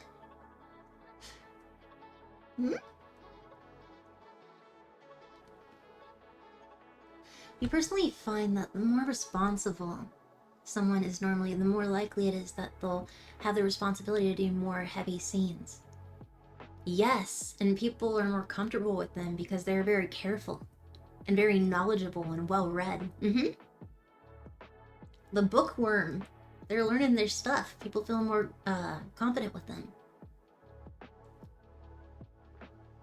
What happens if you forget the safe word during a BDSM scene? I would say literally articulating like, hey, I forgot the word. We need to stop. Besides, like vocal words, because some people are mute. Some people are not able to communicate orally, vocally. And for whatever reason, if you have a gag in your mouth, it's really hard to say yellow Pop-Tarts, which is why hand gestures and body gestures are important, and also that the person or persons you're playing with pause at times to ask you personally, like you take the ball gag out, like, safe word, what's your color? Checking in periodically is very important. Not everyone wants that, but I recommend it. Hmm? Hmm? Sorry, pardon?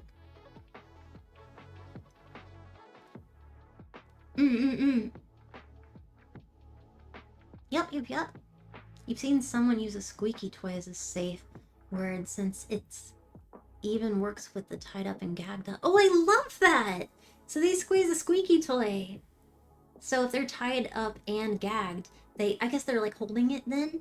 Like a little squeaky toy? That is so smart. I love that.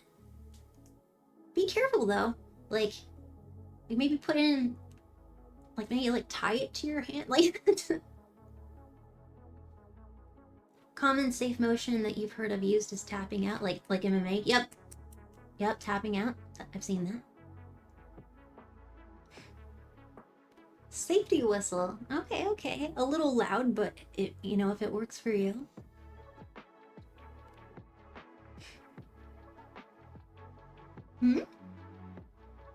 Dealing with subs who don't like you checking in is always a nightmare. Yes, because not everyone wants to be checked in on a lot. Some people are so engrossed in their scene that they don't want stopping and like coming back to reality. And that's where it gets a little more complicated. For me, I think checking in is pretty necessary. Some people don't want that. Some people, when they start that roller coaster ride, they want to ride it. That is their, like, that's up to the comfortability of them and whom they play with. Like, that is a choice that they can make, but I discourage it. I discourage it. I'm not your dad, but I think checking in is important.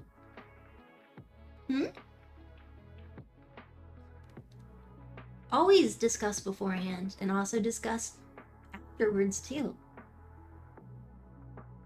Aftercare is very important for every participant. If you've been flogging someone for 2 hours, the floggee will need aftercare. But so will the flogger. They go through a lot of feelings too about how they are affecting the person or persons that they're playing with. If it was a rougher scene, like maybe they're crying and stuff, and that's a lot that you internalize, it can be very emotional for you too. If there was an accident, like you broke or slipped something, like that stress from that having happened, like you need to talk about it. Or just all the heightened emotions of this is so much fun, I'm giving them so much pleasure, or like mental satisfaction. And then all of your emotions like are rushing and then drop afterwards. That can happen. Sometimes after play you can feel sad. Sometimes you're happy. Sometimes you're like, I'm cool, let's go eat pizza. But it's very important to discuss afterwards and do what feels comfortable to you and or your partners. Some people like to cuddle up and like watch a movie or just talk about everything and just like all of their emotions. Get dressed what they were wearing before, or pajamas, or still in your outfit and just having conversations. What did you feel about this? How did you feel when I did that? Do you want to do this in the future? What could I have added? Where are you at mentally right now? Night culture. Cuddling afterward does sound really nice. I think it's very sweet. I think it's very sweet to see someone go through a very intense scene with a dom, and then afterwards just like canoodling in the corner with like apple juice.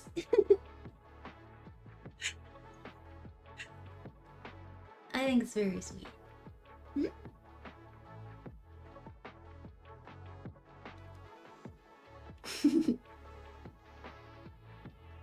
Yeah. But also, yeah, it does not have to be sexual. It can be fun to be another person, or to have less responsibility, at least for a little while.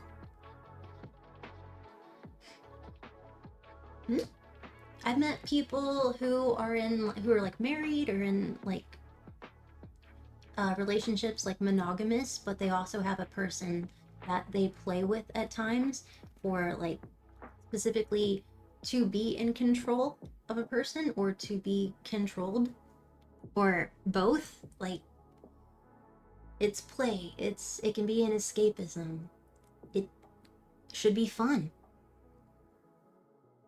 mentally reaffirming, and it has nothing to do with like their relationship. This is a thing that they do that makes them feel more in control and happy in the world. And I think that's pretty neato.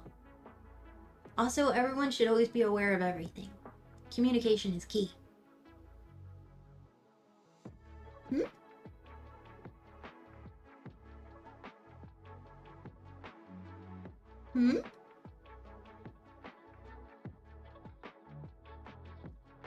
Also, I think giving people like a little more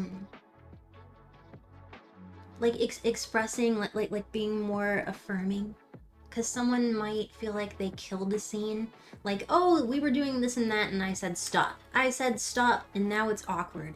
I said stop and now I made it weird. Or I was doing this and they ended up not liking it. They told me later on. I feel guilty when I found out later on. Be more gentle with yourself, I would say. Be more gentle. You know, things happen, you talk about it. And you shouldn't punish yourself for making something weird. There's nothing wrong with saying, hey, I liked this and didn't like that. You'll just have an even funner time next time.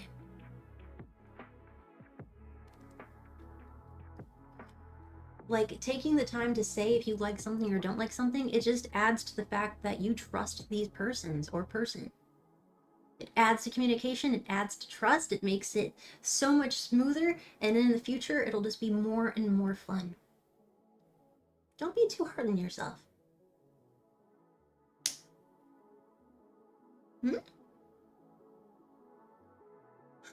Oh, hi! Scene drop and post guilt as well? That's true. Doms and tops do get that. Hey, Elle, how are you today?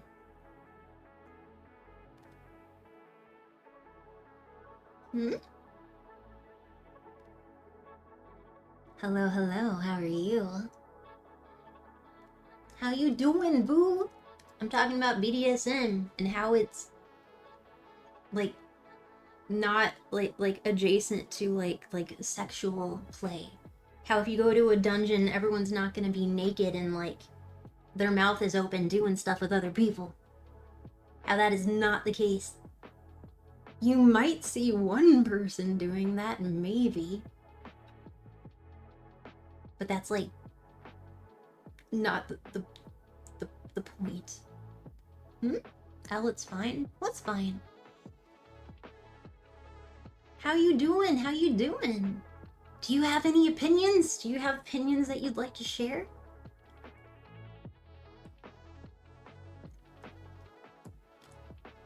My kinky friend.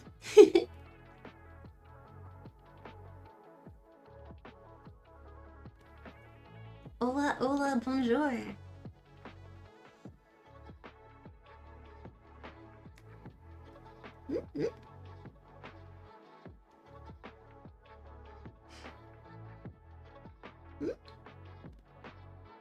I tried a quiz test, you found that basically you're a tickle monster. That is so cool. I went to a dungeon with Mel. That was so fun! Have you done a BDSM test? A million years ago.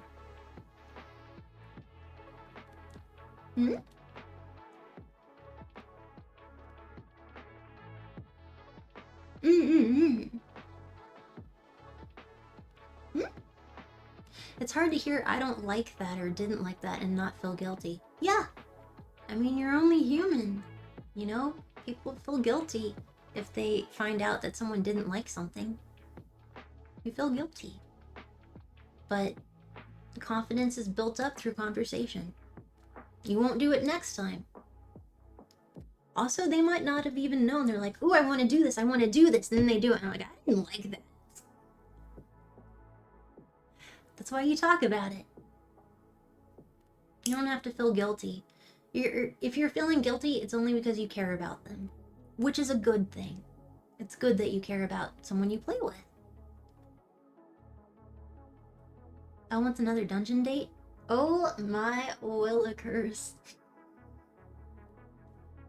That would be fun on the bun. I'd love to.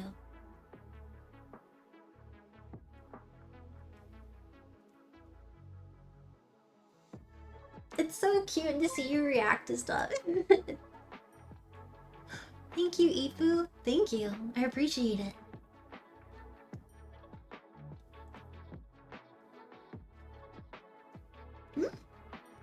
Got virgin eyes. True. But you also are into things that I would never be brave enough, you know? And that's pretty cool. That's pretty cool. Everyone's different. Hmm? Hmm?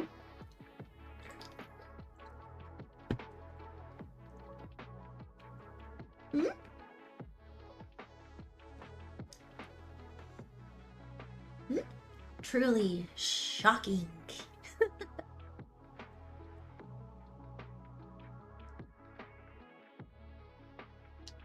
You get anxious at dungeons? Any advice?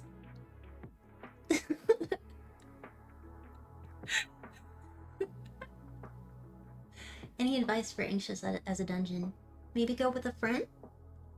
Maybe go to the Taco Tuesdays and meet people outside of a dungeon, meeting them and talking to them, getting acquainted.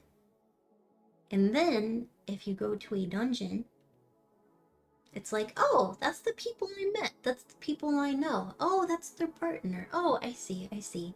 It's less scary if you know some people. And if you go to the Taco Tuesday, or the munches. The munches. I never liked the term munch, but that's what they're called. That's what they're called. If you go to a munch, I think it is good to talk to the organizer. The person who organizes the event. Who calls the restaurant and is like, I want the big table. The person who vets everyone. I'd say talk to them or sit near them because they love to help. They love to help.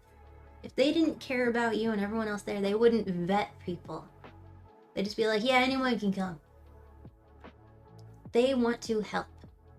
You ask them all the questions you want. You sit by them and then be like, okay, I want to go to the dungeon. And then they can like get you acquainted. They might introduce you to other people or explain how something works, show you around, or show you one of the people working, like a volunteer working at a dungeon, and then they can give you a tour. You can go on a tour like in the daytime.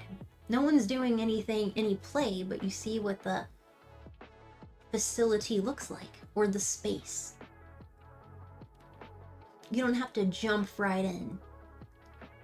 There's ways to learn about things and see things without instantly being shocked.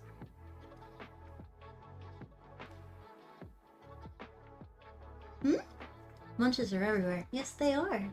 They are. You'll mostly find them, like you'll find them in major cities, but they are everywhere, really. When you find out the coordinator is Tim from accounting? Exactly!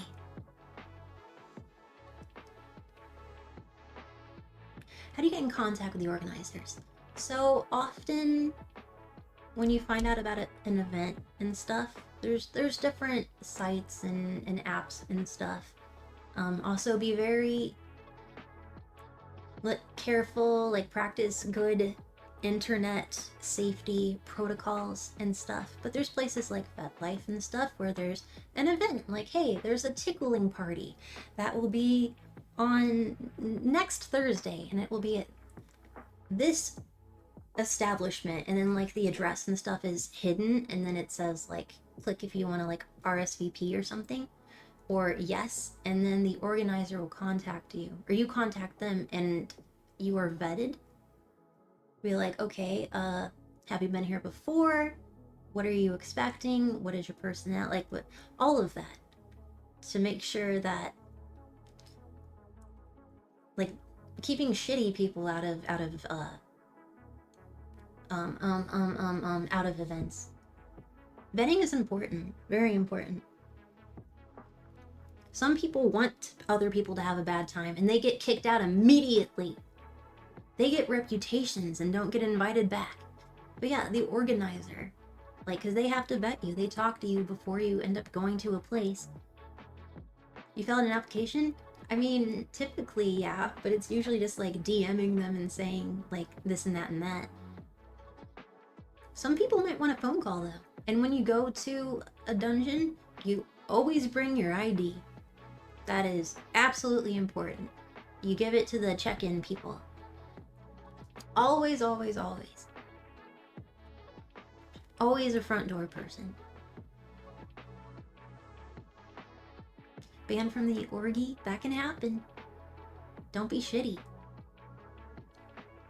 People want to have a good time, and if someone doesn't want that, they get kicked out. Bing, bang, boom. And if you go to an event, if you notice someone being shitty, someone shaming, someone not respecting boundaries, tell someone that is volunteering, working there, the organizer themselves, anyone being like, hey, I noticed blank over there. And then a conversation will be had. And if they're awful, they get kicked out. Or they learn, like, oh, okay, that wasn't okay. Conversation. And it might feel awkward to be like, that person, like, doesn't respect safe words, or that person is very, very rude and stuff. And it's like, but they're very popular, and you don't want to be the one person who didn't like them. But hear me out.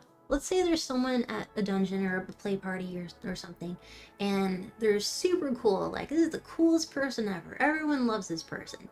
And then, like, beforehand, they slashed your tires. They were secretly mean, and they slashed your tires. And you don't want to be the one person who, like, gets them in trouble. But see, the thing is, though, if you don't say anything, they're gonna slash someone else's tires. Someone's super cool, but they ended up bullying you a little bit. Not like in a really, just like in general. Or like making a disparaging comment. Being rude, like judging your personality, your body or something. You don't want to be the one person who's like, that cool person sucks. Say something. I know it's intimidating, but if you say something, it's good, because you don't know if they were shitty to someone else. And they didn't say anything. You're just making the place more fun. It might not feel like it, but you're making the place more fun and more safe. Is slashing tires literal or a sex thing? I couldn't really think of an example. I meant like literally slashing tires on a car. I was thinking like, what's a rude thing?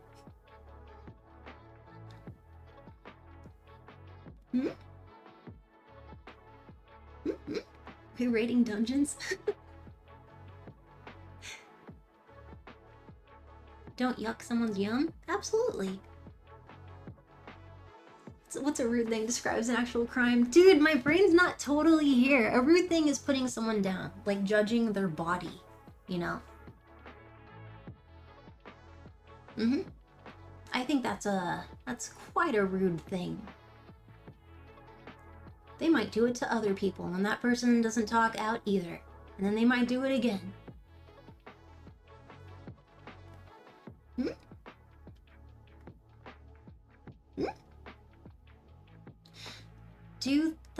Do they have a system for clothing, like when some places take your jackets when you enter? Great question! Great question!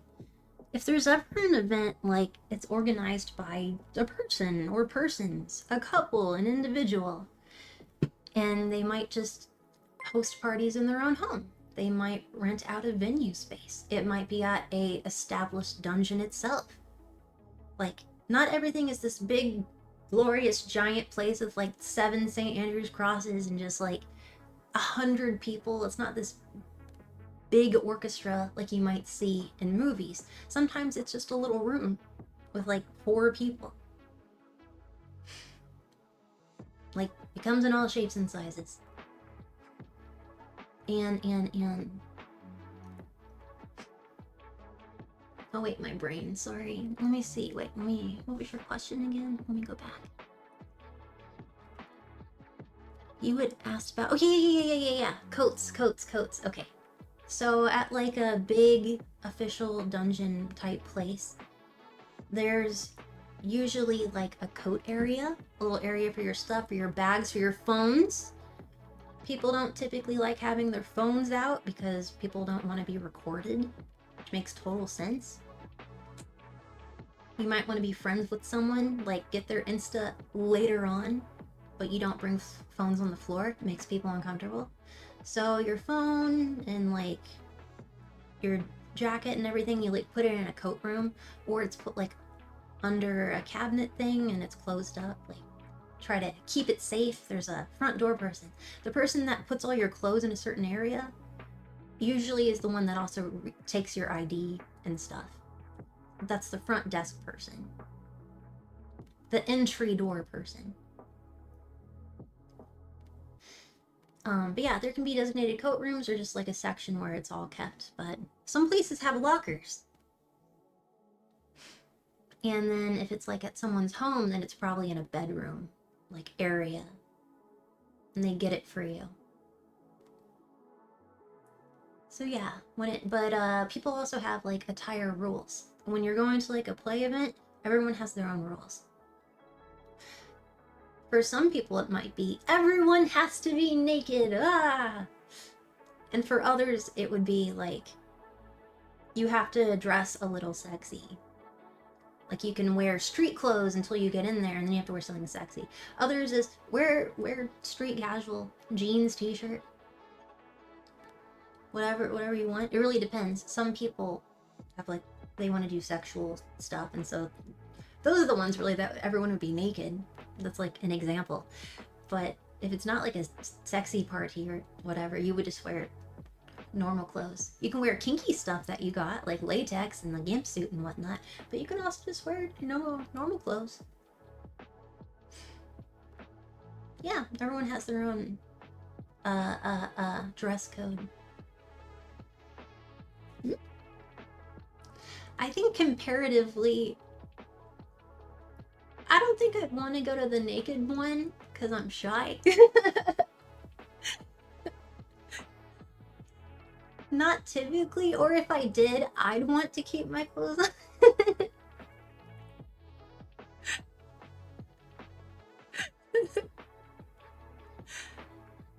That's rich coming from you.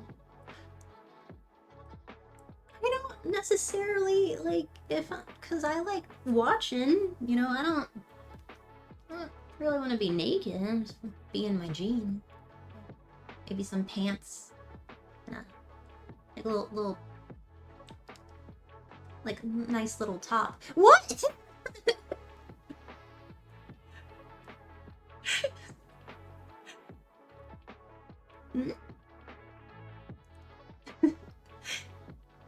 Fair enough. Yeah. Birthday suit do be the comfiest to you? Well, that's great. Mel's in the cuck chair. I'm just so curious, and I love to see people having a good time. But yeah, every party or event is, I mean, the organizer organized it, and if you like it, you apply, and if not, you don't go there. But they're all different. Some are sexual in nature, some aren't.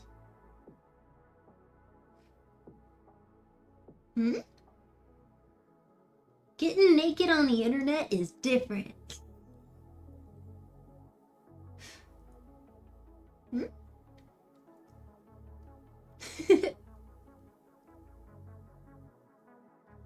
I mean, same with Netflix. It's like, are you still watching? Yes, I am. Some are not sexual in nature. Absolutely! BDSM does not mean sex. It does not. You can do, like, you can have a party that is very BDSM based and have sexual actions that go on there. Or you could have a sexual, like, party with kinksters. But that's like your own separate thing. That's your own approach to it. BDSM, you don't have to get naked. None of that. It's about dynamics. Also, you can go to a dungeon and only play with yourself. That sounded bad. I mean, like practicing different like rope play techniques, like self, like manual shibari and whatnot. Yeah, you can just do your own thing. People leave you alone. One of those assholes I'm talking about is someone that goes over to people in their own little world, their own little scene, and is bugging them, asking them questions, talking to them, trying to get involved. Boundaries are incredibly important in BDSM. Incredibly important. The baseline, the ground floor, the beginning of BDSM is communication and establishing boundaries. Self-dungeoning, that sounds like an idea. That's a thing, absolutely. Which is why I always go into it where it's like, respect boundaries. Yes. That is the primary tenet of BDSM, is respecting people's boundaries. Not doing that is not fun. If you can't respect a boundary, get out. You can get out. Mm-hmm. Mm-hmm. You wonder if military outfits are sexy. Outfits, that's been a kink since the dawn of time, is different outfits. Military, like positions of power, so like maybe someone's doing like a cops and robbers thing, you know? Nurses and doctors. That's you'll see that for if someone's doing like medical play. Like the teacher, you've been naughty. I have this ruler and I'm gonna use it. A sport person, you can do sports too, like oh, I do basketball and stuff. Actually, I don't know how that would work. But then there's pet play too. Like, oh, we're both dire wolves.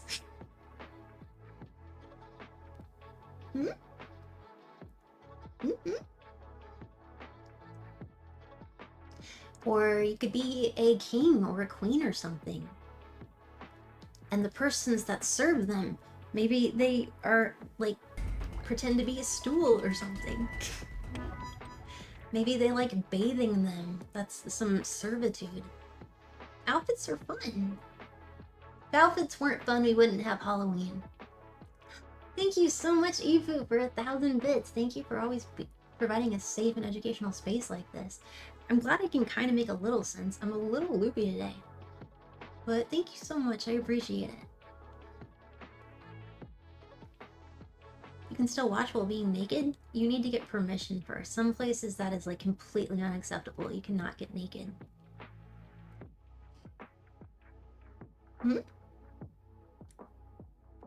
Fair enough. You sound no more loopy than usual? No, I am, and I don't know why. Sounds like fun dungeon costumes and candy. Yeah, actually. If it's not fun, don't do it.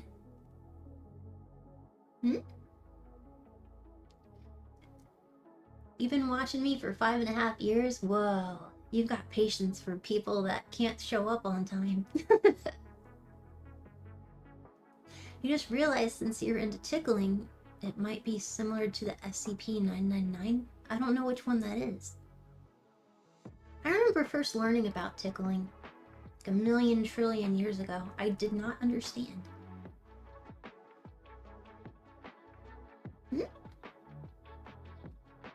But yeah, it was with the Like running into tickling communities on the internet where I'm like, oh, okay, this is where it's coming from. Interesting, interesting.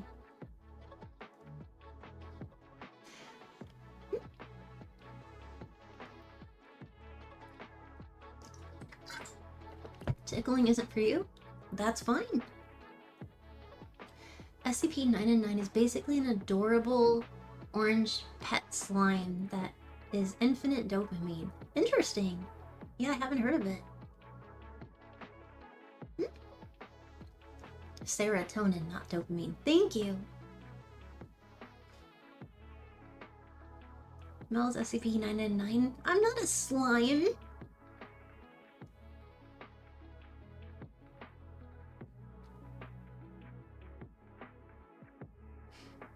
You remember a woman talked about how a client, were they like a dom in some capacity? A client wanted her to dress like a teacher and wanted her to give them an actual math test, and if they fail, then they get spankings? I love specificity. I love that. I love that. But see, the question is, if they pass the math test, then what? Do they just go home? Do they take in a late movie?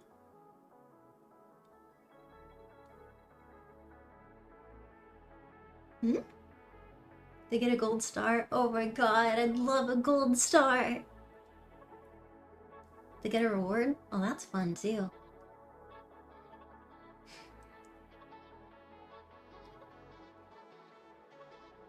The teacher gets spanked for making a bad test? That's so funny.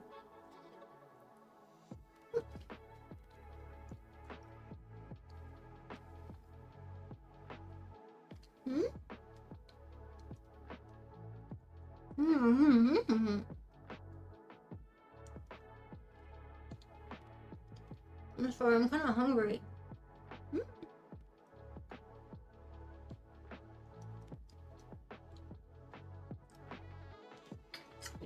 I feel like I gave really bad advice today.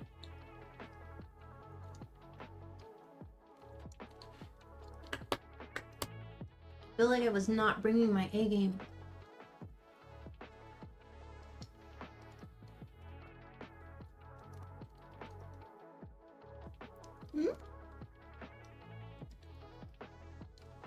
I was stumbling all over myself and not keeping up with chat.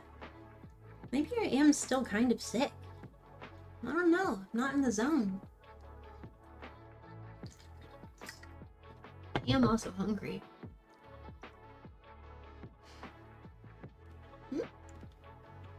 Peanut butter sandwich.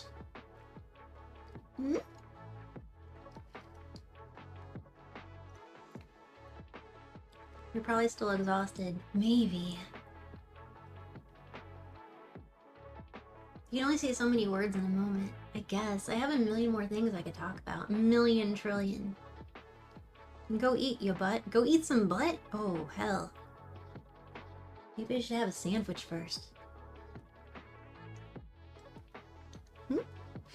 I want to go through questions. Maybe we should go through more the next time. Volunteers tribute? Ooh.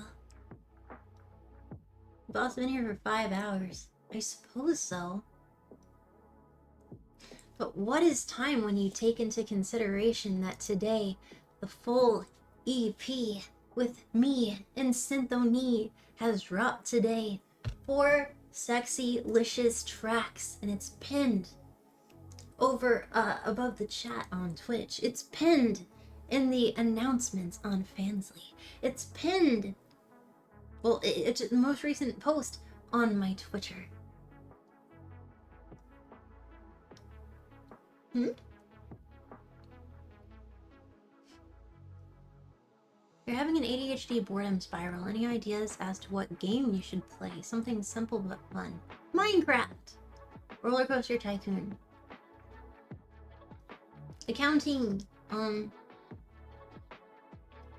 RuneScape.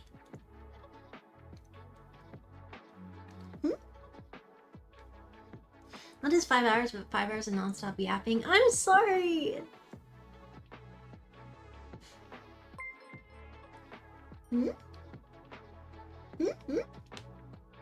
You pin and Mel? Oh, why? Man, we only got 2 questions. That sucks, man.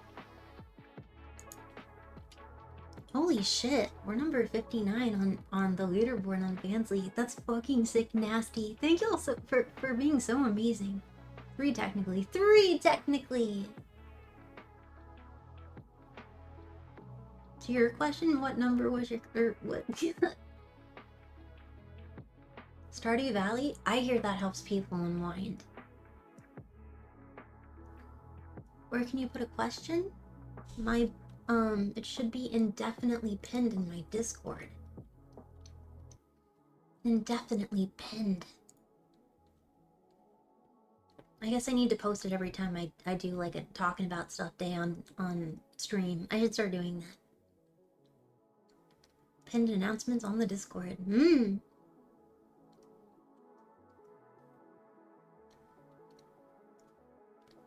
Oh, I didn't know that, Fire Chief. Ooh, firefighters. That's also, I could see that being big for roleplay. It's like, oh no. My body is on fire. If only you could put it out with your hose. Like, I could see that being a thing. Why wouldn't that be a thing? 8.5 billion people, everything's a thing.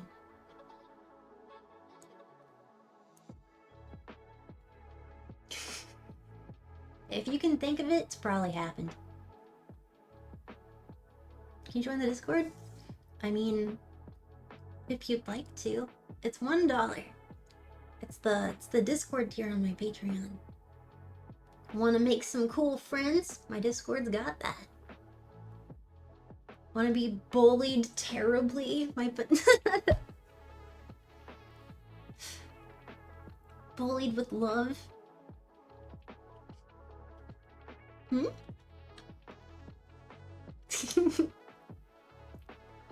True, I do kick, I do punch.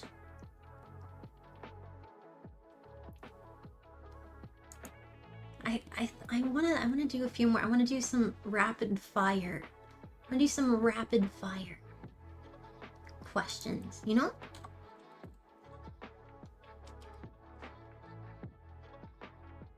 Oh, I see, I see.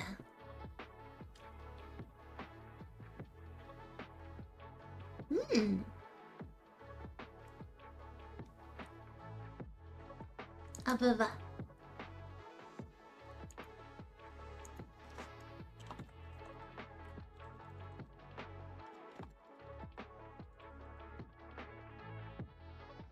Okay, let me do a few more.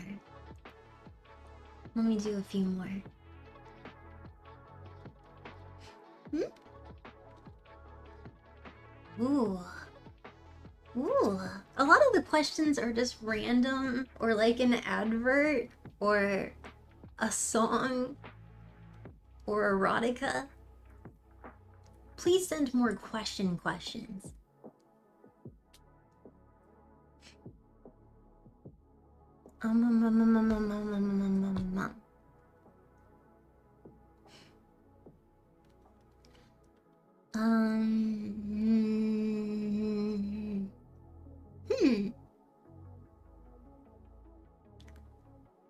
That one requires a deep dive for recipes. One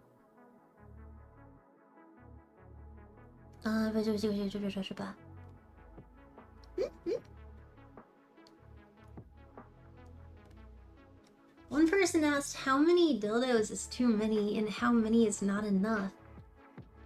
That's a personal choice. I think when something is too many, it's affecting your life negatively.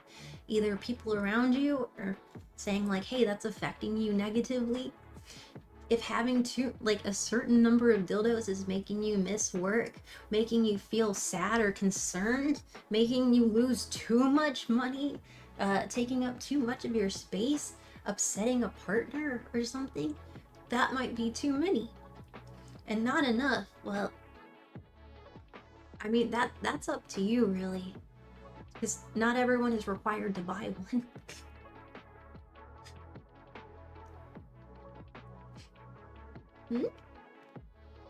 Such a pro answer? Really?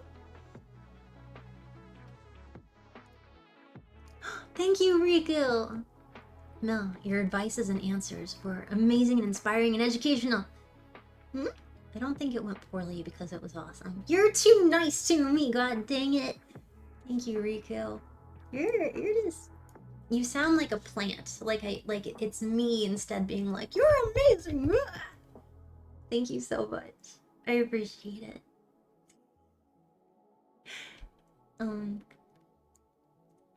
That was... Thank you. Seriously. That was 4 questions. Let me see.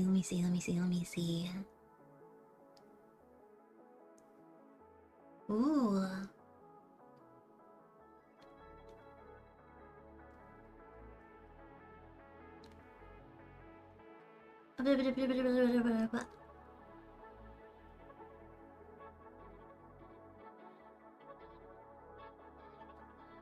Oh wow, those are requests for certain things that would also violate TOS. Oh my, that would also violate TOS.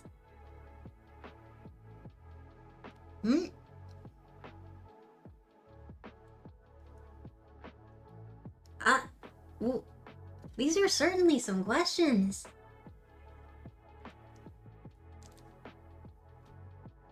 Wow.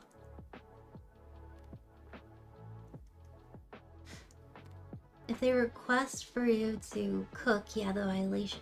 I can't help that I'm the worst cook in the world.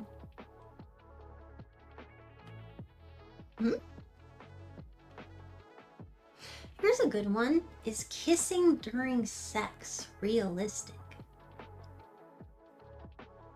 Or do your teeth just hurt your lips? I see, so you're saying that, like, if it's getting intense for you, if you're doing a sexual action, I guess you must bite your lip or something? Hot. But I don't think that's something everyone does. Not everyone rolls their eyes. Not everyone bites their lip. Not everyone hey-gows. Everyone's different, and so you're asking, is kissing realistic, or your teeth hurt your lips? So it sounds like if you were having sex, personally, you bite your lips, and you are curious about kissing, and don't know how you can make that happen. I can get that. That makes sense. I haven't, like, I've consumed a lot of media. And I've seen such things. I don't think everyone bites their lips. I think kissing is very romantic. I think it can be part of foreplay. I think it can be good for bonding. And also it can be pleasurable. There's a lot of good reasons to kiss someone. But some people don't like kissing. Some people are too sensitive there. Some people, I don't know, just aren't comfortable with it. Or some people feel just indifferent. I don't know if I'd say is kissing realistic because you bite your lip, because I don't think everyone bites their lip. And I don't think kissing is like, I mean that just depends on the person. Kissing during sexual, that, I find that really, really beautiful. That's what you're gonna see in vanilla porn, and I love that. But you might see it elsewhere. You might see someone suspended and getting shocked or something, and then also kissing, like a Spider-Man scene will happen. Kissing is nice? Well, there you go. Some people like it, some people don't. But I think it would be, kissing is nice in a foreplay. You can't imagine being that intimate without kissing? I see. So that's like a requirement for you. Just waiting for a Spider-Man mention? There was a kissing and face licking kink? That's true. Oh, thank you, PhD. Thank you for the ongoing education and assistance. Assistance? But also, thank you. I don't think they meant lip biting. What do you think they meant? I think they meant smashing against the other person's teeth mid-thrust, not biting their lips. Oh! Yeah, no, I've seen that shit. Yeah, no, that's incredibly difficult. Yeah. That is, yeah, that is absolutely a thing. That depends on speed and intensity. If you're like going ham, if you're just like, yeah, you're gonna be smacking your face against them. That is not realistic. That's not easy way to kiss someone. But if it's like slow and gentle and such, then it's realistic. Then you can kiss someone. But no, if you're like a battering ram, like trying to knock down a castle door, you know, kissies are a little difficult, I would say.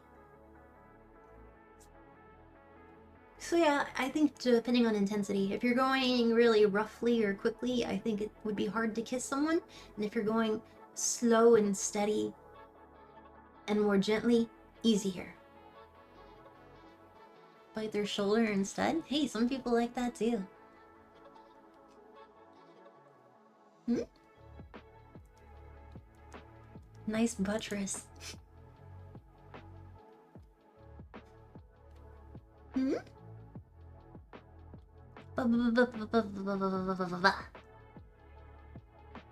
Hmm. There's a lot of medical ones in here that I'd have to look into. Ooh.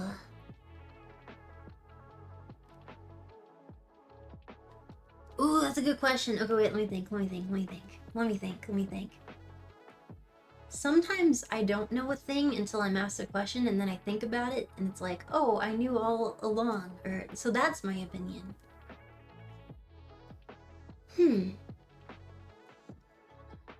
Someone asked, is solo butt play prep the same as for anal sexual adventures? Is solo okay? The prep for using when preparing for backdoor adventures, they're asking if doing it yourself or doing it with another person, it's the same prep. Okay, that's a great question. Yeah, that's a great question. Is the preparation the same or different? So I'd say for both, it is important to maintain good hygiene, and that's why people who enjoy backdoor play have a, like, it's this little bulb and stuff. Like you clean the area with water beforehand. Like the bulb. 1 second. Oop-a-doop-a-doo.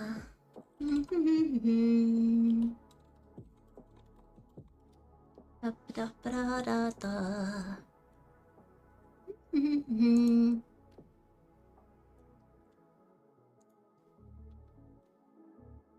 Ba-ba-ba-ba-ba. When using a bulb, you should be careful as to like not put in too much liquid in it.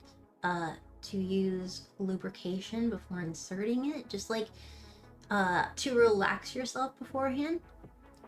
Cleaning the area before using it is like paramount. It's fundamental. Like you want to be cleanly when you're having sexuals with yourself or others. And there's I've seen a lot of great descriptions on how to do it properly, or like specific recommendations, tips and tricks specifically for cleaning, and then also exploring your backdoor on YouTube. Let's see how long they stay up. But yeah, there's definitely a way to overdo it and be cognizant of your body. If anything ever hurts or something, stop. And definitely do a little research beforehand rather than just guessing. But yeah, before exploring back your butt with yourself or others, definitely clean the area. Disinfect your toys. Always, absolutely. Always disinfect your toys. Always. And yeah, be cognizant of what the material is made of. I mean, some things like you can just throw in your dishwasher, and other things you have to wash by hand. Some things need like a stronger type of like an industrial cleaner, and other things it's like, oh, you can use this more natural one. There's glass toys, there's wooden toys, they're plastic. The was it PP? My brain is not here today. My brain is not here today. There's so many different types of toys that you can use and condoms. And so definitely read the packaging and learn how to take care of things and use things because it is so important. Don't just guess, look it up. Don't just guess. You melted a toy in the dishwasher? Yep. You gotta look up what it's made out of and how it recommends it be cleaned. Same if you have like a fancy jacket or something where it's like dry clean only or something. You gotta respect the instructions or you end up shrinking it. Yes, notify your local park ranger before anal. But yeah, before play with yourself or others, I'd say clean the area. I'd say have disinfectants for toys and stuff. I'd say have lubrication nearby, and there's not too much. There's never such thing as too much. I think water-based lubricants are the most tried and true, universally appreciated type because it doesn't affect condoms negatively. It doesn't affect like all the toys negatively because like certain things can disrupt the materials. Not everything goes with everything. You can tear things, you can melt things, so definitely look into what the toy is made of and how you take care of it and what you can use with it. Silicone degrades the materials? Absolutely. So I would recommend water-based lubricants over most. But yeah, so clean the area, lubrication, relaxing your body. I'd say if you are using a toy like on yourself, you can just clean it and lubricate and use it. But also if you're using it with another person or like doing anal sex with another person, condoms, some people put condoms on their toys for like easier cleanup. But I think that's one major difference between playing with yourself and another person is condoms. Some people put condoms on their toys, sometimes they don't. I guess the same can be said for like people in general. But I like to preach condoms. I like to preach condoms. If you're trying to make a baby, they're not helpful. But I think condoms are a great idea. And cool. Condoms on your toys is a game changer. Absolutely worth it. Nice, nice. Yes, condoms are one-time use. Once you have used it, replace it with a new one if you're continuing sexual activity. And make sure it's not inside out or upside down.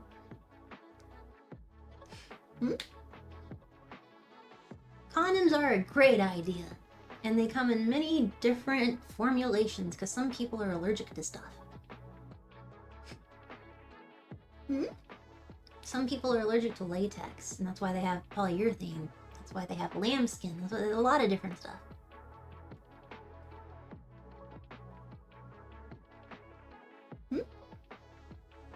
Also, if you're putting on an external condom and stuff, like giving it space so that there's extra give at the end towards like the head of a penis, the glands, like giving extra space for ejaculation to enter, not just like as tightly putting it on as possible, making sure that it's not too tight because then it's not the right size, or too loose because then it'll fall off and it's not the right size.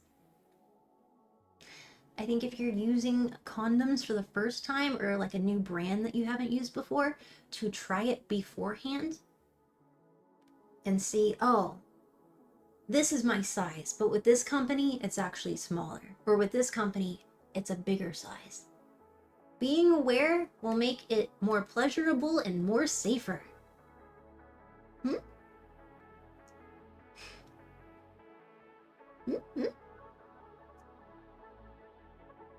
You don't know about sizes? Then you should try a few.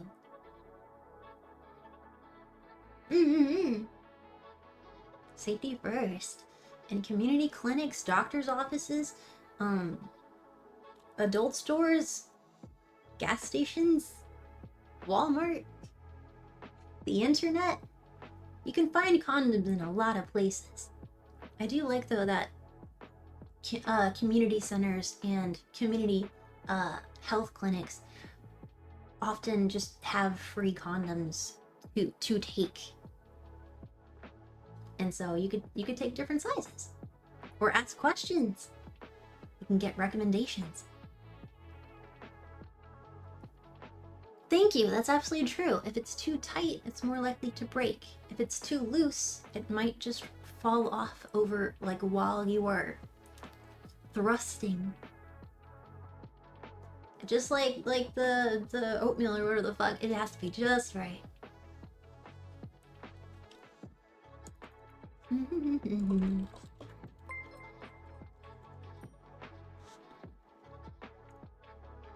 Oop-a-doop-a-doo. Save image.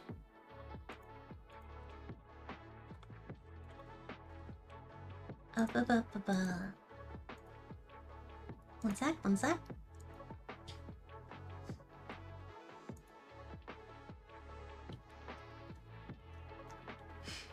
Okay, here's one. So someone in here said condoms can be inside out. Thank you for asking that.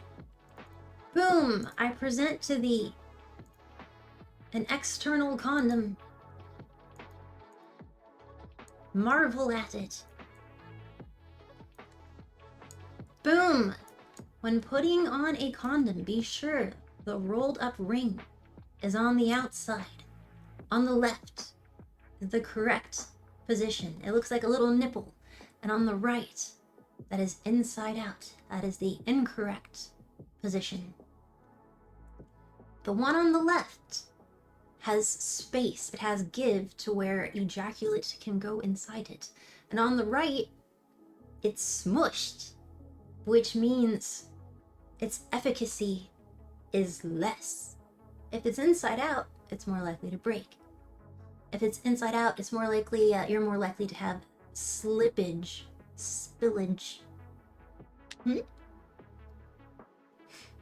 That's a literal nut catcher? I fucking can't.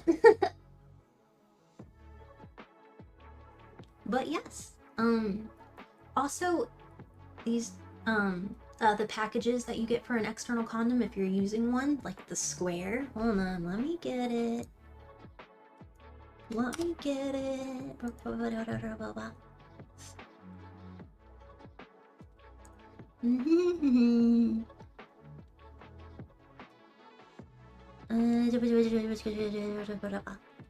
sec.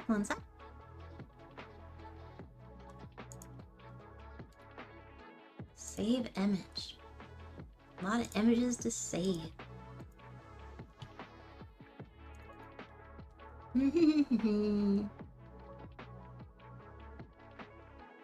One sec.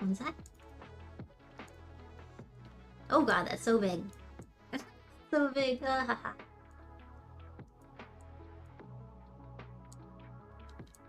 It's giant.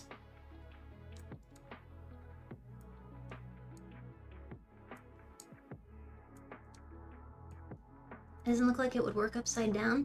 Yeah, but people might force it. That definitely is a thing. It's like, it's not going on. And then you just, like, you put your fingers on, like, the outside and you try to pull it down. It's much harder. But yeah, that's a little package for an external condom. And don't open it with your teeth.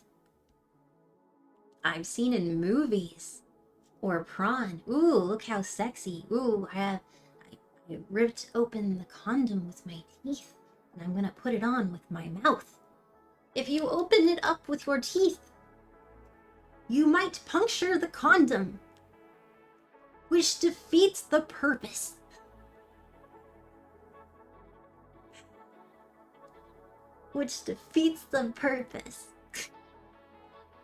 Also, condoms expire. look at the expiration date on them if you're using one. Not everyone is having sex. Not everyone is using condom and having a sex. Like, this is just information about them. But there's expiration dates on them. Don't put them in a place where they can get damaged. Like I know people can leave them in their glove compartment. People can keep them in their wallet. I disagree with some storage place, because if it's in your car and you live in like Arizona, there's times where the heat is so intense. Condoms hate that. You don't want your condom baking in the sun and like eroding it over time. And in your wallet it gets smashed. Like, be cognizant that they're a little fragile. I mean, the elements exist. The wallet might melt in Arizona too. That's also an issue. What happens when condoms expire? If the condom expires, it loses its efficacy. It means it's older, it's becoming more brittle, it's more likely to tear. Its lubrication, because many condoms come pre-lubricated, and the lubrication is drying out. You know, the passage of time has occurred. They don't explode. Yeah, the adhesive. You've had estrogen patches start to have the adhesive breakdown in the heat. Mm-hmm. Absolutely. Heat and time can absolutely break things down. Condom only wallets? Oh, that's neato. Wallets like made specifically to house condoms. I love that. Can someone be allergic to condoms? Yes, they can, which is why condoms come in different flavors. Well, I mean, they do. Why condoms come in different varieties, different chemical makeup, because some people are allergic. Some people are allergic to latex. Latex allergy, exactly, is very common. So if you are allergic to latex and using a latex condom, you are more likely to get like a urinary tract infection, or it's very uncomfortable, or maybe there's swelling of like the external labia. It really depends. Like, there's a lot of things that could happen if you're allergic. It might just be really uncomfortable and getting a UTI. That would make sense. So they have different kinds. They have polyurethane, non-latex condoms. They have hybrids of stuff. They hit like, it's different. Wait, okay, let me see this back.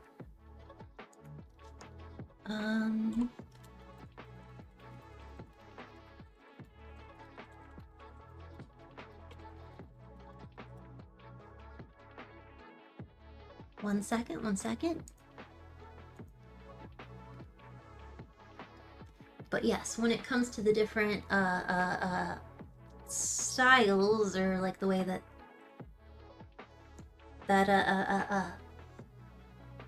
like their chemical makeup, like how the condom is made, they all have different efficacy and the way it reacts to how you wear them, and if you're using toys and this and that. For instance, latex is more stretchy,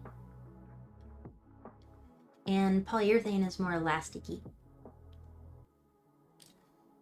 Polyurethane are generally thinner and transfer heat better.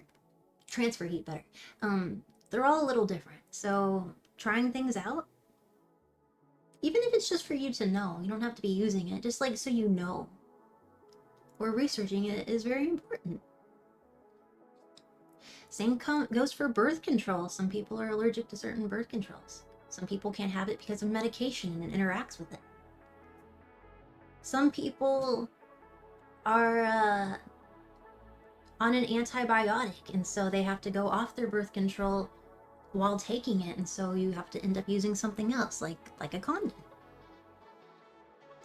Some people, yeah, can't have like hormonal birth control because that can increase or decrease the efficacy of a medication that you're on, and that's not great. So there's different kinds of birth control that are like non-hormonal. non-hormonal, like Paragard. That's a intrauterine device, an IUD. And then there's others that like are low dose or progesterone only. Like there's so many different ways to be protected. I would say understandably, but if you are on a birth control, not all birth controls are created equally. If you are on the pill, if you're using a IUD, that's not going to help protect against sexually transmitted infections. Then you would also need a condom or something similar, another type of birth control. I'd say a condom for that, for STIs. Yeah, some birth control is very uncomfortable and not for you. IUDs are painful. If you get one, learn about it first, research it, and take the necessary steps to prepare for it and so on, because like some people need some Tylenol beforehand. I'd say most people need Tylenol. And in certain places, especially, honestly, it's sad how common it is if you're getting like an IUD or something like implemented, like an implanted birth control, how the use of like pain relievers aren't encouraged. You're like, oh, it's fine, you don't need that. Or how pain cannot be taken seriously. So unfortunately, you have to be your own advocate. But also, it's nice to be your own advocate because you know what's best for you.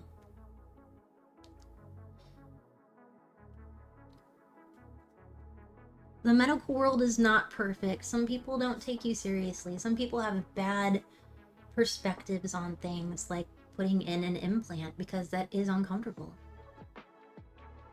So be vocal.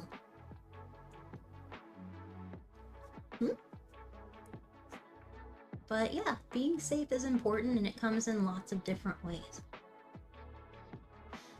Amount of women getting gaslit about their pain is depressing? Yes, that's true. Also, statistically, in the African American community, women and other persons who have IUDs put in are less likely to be recommended like Tylenol or other precautions and warnings for like how it will feel. It's fucked up.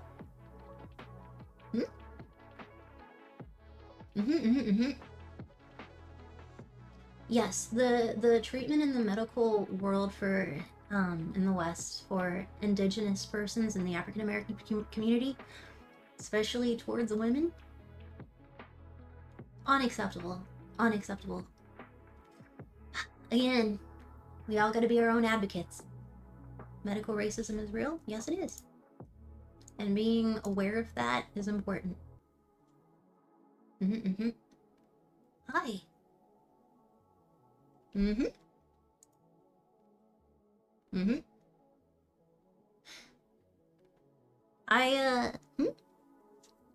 Good. I'm glad that you're mad. Be vocal. Be vocal. Good. Like, be part of the solution.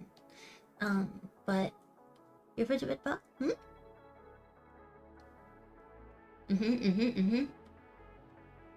But I wanted to show you. Oh, yes, yes. Am so knowledgeable? Aw, I'm just saying. Welcome, BB.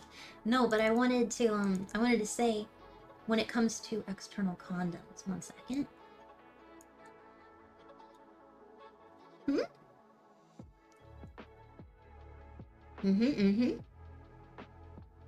Our smart streamer. Hold on, give me a sec.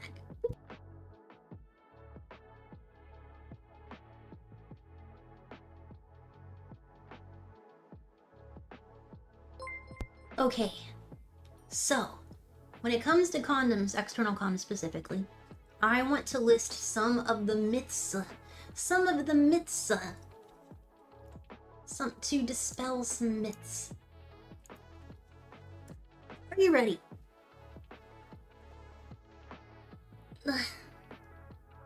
One person asked, sorry,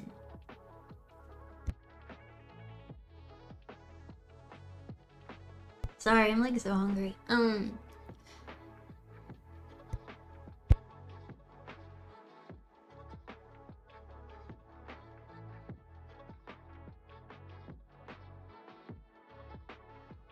And I'm coughing, sorry.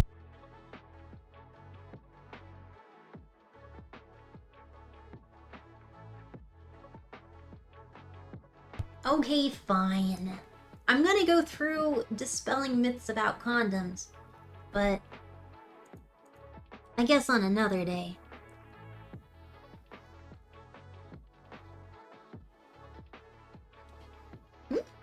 You got me there. I think it could be fun to raid the Fruit Loop.